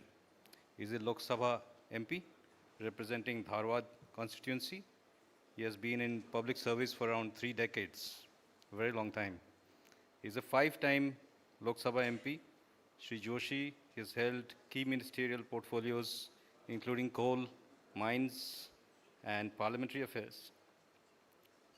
As the Minister for Mines, he led India's efforts on securing and mining critical minerals, which is a key strategic imperative for India.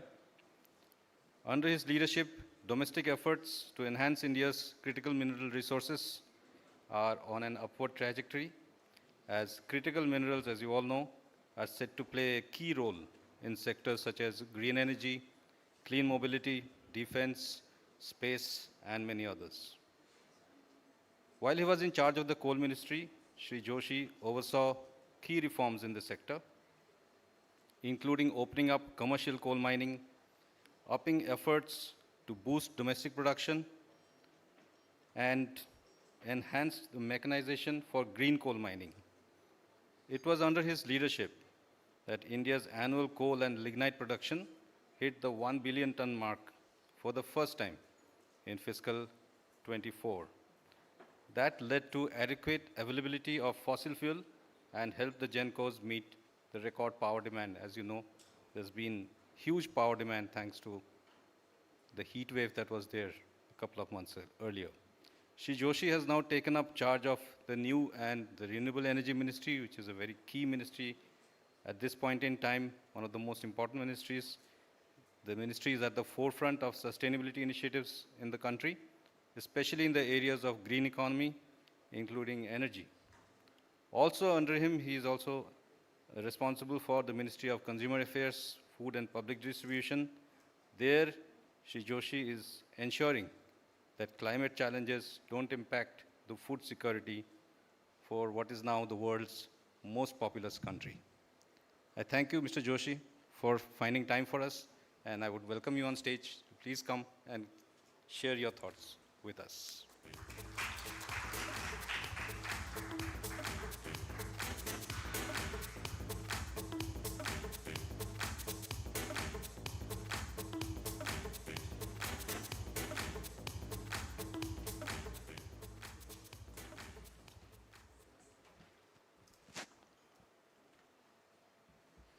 Ladies and gentlemen, I am very happy to be here. सुबह से आप लोगों का बहुत चर्चा हुआ होगा, sustainability में हो और ओवरऑल सेक्टर के बारे में। तो अभी तो शायद ये लास्ट सेशन है और एक है, तो कितना पनिशमेंट देते हैं जो बैठे हैं उन लोगों को। तो अभी तो देखते हैं तो सुबह से वो थक गए हैं और आप उनको और थकाने वाले हैं। So, but I am very much thankful to the Mint for having organized this summit, because ultimately there should be a discussion what we are doing and what has been done in the past and what is the future for the entire world, entire mankind, and what India is doing and what India is going to do, that is a very crucial question for all of us, and that's why I thank the Mint for having organized this. This is the third edition of the Mint Sustainability Summit. This year's theme is adapting ourselves, our practice to mitigate the climate change. तो climate change जहाँ तक मैं जानता हूँ, ये तो हमारे जो सोच था, ओरिजिनल भारतीय जो सोर्स था, सोच था, अगर वो सोच के साथ हम चलते तो मेरा तो ये भावना है, मेरा कन्विक्शन भी है कि ये समस्या ही नहीं आता था. It is my firm conviction. क्योंकि जैसे मैंने पार्लियामेंट में भी कहा था, when it came about the solar, अभी हम सस्टेनेबल से बात करते करते सोलार के बारे में बात करते हैं, लेकिन जब सोलार का इशू आता है तब से हम बोलते हैं. मैं अभी भी कह रहा था आपके एडिटर वगैरह को कि सोलार क्या होता है, सूर्य देव बोलते हैं हम, क्योंकि सोलार में मीन्स सूर्य के इस किरण में इतनी बड़ी मात्रा में शक्ति है, पहले से हम जानते थे. तो ऐसे तो पवन विद्युत ऐसे बहुत हमारा जो ओरिजिनल सोच में था, तो सृष्टि को एक्सप्लॉइट नहीं करना है, सृष्टि को उपयोग करना है, ये भारत का सोच था.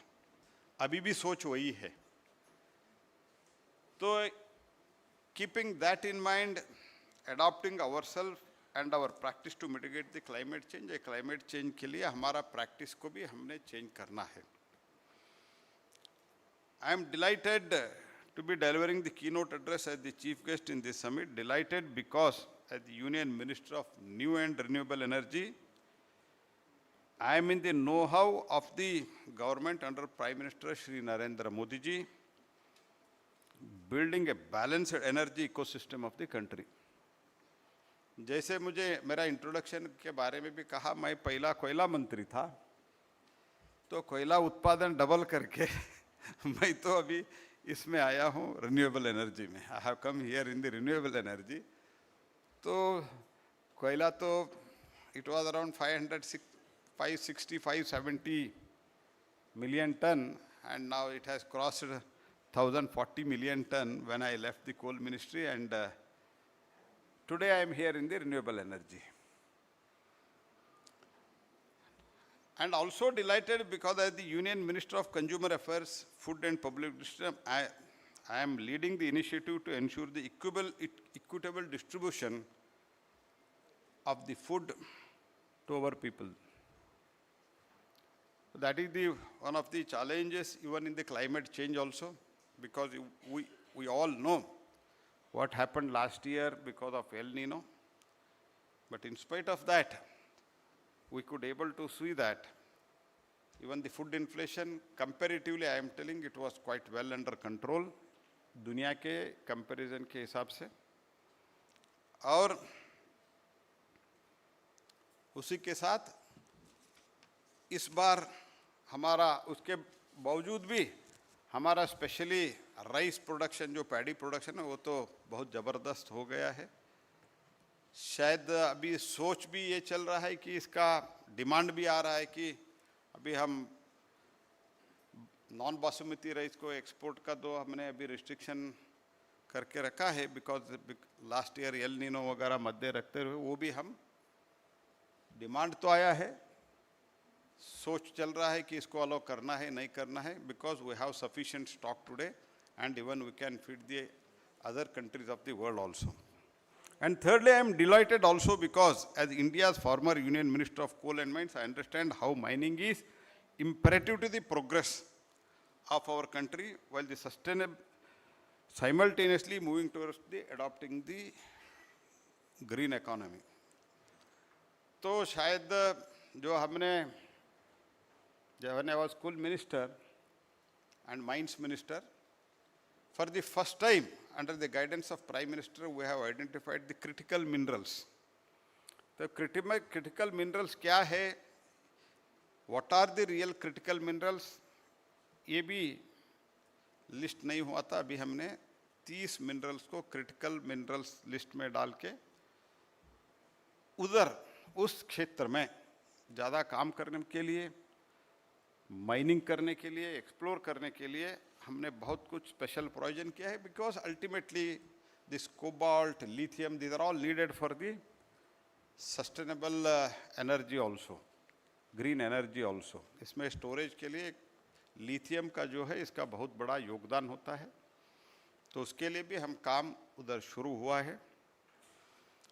And shift towards the renewables and sustainability is our ultimate goal, but we also understand that this shift has to be gradual so that our industries get sufficient time to switch and so that India's vast population continues to get access to the low-cost energy. So let us talk not only about the climate change, but let us move on to the path of climate justice to mitigate the climate change. As Prime Minister Modi ji aptly said, when we speak only of the climate change, there is a perception of our desire to secure the comforts of our lifestyle, but when we speak of the climate justice, we demonstrate our sensitivity and resolve to secure the future of the poor. And I am rather proud to say that when it comes to the sustainability, India is not dealing, but we are leading. We are leading in the world now. Today, the world looks up for the significant strides we have made in addressing the climate change. The country has implemented the various initiatives to reduce its carbon footprint, such as promoting renewable energy sources like solar, wind power, improving the energy efficiency, and adopting sustainable agricultural practices. Our progress in the climate action is a testament to our commitment to building the sustainable future for all the citizens and the planet. In last 10 years, India has made significant progress towards the target of zero emission without compromising its economic development. Today at this summit, I am proud to recount there has been a 76% decrease in the tariff for the grid-connected solar power plants, that is from 10 rupees 95 paisa during 10-11 to 2.60 during 23-24. इतना बहुत बड़ा फर्क आया है. Our installed renewable capacity has skyrocketed from 75.52 gigawatt in March 2014 to more than 200 gigawatt as of now. That is the phenomenal, that is 165% increase in the last 10 years. During this period, the total RE generation India has increased from 193.5 billion units to 360 billion units, an increase of 86%.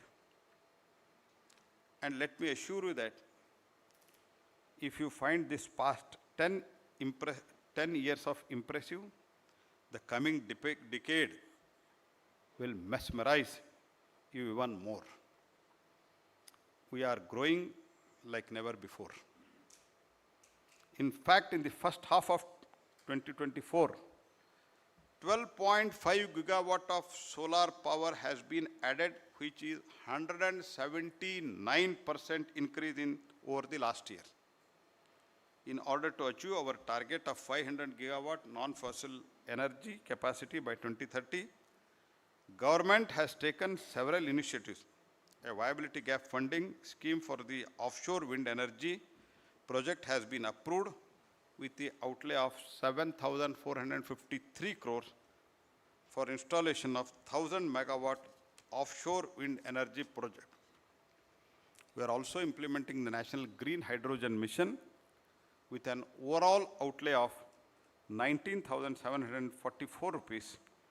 This mission is to make India the global hub of production, usage and export of the green hydrogen and its derivatives. As far as if I can put one more, share one more thing.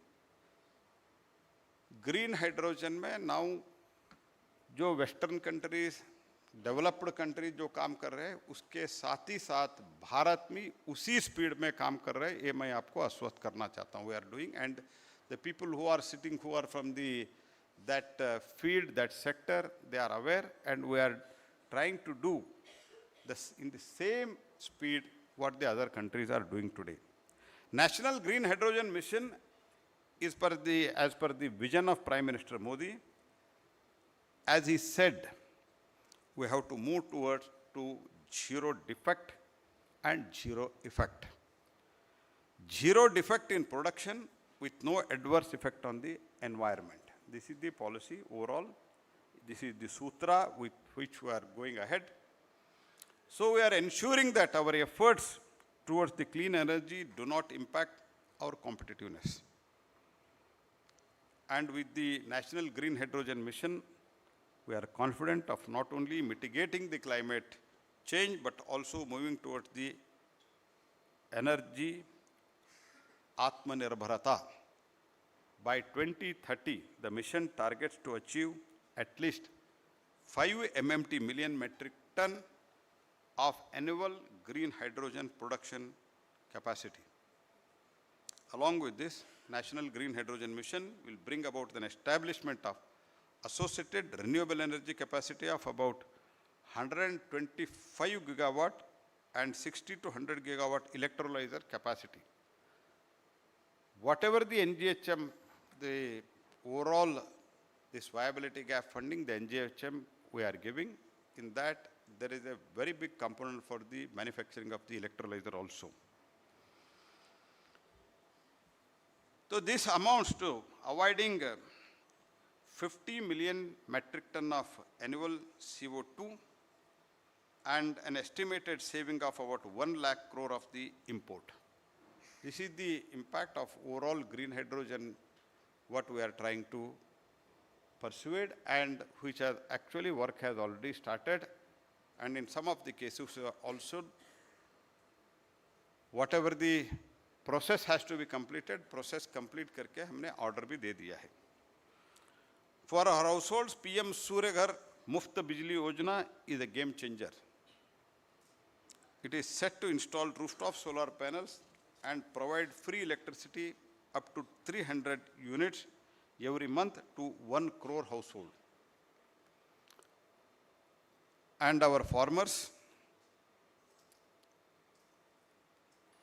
for them, the PM Kusum scheme offers subsidies for installing the standalone solar pumps and solarizing the existing grid-connected pumps. This initiative supports both their farming needs and our green goals. We are also setting up 13,000 megawatt of renewable energy, 9,000 megawatt solar, 4,000 megawatt wind, along with the 12,000 megawatt battery energy storage system in Ladakh. An interstate transmission system would be set up for the power evacuation and the grid integration of the 13 gigawatt RE projects in the Ladakh and dispatch the power from the Ladakh to the other parts of the country. Not only this, PLI scheme for the high efficiency solar PV models is also being implemented. Rupees 24,000 crore is being put into this program to help boost the manufacturing of the solar panels. Numerous other initiatives are making the renewable energy more accessible and boosting its use across the country. Due to the paucity of the time, I will not discuss with each of the programs in details, but let me touch upon some of the important things. Through renewable energy implementing agencies, we are issuing bids of 50 gigawatt of the renewable energy, 50 gigawatt every year until 2027. We have waived off ISTS charges for moving solar and wind power across the state lines until mid-2025. This also applies to green hydrogen projects until the end of 2030 and offshore wind projects until the end of 2032. We have set the goal for increasing the use of renewable energy through renewable purchase obligation. जैसे आप सब जानते हो, renewable purchase करने के लिए, rooftop solar encourage करने के लिए, states and state-owned discoms, they generally try to discourage it because they don't want the good customers, good clients of the discom, they should not go away from them, इसलिए discourage करते हैं. हम तो इसलिए renewable purchase obligation जो है वो तो अभी mandatory किया है and slowly we are insisting their regulators also to see that it is properly implemented. New guidelines are in place for bidding the solar, wind and combined wind solar power projects. We are also setting up the large-scale renewable energy parks to provide land and infrastructure for big renewable projects. Under the Green Energy Corridor Scheme, we are building new transmission lines and substation to help move the renewable energy. Yes, we are right on course to achieve our long-term vision for Vikasita Bharat.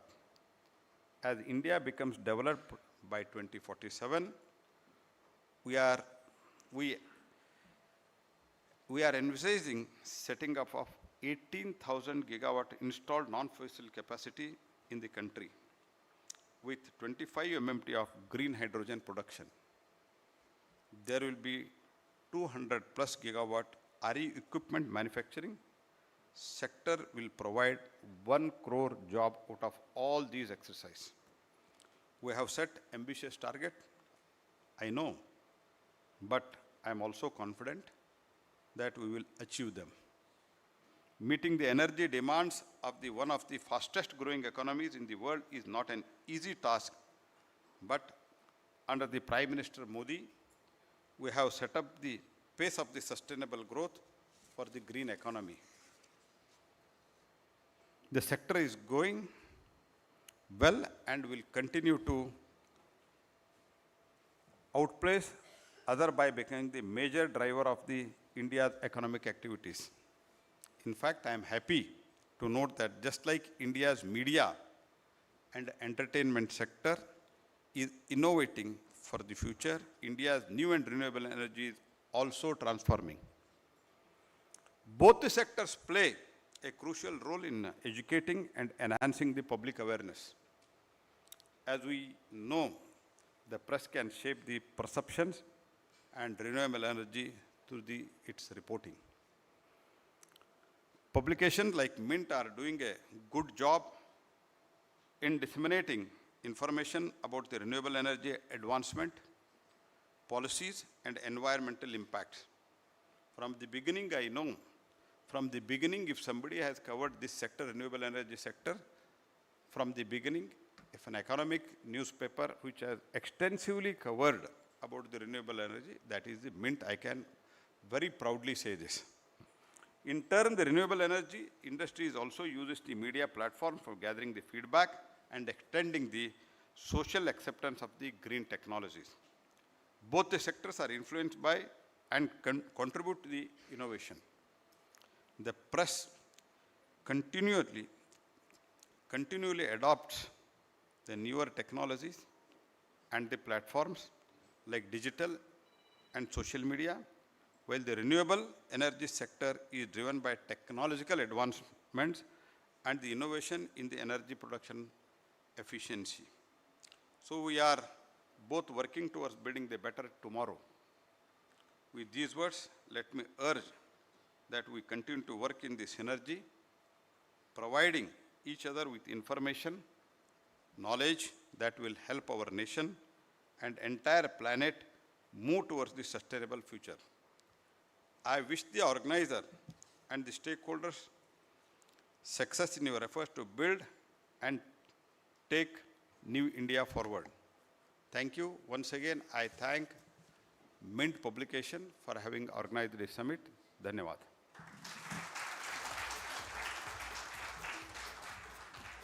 Thank you, sir. May I request you to just remain up on stage, sir? We have a small little token to present to you, and I'd like to request the Editor-in-Chief, Mint, Mr. Ravi Krishnan, to please come up on stage and do us the honor. Thank you so much, sir, for your invaluable thoughts, for sharing them with us, and we look forward to your great leadership in the sector. Thank you very much, sir. Ladies and gentlemen, as the Honorable Minister takes leave of us, we move on to the next panel and we continue with the proceedings. I will be inviting our speakers to join me up on stage.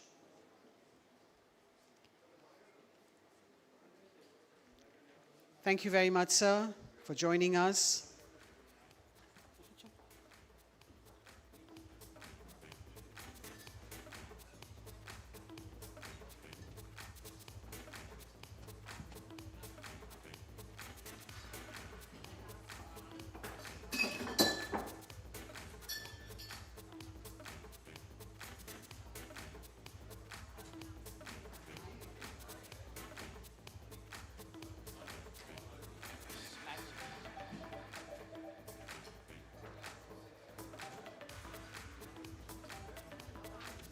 Just bear with us, ladies and gentlemen, as we quickly arrange the chairs and tables on the dais.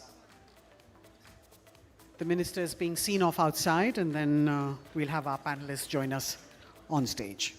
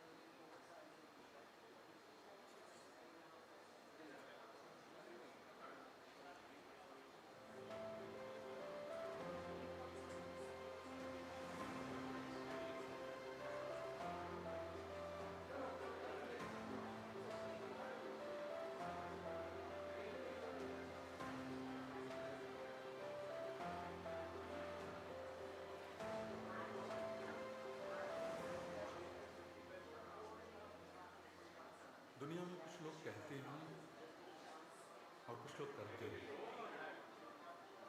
जब कहा गया देश में solar power सफल नहीं हो सकता तो हमने सुना उसे सफल कर दिखाया। कहा देश का सबसे बड़ा पावर प्लांट बनाना इम्पॉसिबल, तो हमने पॉसिबल कर दिया। बोला कोने कोने तक बिजली पहुंचाना किसी के बस की बात नहीं है, हमने पहुंचा दी। चर्चा हुई देश में इतना बड़ा ग्रुप बनाना असंभव, हमने संभव कर दिखाया। और जब कहा गया देश के एयरपोर्ट्स इंटरनेशनल स्टैंडर्ड्स के नहीं हो सकते, तब भी हमने सुना नहीं, कर दिए। मुश्किलों की नहीं सुनते, हम करके दिखाते हैं। अदानी, हम करके दिखाते हैं।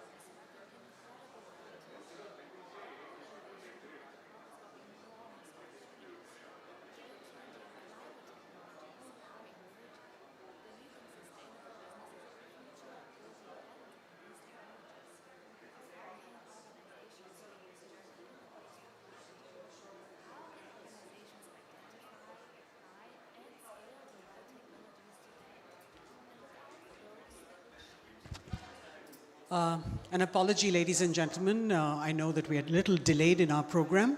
One of our guest speakers is on his way, so we're just waiting for him to come so that the panel will start the discussion as soon as he's here. So just give us a few more minutes and he should be here with us. Thank you very much. We're not opening counters outside for tea or coffee. Those of you who really need a cup can go out and come back, but we'd like you to remain inside the hall so that we don't have to herd you back in. Thank you very much.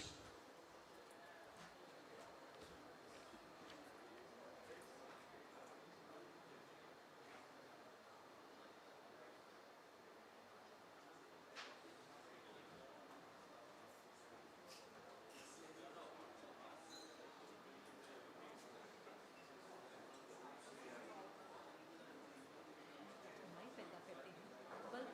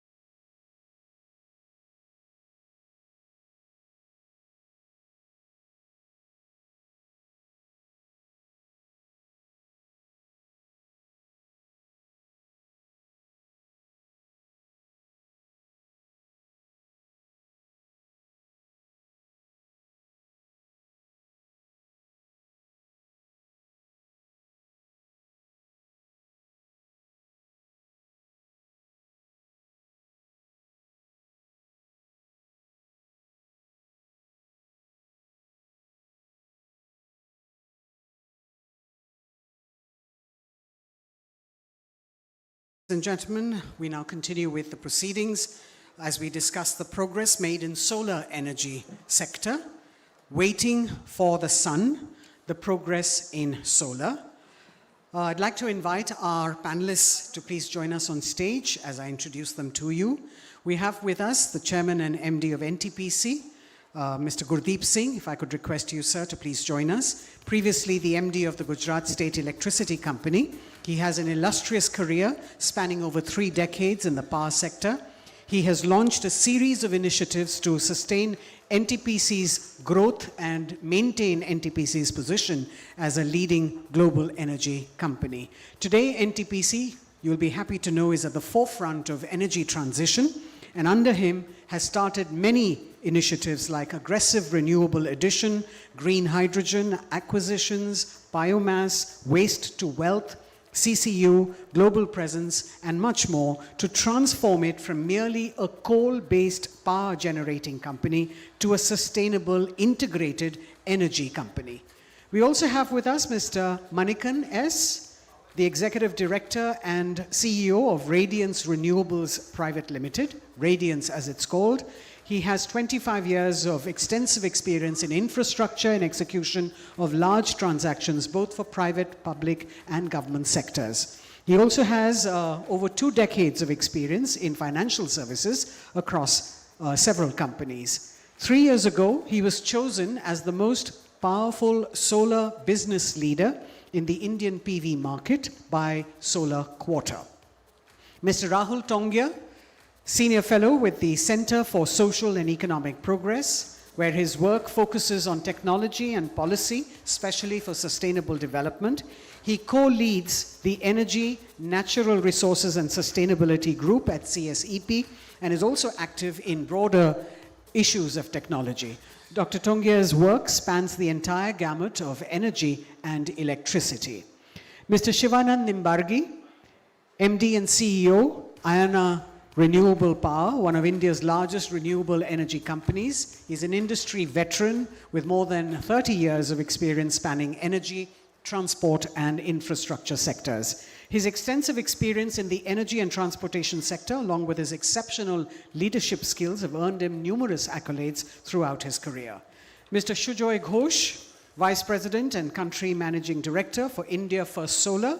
Mr. Ghosh has a 30-year track record in delivering growth in emerging markets by nurturing deep industry relationships and building high-performance teams with specific expertise on the power sector across multiple segments and with domain knowledge of a broad set of technologies from gas turbines to wind and solar PV and grid automation. To moderate, we have Utpal Bhaskar, Assistant Managing Editor, Mint. Once again, we will listen to our panelists first and then throw the floor open to questions, time permitting. Utpal, it's over to you. Thank you.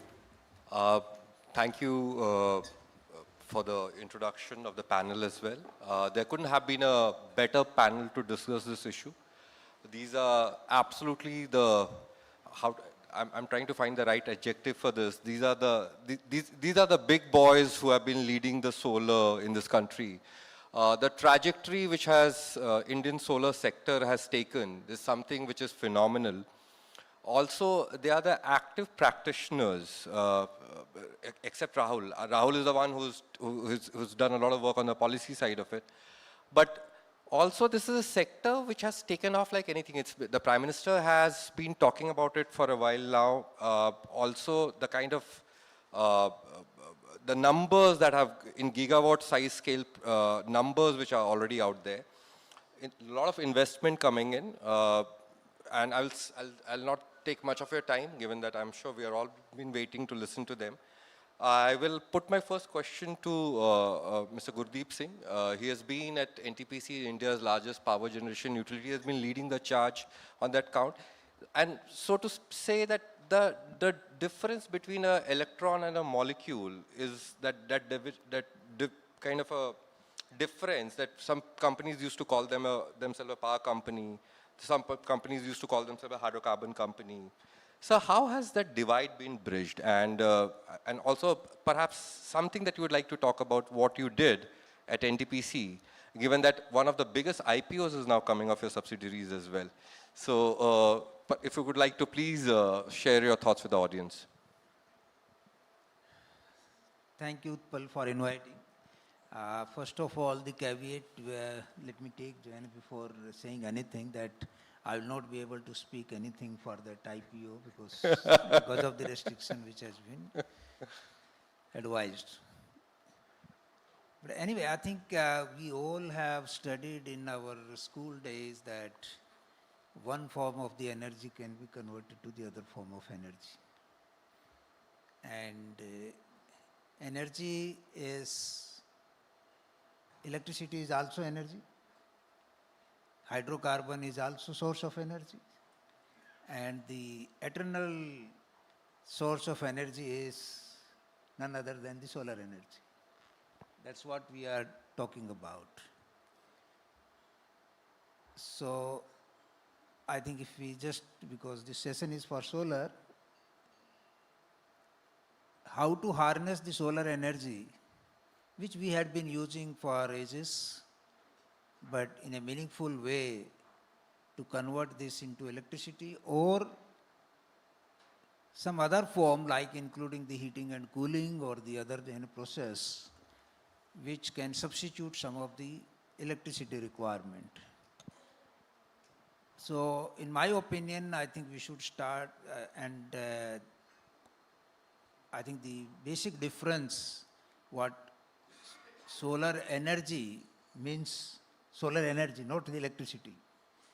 And we should keep that in mind.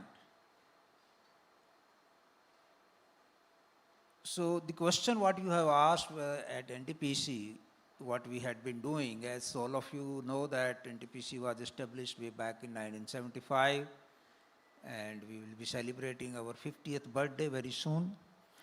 But primarily, I think even today, many people who don't go in detail probably will be knowing us for the National Thermal Power Corporation. And on a lighter side, not to even I get even formal letters at the National Thermal Power Corporation, though we have changed the name quite a bit. But what our endeavor is that how fast we can transit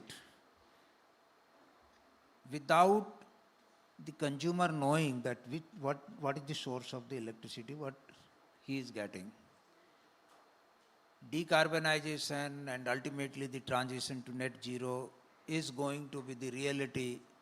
The question is that how much time it is going to take. So the whole question is that the transition, how much time it will take. And in fact, there has been transition from one source to the other.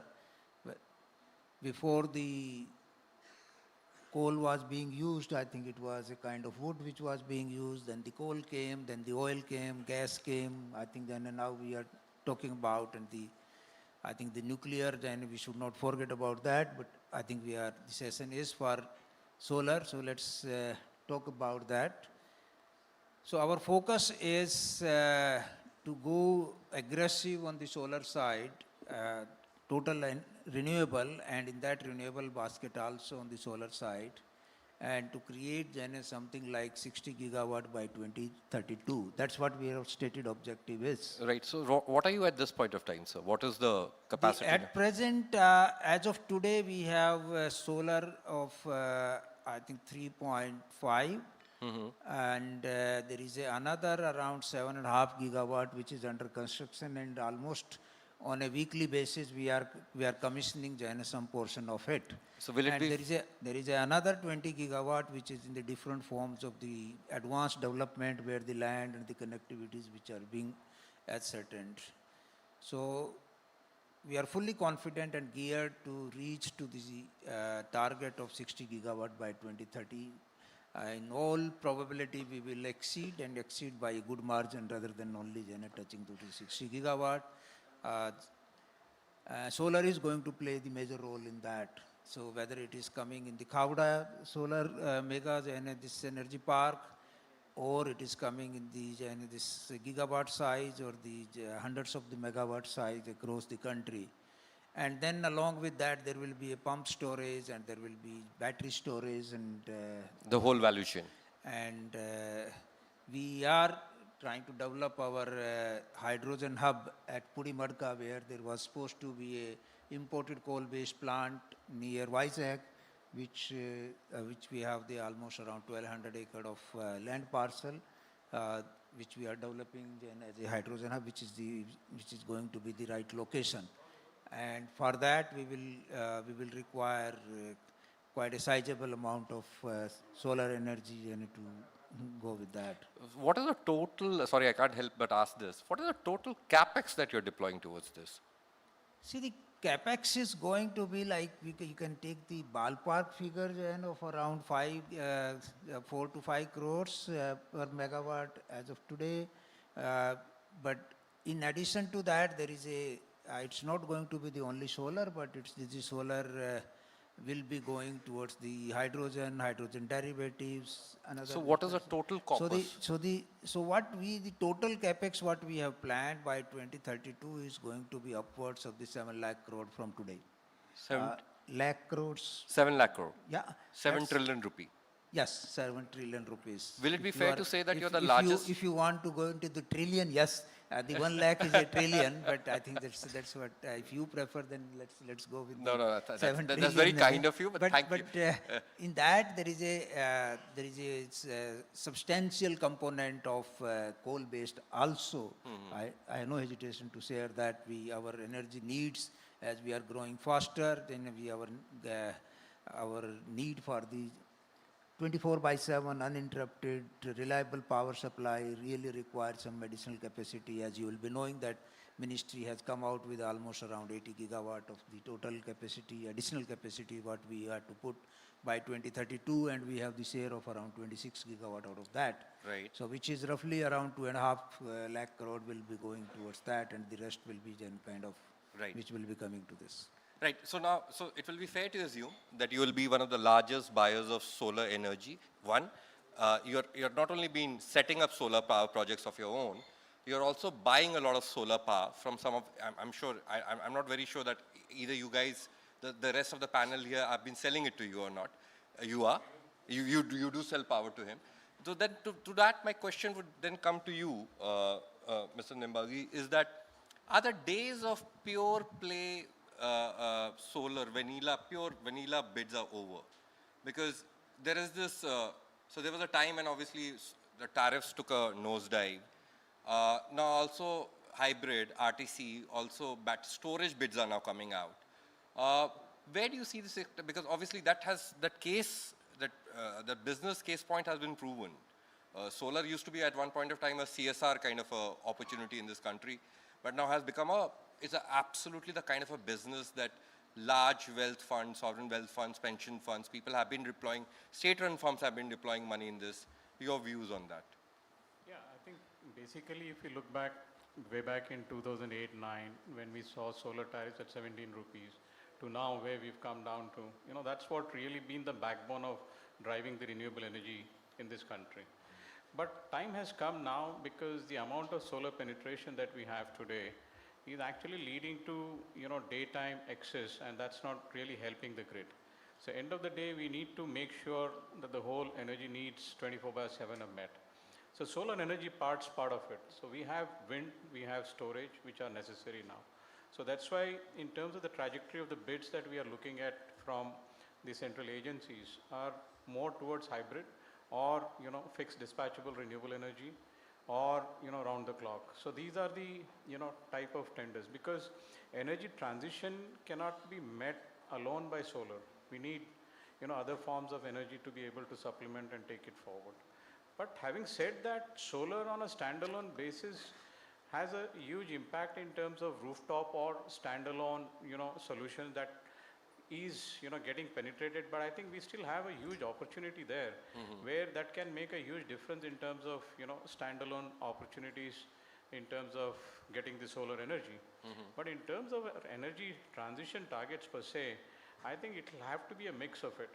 And as we see now, there is an increasing need. Also, what happens is that if you look at a substation today, where we just have the whole substation capacity is connected to solar, the whole transmission line is just getting utilized for morning 6 to evening 6.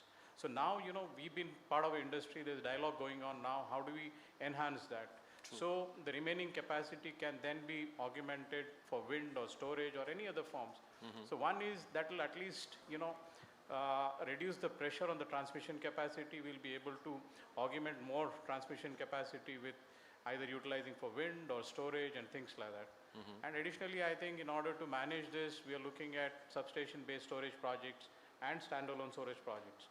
So solar is definitely going to be one of the main, because that's a more steady form of, I would say, renewable energy, less variability compared to wind, because wind we have a high wind and a low wind season, but at least solar, given 365 days, barring certain days, at least we'll have generation there. Yeah, but So we are that getting stability is we there. are getting into the days of fog as well, the smog Yeah, factors. there are certain number of days, but at least you don't have like wind, you're running through a Yeah, patch of the wind speed complete has been low falling wind down. season. That's, of course, the business risk of renewable energy is always going to be on the environment. Right. So that is something which is there. But I think the forecasting tools have improved now, so we are Right. able to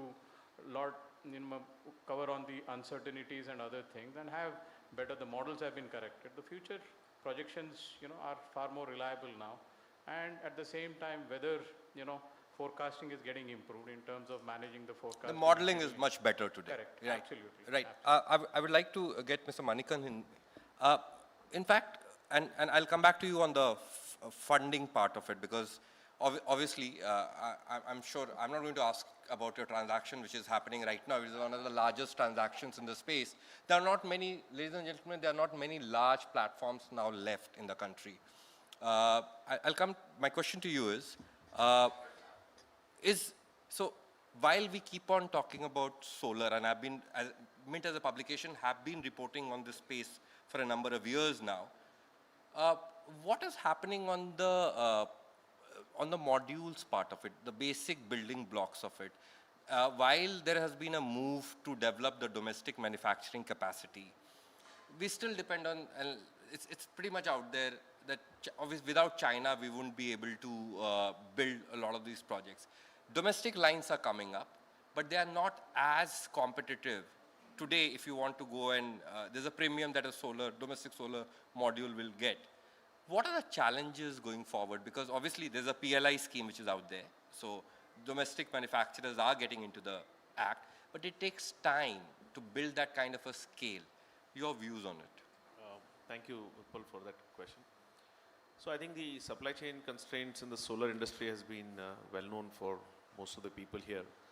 I think initially it was, there were so many changes in the policies. There was custom duty, then we had ALMM, and now which is now become for sure. It's happened. It's in place. Will it be, sorry to interrupt the chain of thought, will it also come in for cells? Do you see that happening? I don't think it will happen immediately, but maybe 3, 4 years, 5 years down the road, it could happen, depending on whether we are going to put up that kind of capacity. I don't think we are there yet. So I don't think they will go that route. If we want to achieve this ambitious target of 50 gigawatt a year, then that may not happen immediately. So coming to your question on the supply chain bottlenecks, this in the last 2 to 3 years has been quite significant. There have been sort of a lot of uncertainties around whether this ALM will be extended, not extended, but at least now there is clarity that it is going to here to stay. And that is fine. And while the PLI scheme is promoting Make in India for the manufacturing of modules, which is also a good thing, in the long run, if the industry has to produce these many amount of projects, then you need to be a bit self-sufficient as well and can't be dependent on just one country for sure. But the transition has been quite erratic in the way that it has created supply chain bottlenecks, and the fact that while the Indian manufacturers are gearing up the production, there is still shortage today. So for example, we are out last month to buy almost 200 megawatts of modules for... What is the price you're getting? Well, I don't want to get into that, but it's in the range of 17.5, 18 cents or 17 to 18 cents. This is domestic? This is domestic sales. Right. So if you were to import and do it after paying custom duty, you will probably be paying less, almost 2 to 3 cents, which is fine, which you assume that that's what you're paying for helping the Indian manufacturers build their business. If I assume that was the case, then I would say that even that's a fine strategy, but the issue is that it's not available. So today there are no modules available? Modules are not available in the quantities that you want on a monthly dispatch basis. There are, like, for example, if you were to contract today, you would get modules for Jan to March delivery. But if I want something for October to December, it's a bit of a tight market right now. And that's because a lot of people sort of postponed their purchases. They didn't do much in the first quarter. They started doing more in the second quarter. So the capacities got sort of choked. So I'm presuming this is a very temporary problem. It won't remain going forward in the next year as a lot more capacities start kicking in by end of this year. So that's the hope. A very quick question there. When you talk about ALMM, so also the way ALMM works is, ladies and gentlemen, I'm sure everyone is an expert here, but for those who are not like me, it's something called approved list of modules and manufacturers. So only those approved ones will be allowed to you can only use them from where power goes to the state-run. So that's the way it is structured, right? Please correct me if I'm wrong. You can buy modules from people who are listed. Exactly. So then after post-COVID, there was this huge concern about it has to be approved by BIS guys. So, and obviously they were not traveling from here to China. And they were supposed to take care of those, as in they're supposed to survey the factory and stuff and then sign off on that. Has that concern been taken care of? Any of you, if you want to answer. Sujay, would you like to take this question? The specific question of modules not being available? No, so one is modules not being available. The other one also this ALMM, which has been nicely deflected, but this entire thing about the ALMM, BIS guys not being able to travel to China to approve the factories. Once only they approve, then they will get included in the list as well, ALMM list as well. So has that problem been taken care of? So firstly, I don't think there is a shortage of modules, because if you look at the ALMM approved capacity, which is the government's data, there's 50 gigawatts of domestic manufacturing capacity available. And the average capacity utilization is about 20%. So it's a huge line which is empty. Yes. And the reason for that is the demand side is choppy. Solar panel manufacturing is a continuous business. And so if there is issues on the upstream side of the deployment, the developers, customers will say, well, I don't want the modules now, give it to me after 2 months.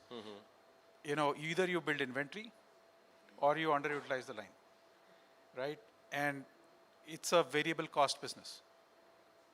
70% of the cost of the panel is variable cost. So it's an economic decision the manufacturer would make to either run and create inventory and block cash, or, which is what the Chinese do, or underutilize the line and incur incremental cost. And, you know, so as manufacturers, there's a constant debate going on. But the short answer to your question is, I don't think there's shortage of manufacturing capacity of modules in the country. There is currently a shortage of manufacturing capacity of cells in the country. Primarily that has got to do with the fact that there was no clear policy signal from the government till March of 24. And a lot of the committed investments under the PLI people had deferred, waiting for this clarity to happen. So we were set back by about 18 to 24 months. A lot of the cell capacity is already under construction. And as per government's own estimates, we should be self-sufficient in terms of demand supply for cells by maybe the March 25 kind of time frame. Not very far away. It's not very far away. I mean, you look at all the capex which has already been committed by people who are either part of the PLI or outside of the PLI, right? Now, coming to your question on ALLM, I think whether the government's going to go and qualify manufacturing facilities outside of the country or not, I think you have to ask government that question.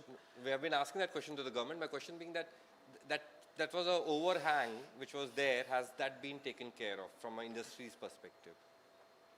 What's the need to qualify more factories? I would put it back to you. Yeah. If the total demand in the country as of last year was 17 gigawatts of new installation. Okay, this year we have done 12.5 because there was a build-up on first quarter.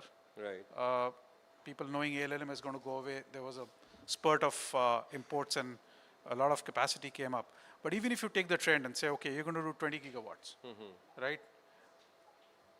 You got 50 gigawatts of installed capacity. What are you going to do with it? Right. I would like to get Rahul into this. There's this trajectory which has been talked about. What are the problem areas that you see, which is like, I remember we were having a conversation, I think a couple of days back. What is there, is it all hunky-dory? Is it all, everything is in place? Or do you think there are concerns which are not being addressed at the policy level? So I think solar is doing well, and the question is one of time frame. In the sense, let's just use 2030 as a straw man, that by then we have huge quanta of solar to be installed. Now these quantums of solar are so large that we will have to change how we utilize, price, signal, manage this much. So the fundamental issue is cost, price, and value are not the same.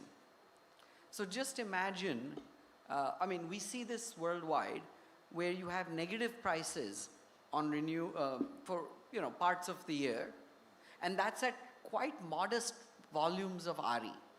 Now the Indian story has been solar heavy. You look at CEA's optimal mix report, 2:1, solar is to wind.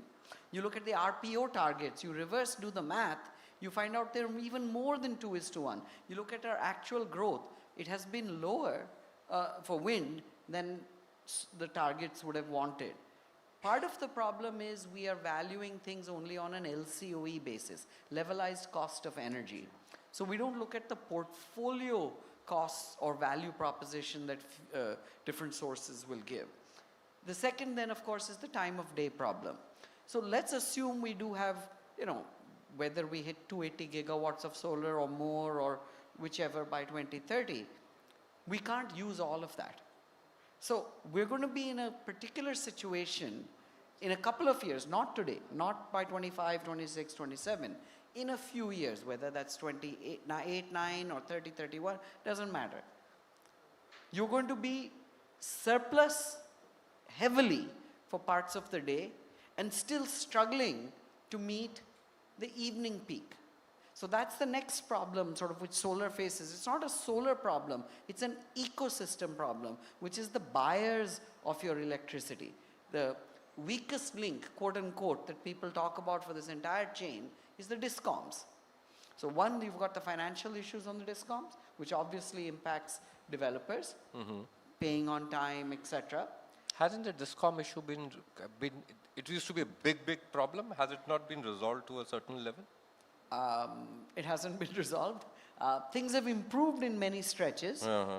We've got certain schemes and pushes to try and clean up theirs. But a lot of the fundamental issues are still there, where your tariffs don't cover fully loaded costs. So there's a little bit of accounting jugglery going on that's helped them, but it can't scale. Right. I don't want to get into that right now unless that's the key. But the second side of the discom is they are in charge of planning and procurement. Till a few years ago especially, the mentality was one of surplus. Now they're saying, okay, I'm not surplus really, but solar and all is great. How does that help my evening peak? So then they're saying, okay, I need these specialized exotic bids with storage, hybrid, FDRE. They're not really fully firm. They're not solving all your problem. They're helping, but they're not taking you all the way. So we really do need a reimagining of our grid, where we have to ask yourself, are we ready for that world where you could have nearly free power parts of the day and pay double of what you're paying today for parts of the day? Are we ready to signal that? Because right now we're socializing a lot of these costs. In fact, a very interesting point. Mr. Singh, can this be done, what Rahul is suggesting? What? He has just suggested that how there can be free power during... Not free, but very cheap. Okay, very cheap power. I think then if he would have been developer, probably the answer would have come very easily. So maybe I think she will be able to tell very clearly what we are doing is something which is kind of a balanced approach. And I think Rahul covered quite a bit, which is a factual things. But just to correct Rahul in this, we are not required to go to 28 or 20 now. We are here today for that problem. Okay. And I think there are days in the year when we are struggling to keep our coal-based assets to be at technical minimum. And incidentally, there was some kind of regulation which came that DISCOM can ask us to generate whatever they want. So that problem is today, it's not tomorrow. Sure. So how do you deal with it? I'm coming to that. So don't get surprised that either the enough storage has to come in the system, or there has to be backing down on the renewable energy. And this chapter is a much bigger one. This is a full-fledged subject in itself. The ultimate solution to this one is going to be differential tariff, rather dynamic tariff at the consumer end. So the question what we should be asking is that whether we are ready, The consumer is ready. as a consumer, to pay the differential. Because also it will then peak somewhere.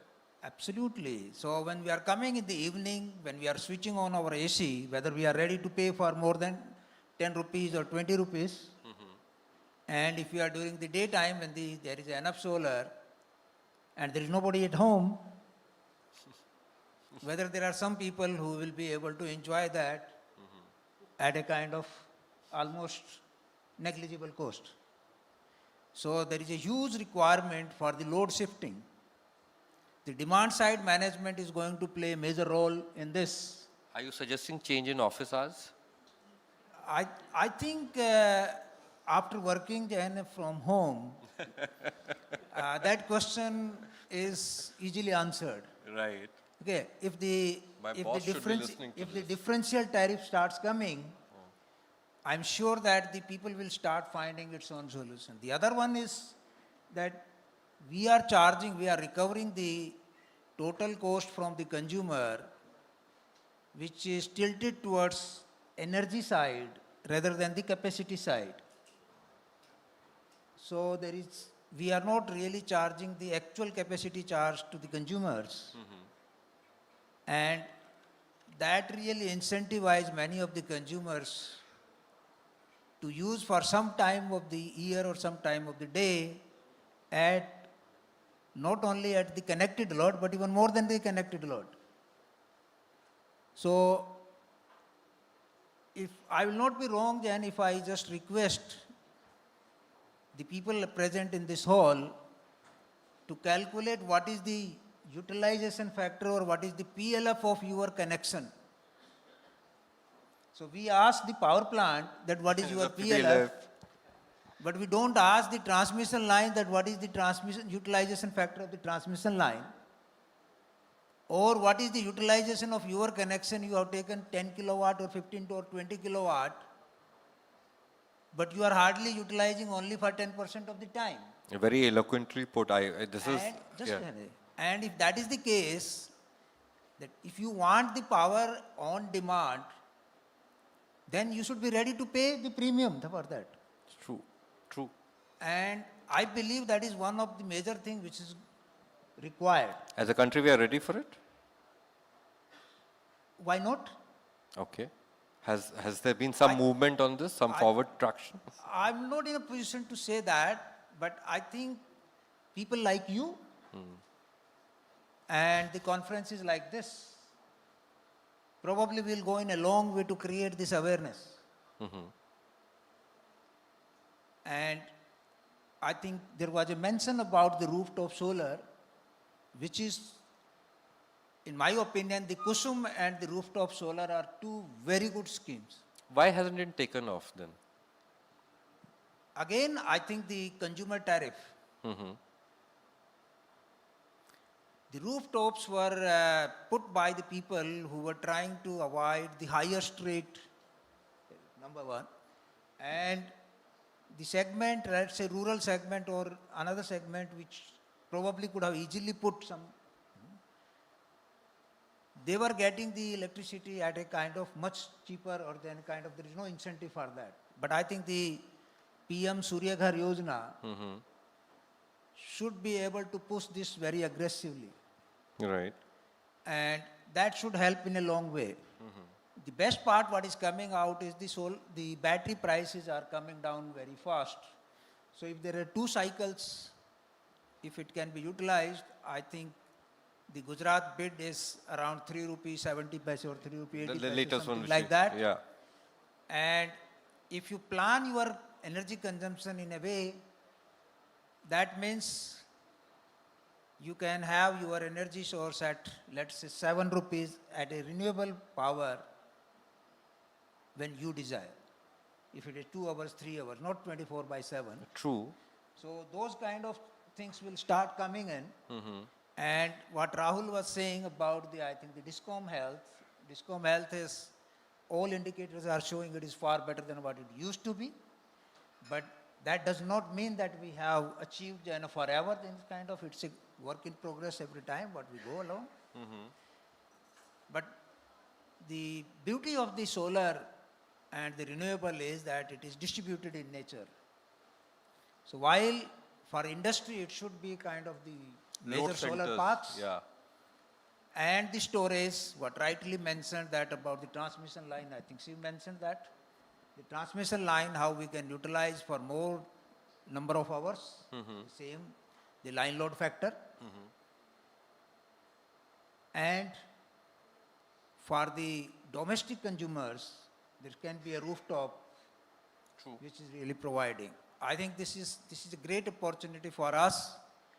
Until then, we are all here to provide anyway backup 24/7. In the good old days, the coal-based power station was called as a base load power station. I think Rahul and other consultants have coined a term called balancing power these days, the same power plants.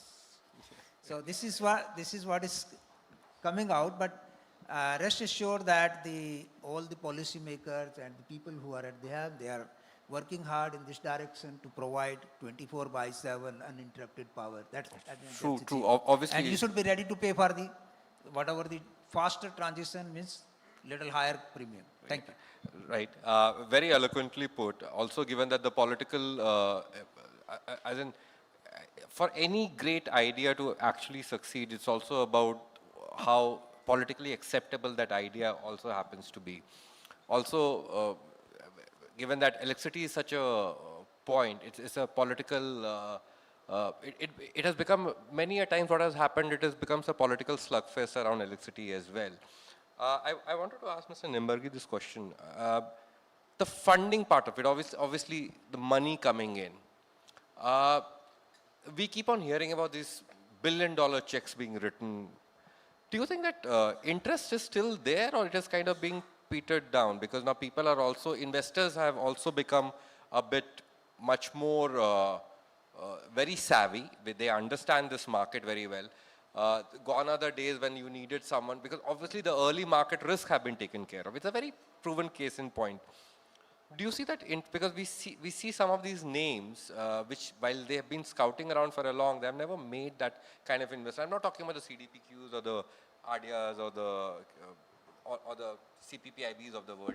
I'm talking about others. We keep on hearing, there used to be a fund called Khazana which kept on looking around, but finally nothing happened there. Your views on that? Yeah, I mean, if you look at the way the sector has grown, that and also the way the government has navigated the policy and regulatory framework, I think the navigation of the policy and regulatory framework by the government has really helped in terms of getting confidence to the investors. And that's a reflection in terms of the kind of investment the sector has attracted. And if you look in terms of the number of investors that are coming, you've been taking all the big names, but there are a lot of small names. A lot of investments keep coming on a regular basis, establishing platforms ranging from about 100 to 500 million. What we look at is a billion one, because that is what we like. But there are a number of platforms which are there in the country today between 100 to 500 million. And if you look at the investment opportunities around the world, I think India stacks out as number one destination in terms of investment here. Lot many people talk about the risks here, but if you just look at the track record of the government in terms of how the risks have been mitigated. See, Rahul mentioned about the distribution company payment issues. The biggest change that we got in the country was the LPS scheme. Today, everyone, we hope it continues and there's not going to be any change in that. But, that's the biggest relief, and that's the biggest comfort for any investor to come in. And the type of interaction the government does, Ministry of New and Renewable Energy and MOP on a regular basis, they hear the developers. There are monthly meetings. Though the pace at which the issues might be getting resolved might be a little longer, but at least there is a forum in which things are getting. So these kind of confidence measures and things makes a huge difference. I think, Shiv, you can also mention that any of the SECI or the environmental PPAs, Correct. have you faced any problem anytime? No, not at all, sir. And the master stroke, actually, thank you for reminding that, sir. The master stroke of the government was to bring in NTPC, SECI and NVA and others to give that required credibility and a shield, because the developers don't have to go to the DISCOM. Everything is through the TPA.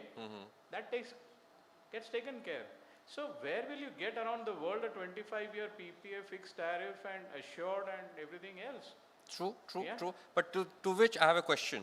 Is it true that around 35 gigawatt, and Sujay, I would want you to come in, is it true that 35 gigawatt of PPAs have been signed, but there are no PSAs in place?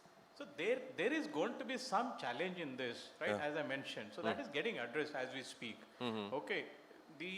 So what is now being discussed and hopefully getting aligned is the bidding trajectory and the off-taker trajectory getting aligned, and we are looking at some kind of a blended tariff on a quarterly basis with an assured off-take. Isn't that an idea which has been thought? It's been there, I think now. See, thing is that we have states, we are a federal structure, so we need to get everyone on board. So I think with the RPO penalties kicking in and with the effort of NTPC, SECI and all, they're talking in advance to the distribution companies to be able to have a roadmap, and a quarterly basis settlement. So I think things should really take off now, in my view. Sure.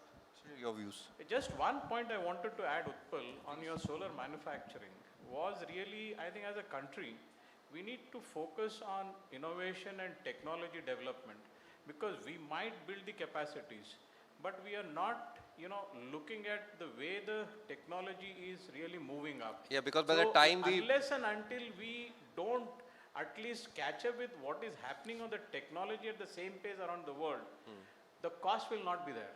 Okay, that gap. So actually we have to build some kind of a framework in the country to promote technology, innovation, development. Maybe I think we need to create some kind of a fund like what we did, CSR or others. Some kind of a fund has to come in to drive that. If not, we will always be following, and that gap will always continue. So Sujay, in fact, just to take this point, and then I will come back to the question that I was, the 35 gigawatt PSA hanging.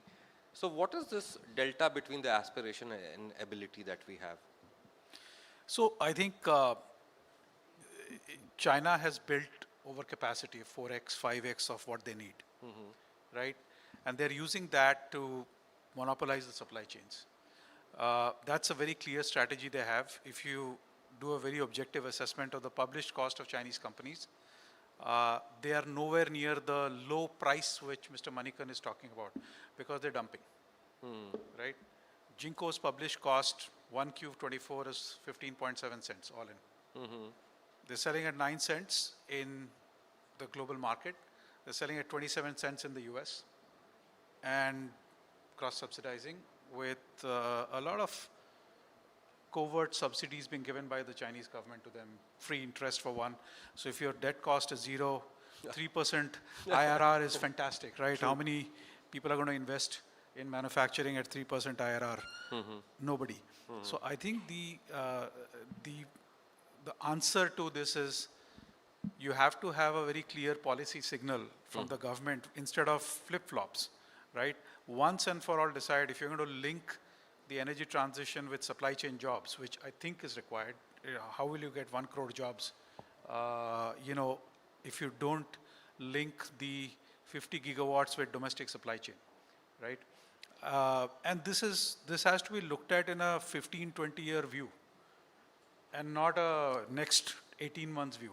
Like a strategic decision. So if you do that, and the Chinese did that in 2010, which is why they are where they are today, R&D has to move away from being CSR to being a risk capital, right?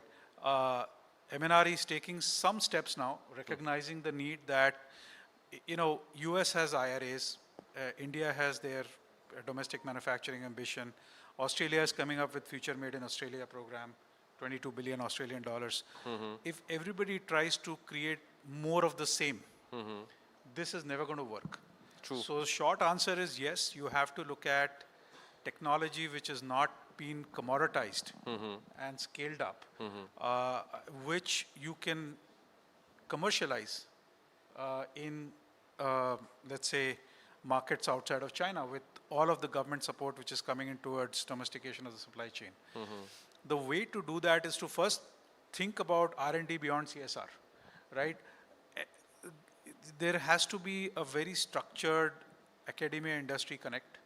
We've got a lot of R&D bets going on in the IITs and the Anna universities of this world, right? But they are not connected with the industry. Right? And the journey from lab to fab, there is a phase where you scale up the product and make it ready for high volume manufacturing. That phase is all about investing risk dollars, right?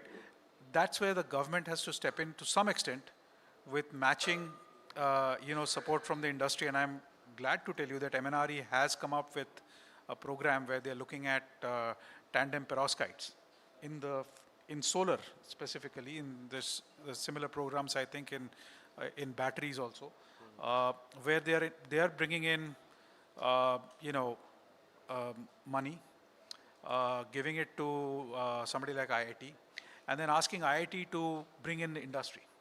So the interface happens there. There is an interface. At least there's a realization that there has to be risk capital available for taking R&D bets, all of which may fail or some of which may fail. But one should have the appetite Yeah, for it. but the problem is, when you bring in that money and say, demonstrate 20% IRR or show me how the money is going to come back, it may not come back. True. Right? And so that's where I think there is a realization happening. I would say we are taking baby steps. Right. What about this 35 gigawatt PSA hanging? I think, there is a 35 gigawatt PSA hanging and there is 50 gigawatts of projects, maybe not 50, but maybe an equal number of projects where you're waiting for transmission interconnect. Right? And that's where the challenge is when you say there are no modules available, because you have 50 gigawatts of bids, you've got these projects which are a backlog in terms of one is PSAs not being signed, and then signed PSAs where the grid is not available, and you keep getting extensions in your COD deadlines. So how would you plan a project and how would you plan manufacturing based on that kind of a demand cycle? I think there's a challenge there also. Right. In fact, I think we are completely out of time. But I would open the floor for some questions. Please introduce yourself, the name of your organization as well, and please make it a question, not a commentary. If there's any hands out there, if not, I'll use this opportunity to try to get my news point out of this, and then we'll call it a end to the panel as well for this discussion. So I don't see any hands out there. Rahul wants to. You want to say something? I mean, I just want to ask a question to the audience. In Yeah, fact, please, building yeah, on- please. How many of you have an electric vehicle here? Okay, some hands have gone up. How many of you have put up a solar to charge that electric vehicle? Oh wow, couple of hands. Now, it's not expected. In the sense, like you said, molecule or this, you shouldn't care. But how many of you charge your vehicle in the middle of the day? No hands went up. So this larger change is really a journey that India needs to embark on. It needs consistent policy signals. And we have to ask ourselves, what are the best instruments that work for us? Because you can't out-China China. And you can't compete with IRA because the amounts of money that PLI has are a tiny fraction. Just their hydrogen has a blank check on the open end in volume and $3 a kilo per support. They have weaponized it primarily. Sorry? They have weaponized it. How do you fight that? Yeah. So we have to figure out our niches, our needs, and the right instruments. And I think we also need to be able to take better risks. You talked about, show me this and R&D. 20% kind of. Yeah, I mean, you cannot have all the constraints under the world in this fast-moving space. So the only thing is we need to have balanced risk portfolios. And I'm a little cautious every time someone says, I'll do risk reduction. What policy analysis teaches us is most risk reductions end up being risk transferences. True.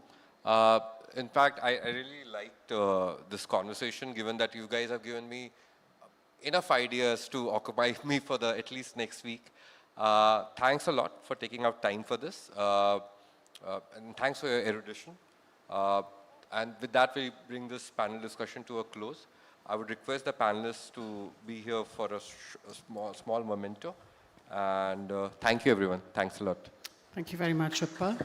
And as you said, we'd request you to please present those little tokens to all our guests on stage.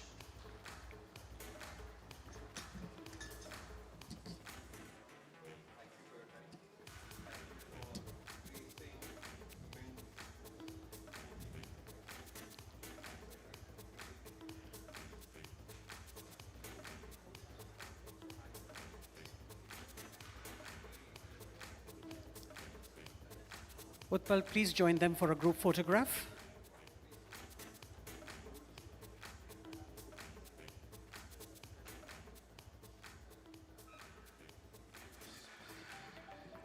All right, ladies and gentlemen, we've come to a close to that panel. We now have our final panel, which will look at not just solar, but fueling an alternative India.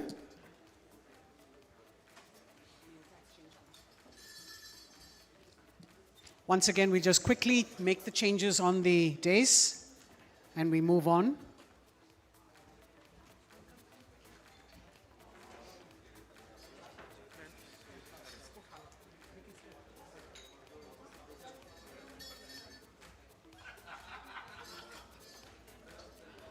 If I could invite our panel to come up, please. Mr. Mahesh Girdhar, MD and CEO, Ever Enviro Resource Management Private Limited, who brings with him over 2 decades of global experience in business operations, strategy, and general management.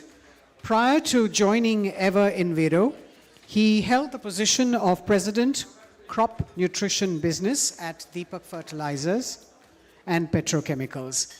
Throughout his career, Mr. Girdhar has held key positions in renowned organizations. His diverse expertise spans seeds, traits, and crop protection in various geographies, including global, Asia-Pacific, and India.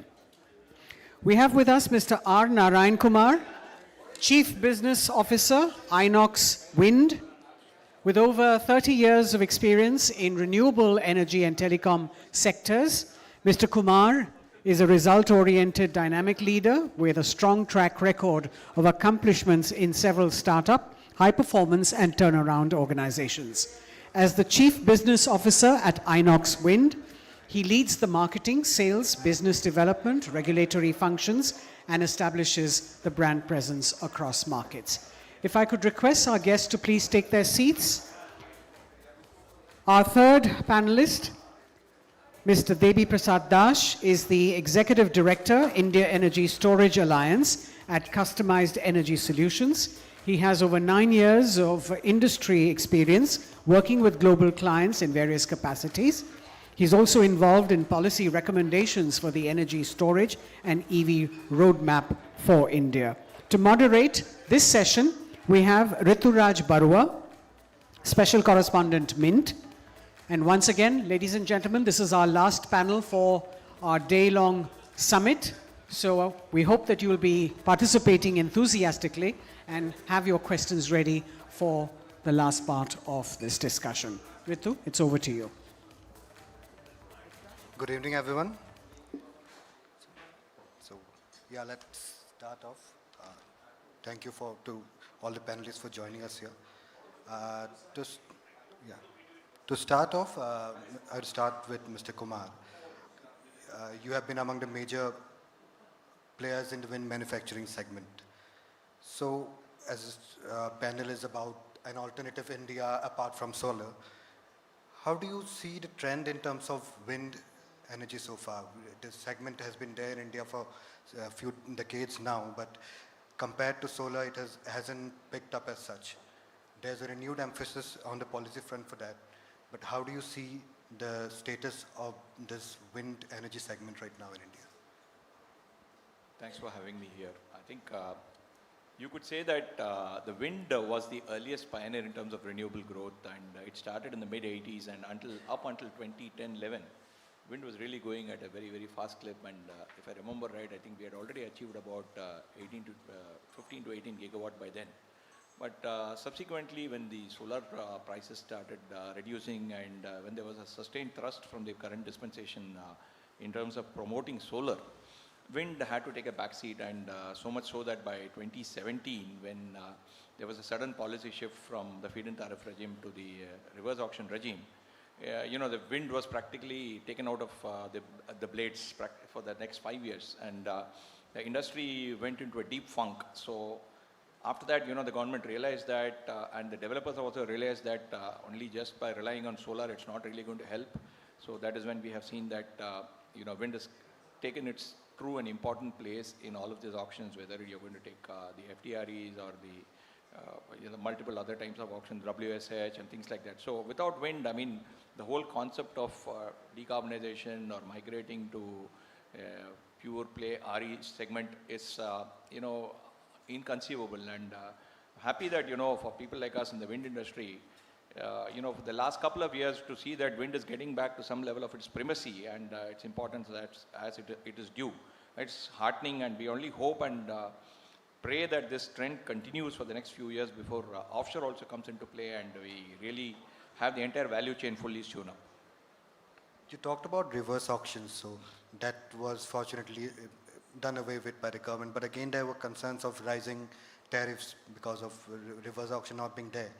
So what's a midway for that, for the tariffs to be curbed and also that the industry doesn't suffer because of the reverse auction and such? What's a midway that the industry and the government can come at?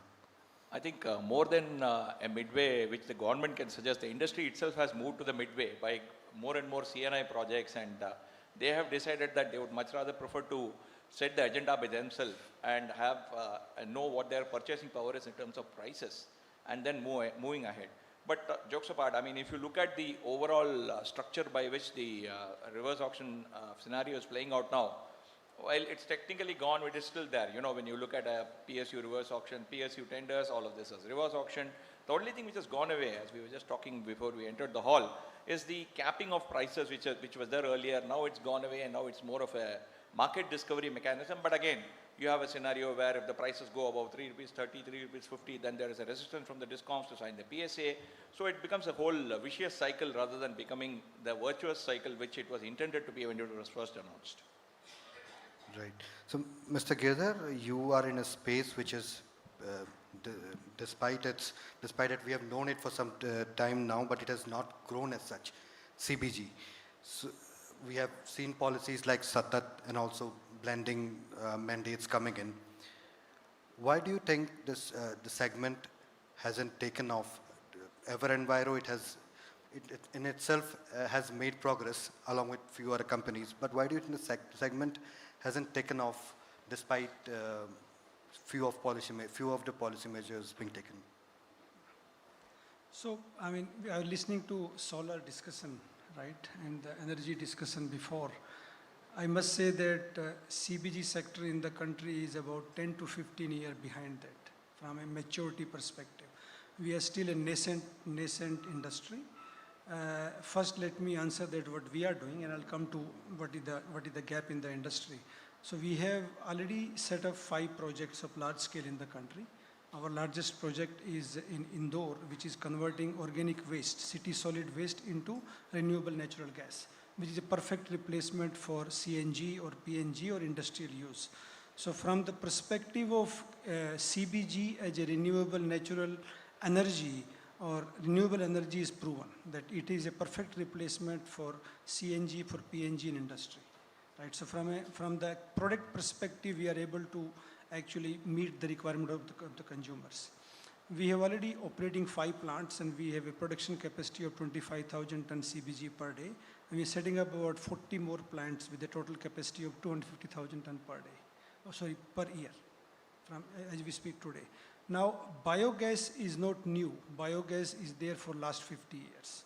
It is simply produced from animal manure or from crop residue or from city waste. However, most of the projects in the past has been a bit small scale because we did not have a complete perfect uptake mechanism. The biogas is 60% methane. You need to purify that to 96% for it commercially viability. Smaller projects did not have that commercial viability because they were not able to purify it. Right? Once you are able to purify that, you are able to create a commercial uses of the product, and there is a commercial interest. So we moved from, let's say, self-use, house use to a commercial uses now. In the last 5 years, 4 or 5 years, multiple policy initiatives has come. You have said that Satat, as well as CBG mandate, as well as MNRE grants. So all that is now enabling the industry to come up. From a data point perspective, Denmark is the country where 40% of the fossil fuel-based gas has been already converted into renewable natural gas using various waste sources, whether it is coming from city or coming from agriculture industry or it is coming from crop residue. So we are at an early stage, but technology is there because it's not new. It's new at a commercial scale in India, but technology is existing in Denmark, it's existing in Germany, in France. They have about 6 to 7% of renewable natural gas. China has converted most of their biomass into renewable natural gas already through working on different that. So technology is there. We are at a start of that, and I think that would be perfect answer. And just to add from a, let's say, industry attractiveness perspective, we have close to 250 million metric ton of surplus biomass in the country. Country produces 750 million metric ton of biomass, which is crop residue. Once you harvest the crop, residue is left, which is burned, and we face the pollution issues here. We have city waste, which is getting dumped into the landfill sites. And if you segregate that, that becomes a perfect biomass. The agriculture industry, like sugarcane, produces kind of sludge, which sludge is an environmental issue, can be converted into that. So from the point of view of availability of biomass is huge. Value chain is completely different. It's not straightforward, it's more complex. You need aggregation method, you need segregation method, you need preparation of the slurry, and you need to then bring it to the technology. From a data perspective, if the 250 million metric ton gets converted into CBG, we'll be able to reduce 50% of our imported fossil fuel gas, in the country. We'll be able to reduce 50% of our LNG imports. Imported LNG requirement can be reduced, because there is an yield of between 4 to 15% depending on the feedstock. And if you take average of 7-8% of the yield coming from 250 million metric ton, you are able to replace 15 to 20 million metric ton of the LNG imported. I'm not talking about in the language of LNG units, but simply speaking, in terms of tonnage, we consume 60 million metric ton in the country and 50 gets imported. So that 50 or 50% can be replaced through local production. And it's a huge benefit to the country. Not only renewable natural gas, these plants also produce soil health products. It's not only a renewable energy industry, contrary to any other industry which is only giving you one product. But the biomass gives us multiple products. It gives us also fertilizer, biofertilizer. It enhances soil health, because 70% of Indian soils are depleted in soil health. That can be replenished by using the organic manure coming out of that. And these are happening across the country. In one district, you have multiple plants and you're creating job, you're creating circularity of economy. So beyond just natural, let's say, renewable energy production, you're actually impacting the soil health, impacting food security, as well as creating large circular economy jobs. So despite this huge potential, why isn't the sector picking up? Is it because of the demand? Well, I don't think there's a demand issue, because from a demand perspective, let's see from 2 points of view. Out of 60 million metric ton used in the country, 20% is used by CNG and PNG segment, which is supplied through city gas distribution network. We have CGDs available. In most of the districts are fully pipelined now, and we have a national grid. So the first step which government has taken is that announced mandatory blending of 1% to 5% in the CGD, which will give us access to 20% of the market. If you are then follow the same principle we used in solar, allow national grid, right, allow green open access, the whole market is open for us. And that is work in progress, and I believe that very soon, as we establish the case for CGD blending, and we are able to move our gas through pipeline, we'll be able to open up national grids, right? And if you open up national grid, then you produce in village in Patiala and you sell in Bhavnagar to industry, same like solar. And national open, green open access rules adopted to that will create huge interest from the investors, because then your captive use is there in the country. So Mr. Dash, my question is to you. So IESA is significantly invested in the battery energy storage along with pump storage. And batteries are said to play a key role in terms of grid stability and RTC. So I think CA has projected nearly 42 gigawatt of battery energy storage by 2030 to meet our renewable energy targets. Where do we stand right now in terms of utility grid scale? So the first positive point, like now battery storage has been accepted by the industry and stakeholders, which was taken 10 years to accept the advanced chemistries. Now the discussion in forums is not like battery storage is costly. So the first point we have achieved. Regarding the installation is not the only thing we should consider. We are already at 250 megawatt hour of installations. Starting from the first project, most probably around 8 years back at Puducherry by Power Grid Corporation. And we're expecting another half a gigawatt hour of installations this year. I'm just telling about large scale projects. And currently, just consider the last 7 months, there was more than 11 gigawatt hour of tender has been announced or issued. Out of that, 3 gigawatt hour is already awarded. So on the project side, we are at a very good stage. I always tell 2023 is the year of policy, and from 2024, it is the year of implementation.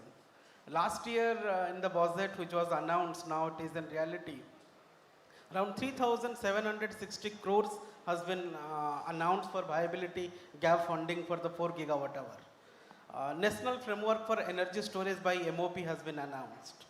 Similar to RPO, storage purchase obligations has been announced but yet to be implemented. 10 states has been agreed to it, but implementation of 4% of that will be through storage is yet to be seen. But multiple policies has been guidelines for the tendering on the energy storage, including both RERTC, FDRE and standalone has been announced. So 2023 is the year where we saw lots of policies has been both the ministries, MNRE and MOP through CES, CRC has been guidelined. And 2024 started multiple projects in India. But to achieve the grid scale achievement, like for the CEA numbers or MOP numbers, we have to go a long way. And in that long way, what we see, multiple new application areas need to be evolved. One of the point area to fully utilization of transmission lines. I had been part of the multiple meetings by MOP, MNRE. So they are now trying to utilize the partial use transmission lines or maybe avoiding transmission congestion at some point of time, and to defer that to the other time of the day, they try to give energy storage as additional assets at the generation side. Similarly, both for the secondary and tertiary application for ancillary services, it has been accepted as energy storage, but we have to see the implementation on that. Similarly, all new projects on not only solar, also for the any new renewables, including wind, the tender authorities' intention not to make it pure vanilla tenders to include energy storage, to maybe it is load following, it may be round the clock. So that also another thing. So the what we expect by IEA, like India may be the one of the largest market in next 7 to 8 years by 2032 or 37. So we are in good way. And as we see in solar space, the acceleration of adoption in India is really always great. And we may see the similar thing in energy storage, both on adoption. And IESA prediction is higher, like we are expecting to see 300 gigawatt hour combined the commercial industrial space, like where we are currently using diesel gensets to optimize, and rooftop solars now becoming so much generator asset for a load dispatch centers. Maybe in long run, we need to add small scale storage systems to all these rooftop solar to manage itself, and the grid dispatch will be lower. So we are in correct way, and the acceleration is good, and hopefully we will achieve not only the CA target, beyond that. Right, as you said, this year you expect implementation to accelerate, right? A key reason of that would be the falling battery prices. That also comes from the fact that supply glut in China, that the supply glut is taking place in China, right? On the flip side, is it something negative for India that we are trying to establish our own battery energy storage manufacturing setups, and at that same time we are importing more from China given the fall in prices? It's an interesting question. For last 12 plus years I am working in this space, and IESA is trying to create this market. And considering that fact, we are actually proud about energy storage and battery storage space. Within 10 years, we are got PLI. Within 10 years of industry evolutions, there are more than 10 companies are setting up gigafactories. There are not only for battery cell, beyond cell, the companies are setting up precursor materials like anode, cathode. Government is focusing on critical minerals recycling. So the whole ecosystem has been developed 10 years, and which was actually a dream for many of the industries. Considering that, the current prices for these tenders which has been awarded this year has multiple reasons for the price low tariff. It is not only due to the global battery prices has been fall down. There are other reasons, like few of the bidders who was getting the first few projects, they want to showcase to the world they have done the first one. So they have actually lowered the prices what need to be done. And also the few of the raw material prices has become stagnant after the COVID. So the battery prices has been lowered down. And India, the BSS system is somehow different than containerized systems, which is actually the cost of manpower has made lower the EPC of the storage projects compared to the global installations. That also led to the price fall. So there are multiple reasons for the price fall, but we cannot avoid the China's impact. Just tell you, 2022, last year, we have imported $1.2 billion import of lithium-ion batteries, which has been increased by 80% last year, but the significant change came from the first three leading countries who was sold batteries was China, Korea, Japan. But last year, there is new country came up to the picture. China, South Korea, Vietnam. Japan goes to the fourth. So we know Vietnam has very limited or no plants. So all these Vietnams are mostly coming from the other countries. So the China's percentage has been increased. I was in China just 1 week back. I saw multiple plants. So their capacity of manufacturing is multi-giga. So due to the automations, due to the large economy of scale, or maybe the compositions of the manufacturing process, how they are doing is led to the price fall.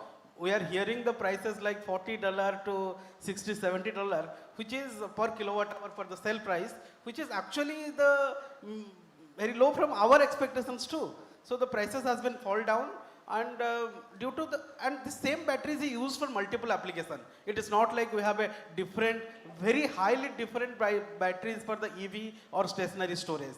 When you are making the so big economy of scale manufacturing capacity at higher scale level, and now EVs are growing, so prices will fall down. And good part is India is also picking up on the same. Right. Mr. Kumar, you talked about offshore wind coming in, right? I think your current capacity is 1.5 gigawatt, and you have obviously there would be more around 400 megawatt in the pipeline, if I'm right. So one, in terms of onshore wind, which also is again getting a renewed push, what are your plans going ahead? Your vision in terms of onshore wind, and also with offshore wind VGF coming in, and also bids for non-VGF, are you looking at entering into offshore wind, maybe standalone or getting along with a foreign investor? So we have a total pipeline of close to 3 gigawatt, and our manufacturing capacity should be reaching about 1.2 gigawatt by end of this year. And the pipeline itself is not something which is needed to get done by a year or so. We've got the pipeline stretching all the way to 27, 28. Obviously, we are looking to ramp up this to 1.2 and maybe 2 gigawatt also going forward per year. So in terms of capacities. Our forward plans are fairly well established. We have already launched the 4 megawatt product, and we hope to get it commercial in the next 12 to 15 months.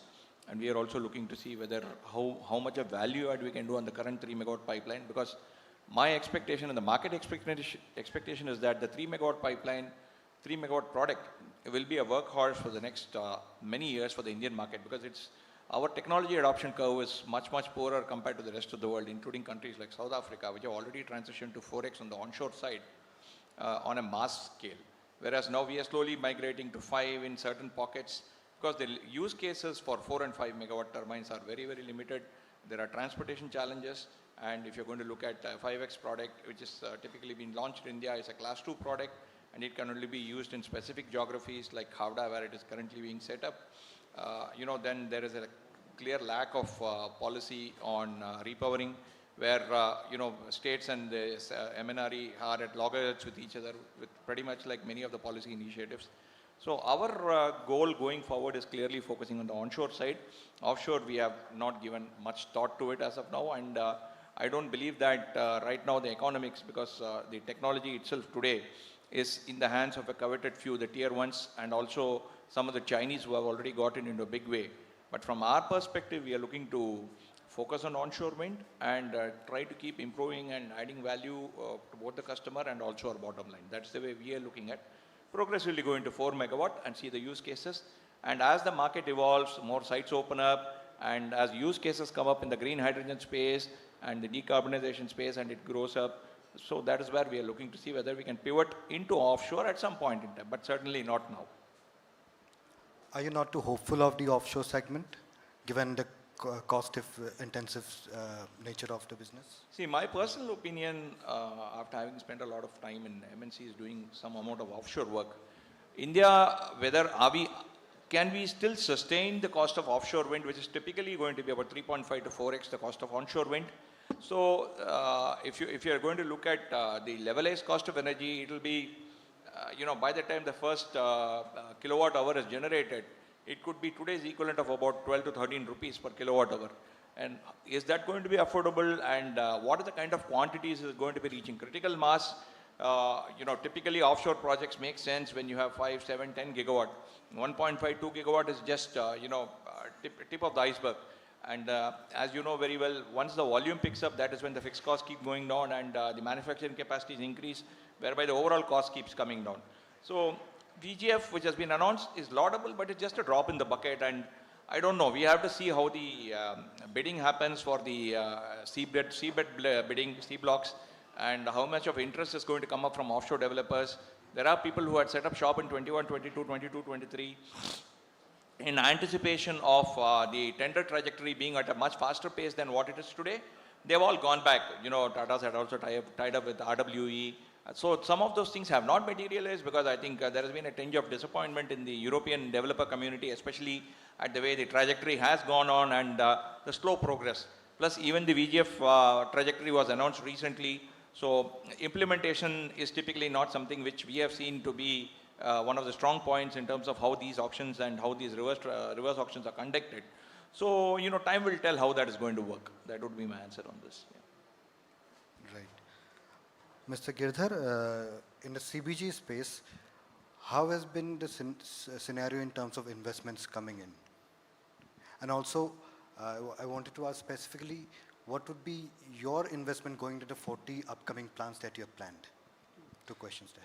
So from an industry perspective, we have about 75 operational projects today, commercial scale in the country. And if you look into the Satat database or the Jal Shakti Ministry, which hosted the Govardhan portal, there are about 400 projects coming up right, in the country.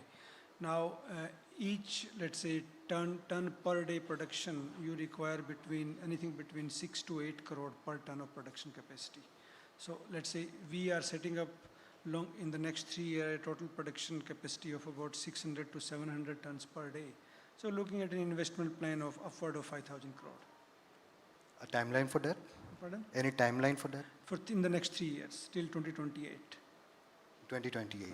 So now the large player have also entered the game. We were honestly the first in the country to go for the commercial scale projects. And in the last 1-2 years, there are multiple large players have entered the game, and its interest is growing, knowing that there is a clear-cut need, demand is always there, but the enablement, the value chain enablement, the policies are now taking shape. It is also, I must say that it is still very early stages, because the entire business model need to be proven on the ground from a full-scale commercial perspective. Because the key requirement for CBG project is a raw material, and 70% of raw material is agricultural raw material. Now, agricultural raw material has to be collected from the farmers, and how it will be priced going forward, longer term, is a question mark. However, today it is going into wastage. It is actually getting burned. So you go to a farmer and he's today burning it. It's a commercial viability, but as the capacity goes up, how would the pricing of CBG happen? What would be the benchmark? If you keep a benchmark of global energy prices that follow geopolitical curve, right? And the price is more volatile, and it's a manufactured gas. So certain kind of, let's say, access to sales through national grid, which allow industry stability, as well as certain kind of mechanism to fix a floor price based on the feedstock would help the industry to grow. So 300-400 project, I would say, is a start. Apart from CNG and PNG, CBG can also be used for power generation, right? So it can be. We have about 25 gigawatt of natural gas fired power generation, but that largely remains non-effective. So what role can CBG play there? Well, I think the way, I don't know, I'm not a power expert, but the way I understand that imported gas price is a barrier, because you have other feedstock you can produce, coal or others, or today with solar. So if you produce power from CBG, it's going to be costly, because you have to add one more step to that. You are converting gas again into electricity, and if you don't get the right price of the gas, it might not be commercially viable. That in fact would lead to higher prices. With high price. Rather, we need to see that how do we create an energy utilization bucket, right? Knowing certain limitations every renewable energy has, like solar has an energy of day use, you can commercially viable day use. You can use wind, you can use other forms, but at the same time, how can we create the consumption in a way that you are able to use renewable energy throughout? Because what we produce is around the clock available, waste is around the clock available, and it's a kind of RTC, renewable energy. So utilization, the consumption has to factor in the production routes and its availability period. Right. Mr. Dash, along with BESS, pump storage is also a growing sector. So while it said a pump storage needs more capex, but its longevity is much more than battery, which has a longevity period of around 10 years. So how do you see these both competing technologies going hand in hand going ahead? No, it's an interesting question. At many platforms, they ask about it, BSS versus pumped storage. It's not really that. Pumped storage is one of oldest and one of the largest installed storage system across the globe. So in India will not be different the same. Yes, we had some bottleneck earlier years where more than 40% of pumped storage projects installed was not operational. But the new age pumped storage projects are somehow different with government special pumped storage policies. They have actually supported the industry. Currently more than 50 gigawatt hour pumped storage projects have been announced. Yet to see, because as you mentioned already, the capex and the installation time is higher. We have to see how they are operational. And both BSS and pumped storage projects have slightly different applications, like ancillary services, ramping, wherever the very short duration applications are required for the grid, where the response rate is very minimal, the battery storage systems will work very highly efficient.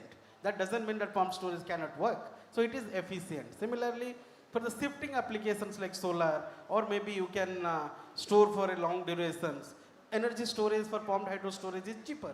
So both will remain, and we see government support for both the industries.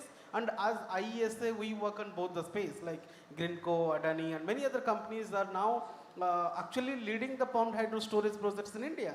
We have to see how it is implemented in India and how it is operational.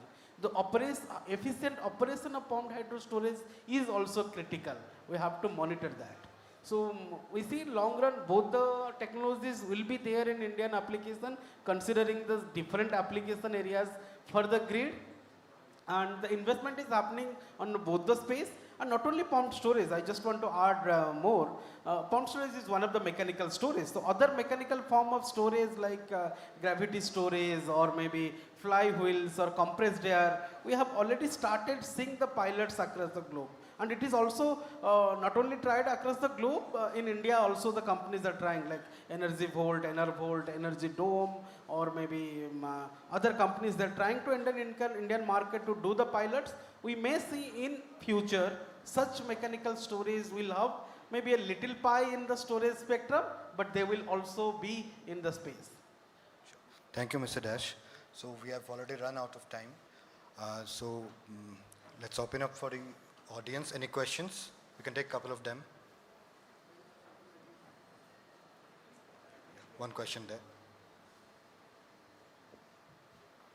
My question is to Mr. Dash. Myself, Rahul Sharma. I am a power professional. Basically, if we see this, the FDRE tenders which have gone through SECI, the tariffs have come down less than 5 rupees. Still you feel the big investors, I have seen like big investors, like I should not name them, but they have gone slow on the pumped storage development. They have gone more for the battery storage now. What do you, I am little, how to say, panicky if the pumped storage will go in a faster manner, but will there be a market for pumped storage in India? As you say, 50 gigawatt is announced, how much of that will be on the ground? Okay, so I will iterate the same statement. Both will be there. Maybe some have high growth rate, some have low growth rate. And the current price point, what you see, I may not see the future price of battery storage projects will go on similar decline path. It may, like in solar, there was a raise of 10%. And some point of time in 2022, we saw an increase in solar tender prices on the tariff. We may see similar 5-10% band for the storage. It will remain between the 3 to 4 rupees. And that's maybe the stability we'll say after some years. So both will be there, storage and battery storage and pumped storage. And investors have the multiple choice. So actually, I feel across the globe, people tell us, okay, the new technology like vanadium redox, which is more matured than lithium ion, why it is not taken off for the stationary storage. So my personal view, always the technology may not be the winner, the investors are winner. Wherever they put the money, the economy of scale will achieve on that. So both pumped storage and battery storage will be there. Investors will believe on both. Thank you, Mr. Dash. Thank you. So we don't have any more questions, sisters. Thank you.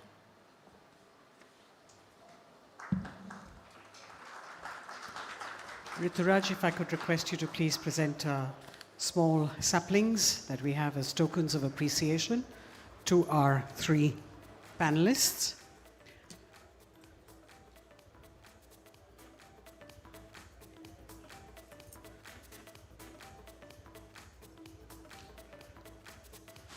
Thank you very much, ladies and gentlemen. A round of applause for our panelists as they gather together for a group photograph. We've come to the close of the Mint Sustainability Summit 2024. We thank all our speakers and panelists who joined us this morning and stayed on with us through the day. Thank you to all our guests who are here. Ladies and gentlemen, before we close, a big thank you goes out to our sponsors, our presenting partner, Adani, hydration partner, Bisleri, knowledge partner, Deloitte, associate partners, Savills, Achilles, Trilegal, GMDC, sustainable hospitality partner, ITC Hotels, and partner, IIFCL. Before we throw the bar open, ladies and gentlemen, just a reminder to please use the QR code which has been provided on every table to give us your feedback or your comments. Please do that before you leave today. Also, that the recorded proceedings of the summit will be available on the Mint social media handles. Thank you very much for joining us. Please join us now for drinks and dinner. Thank you.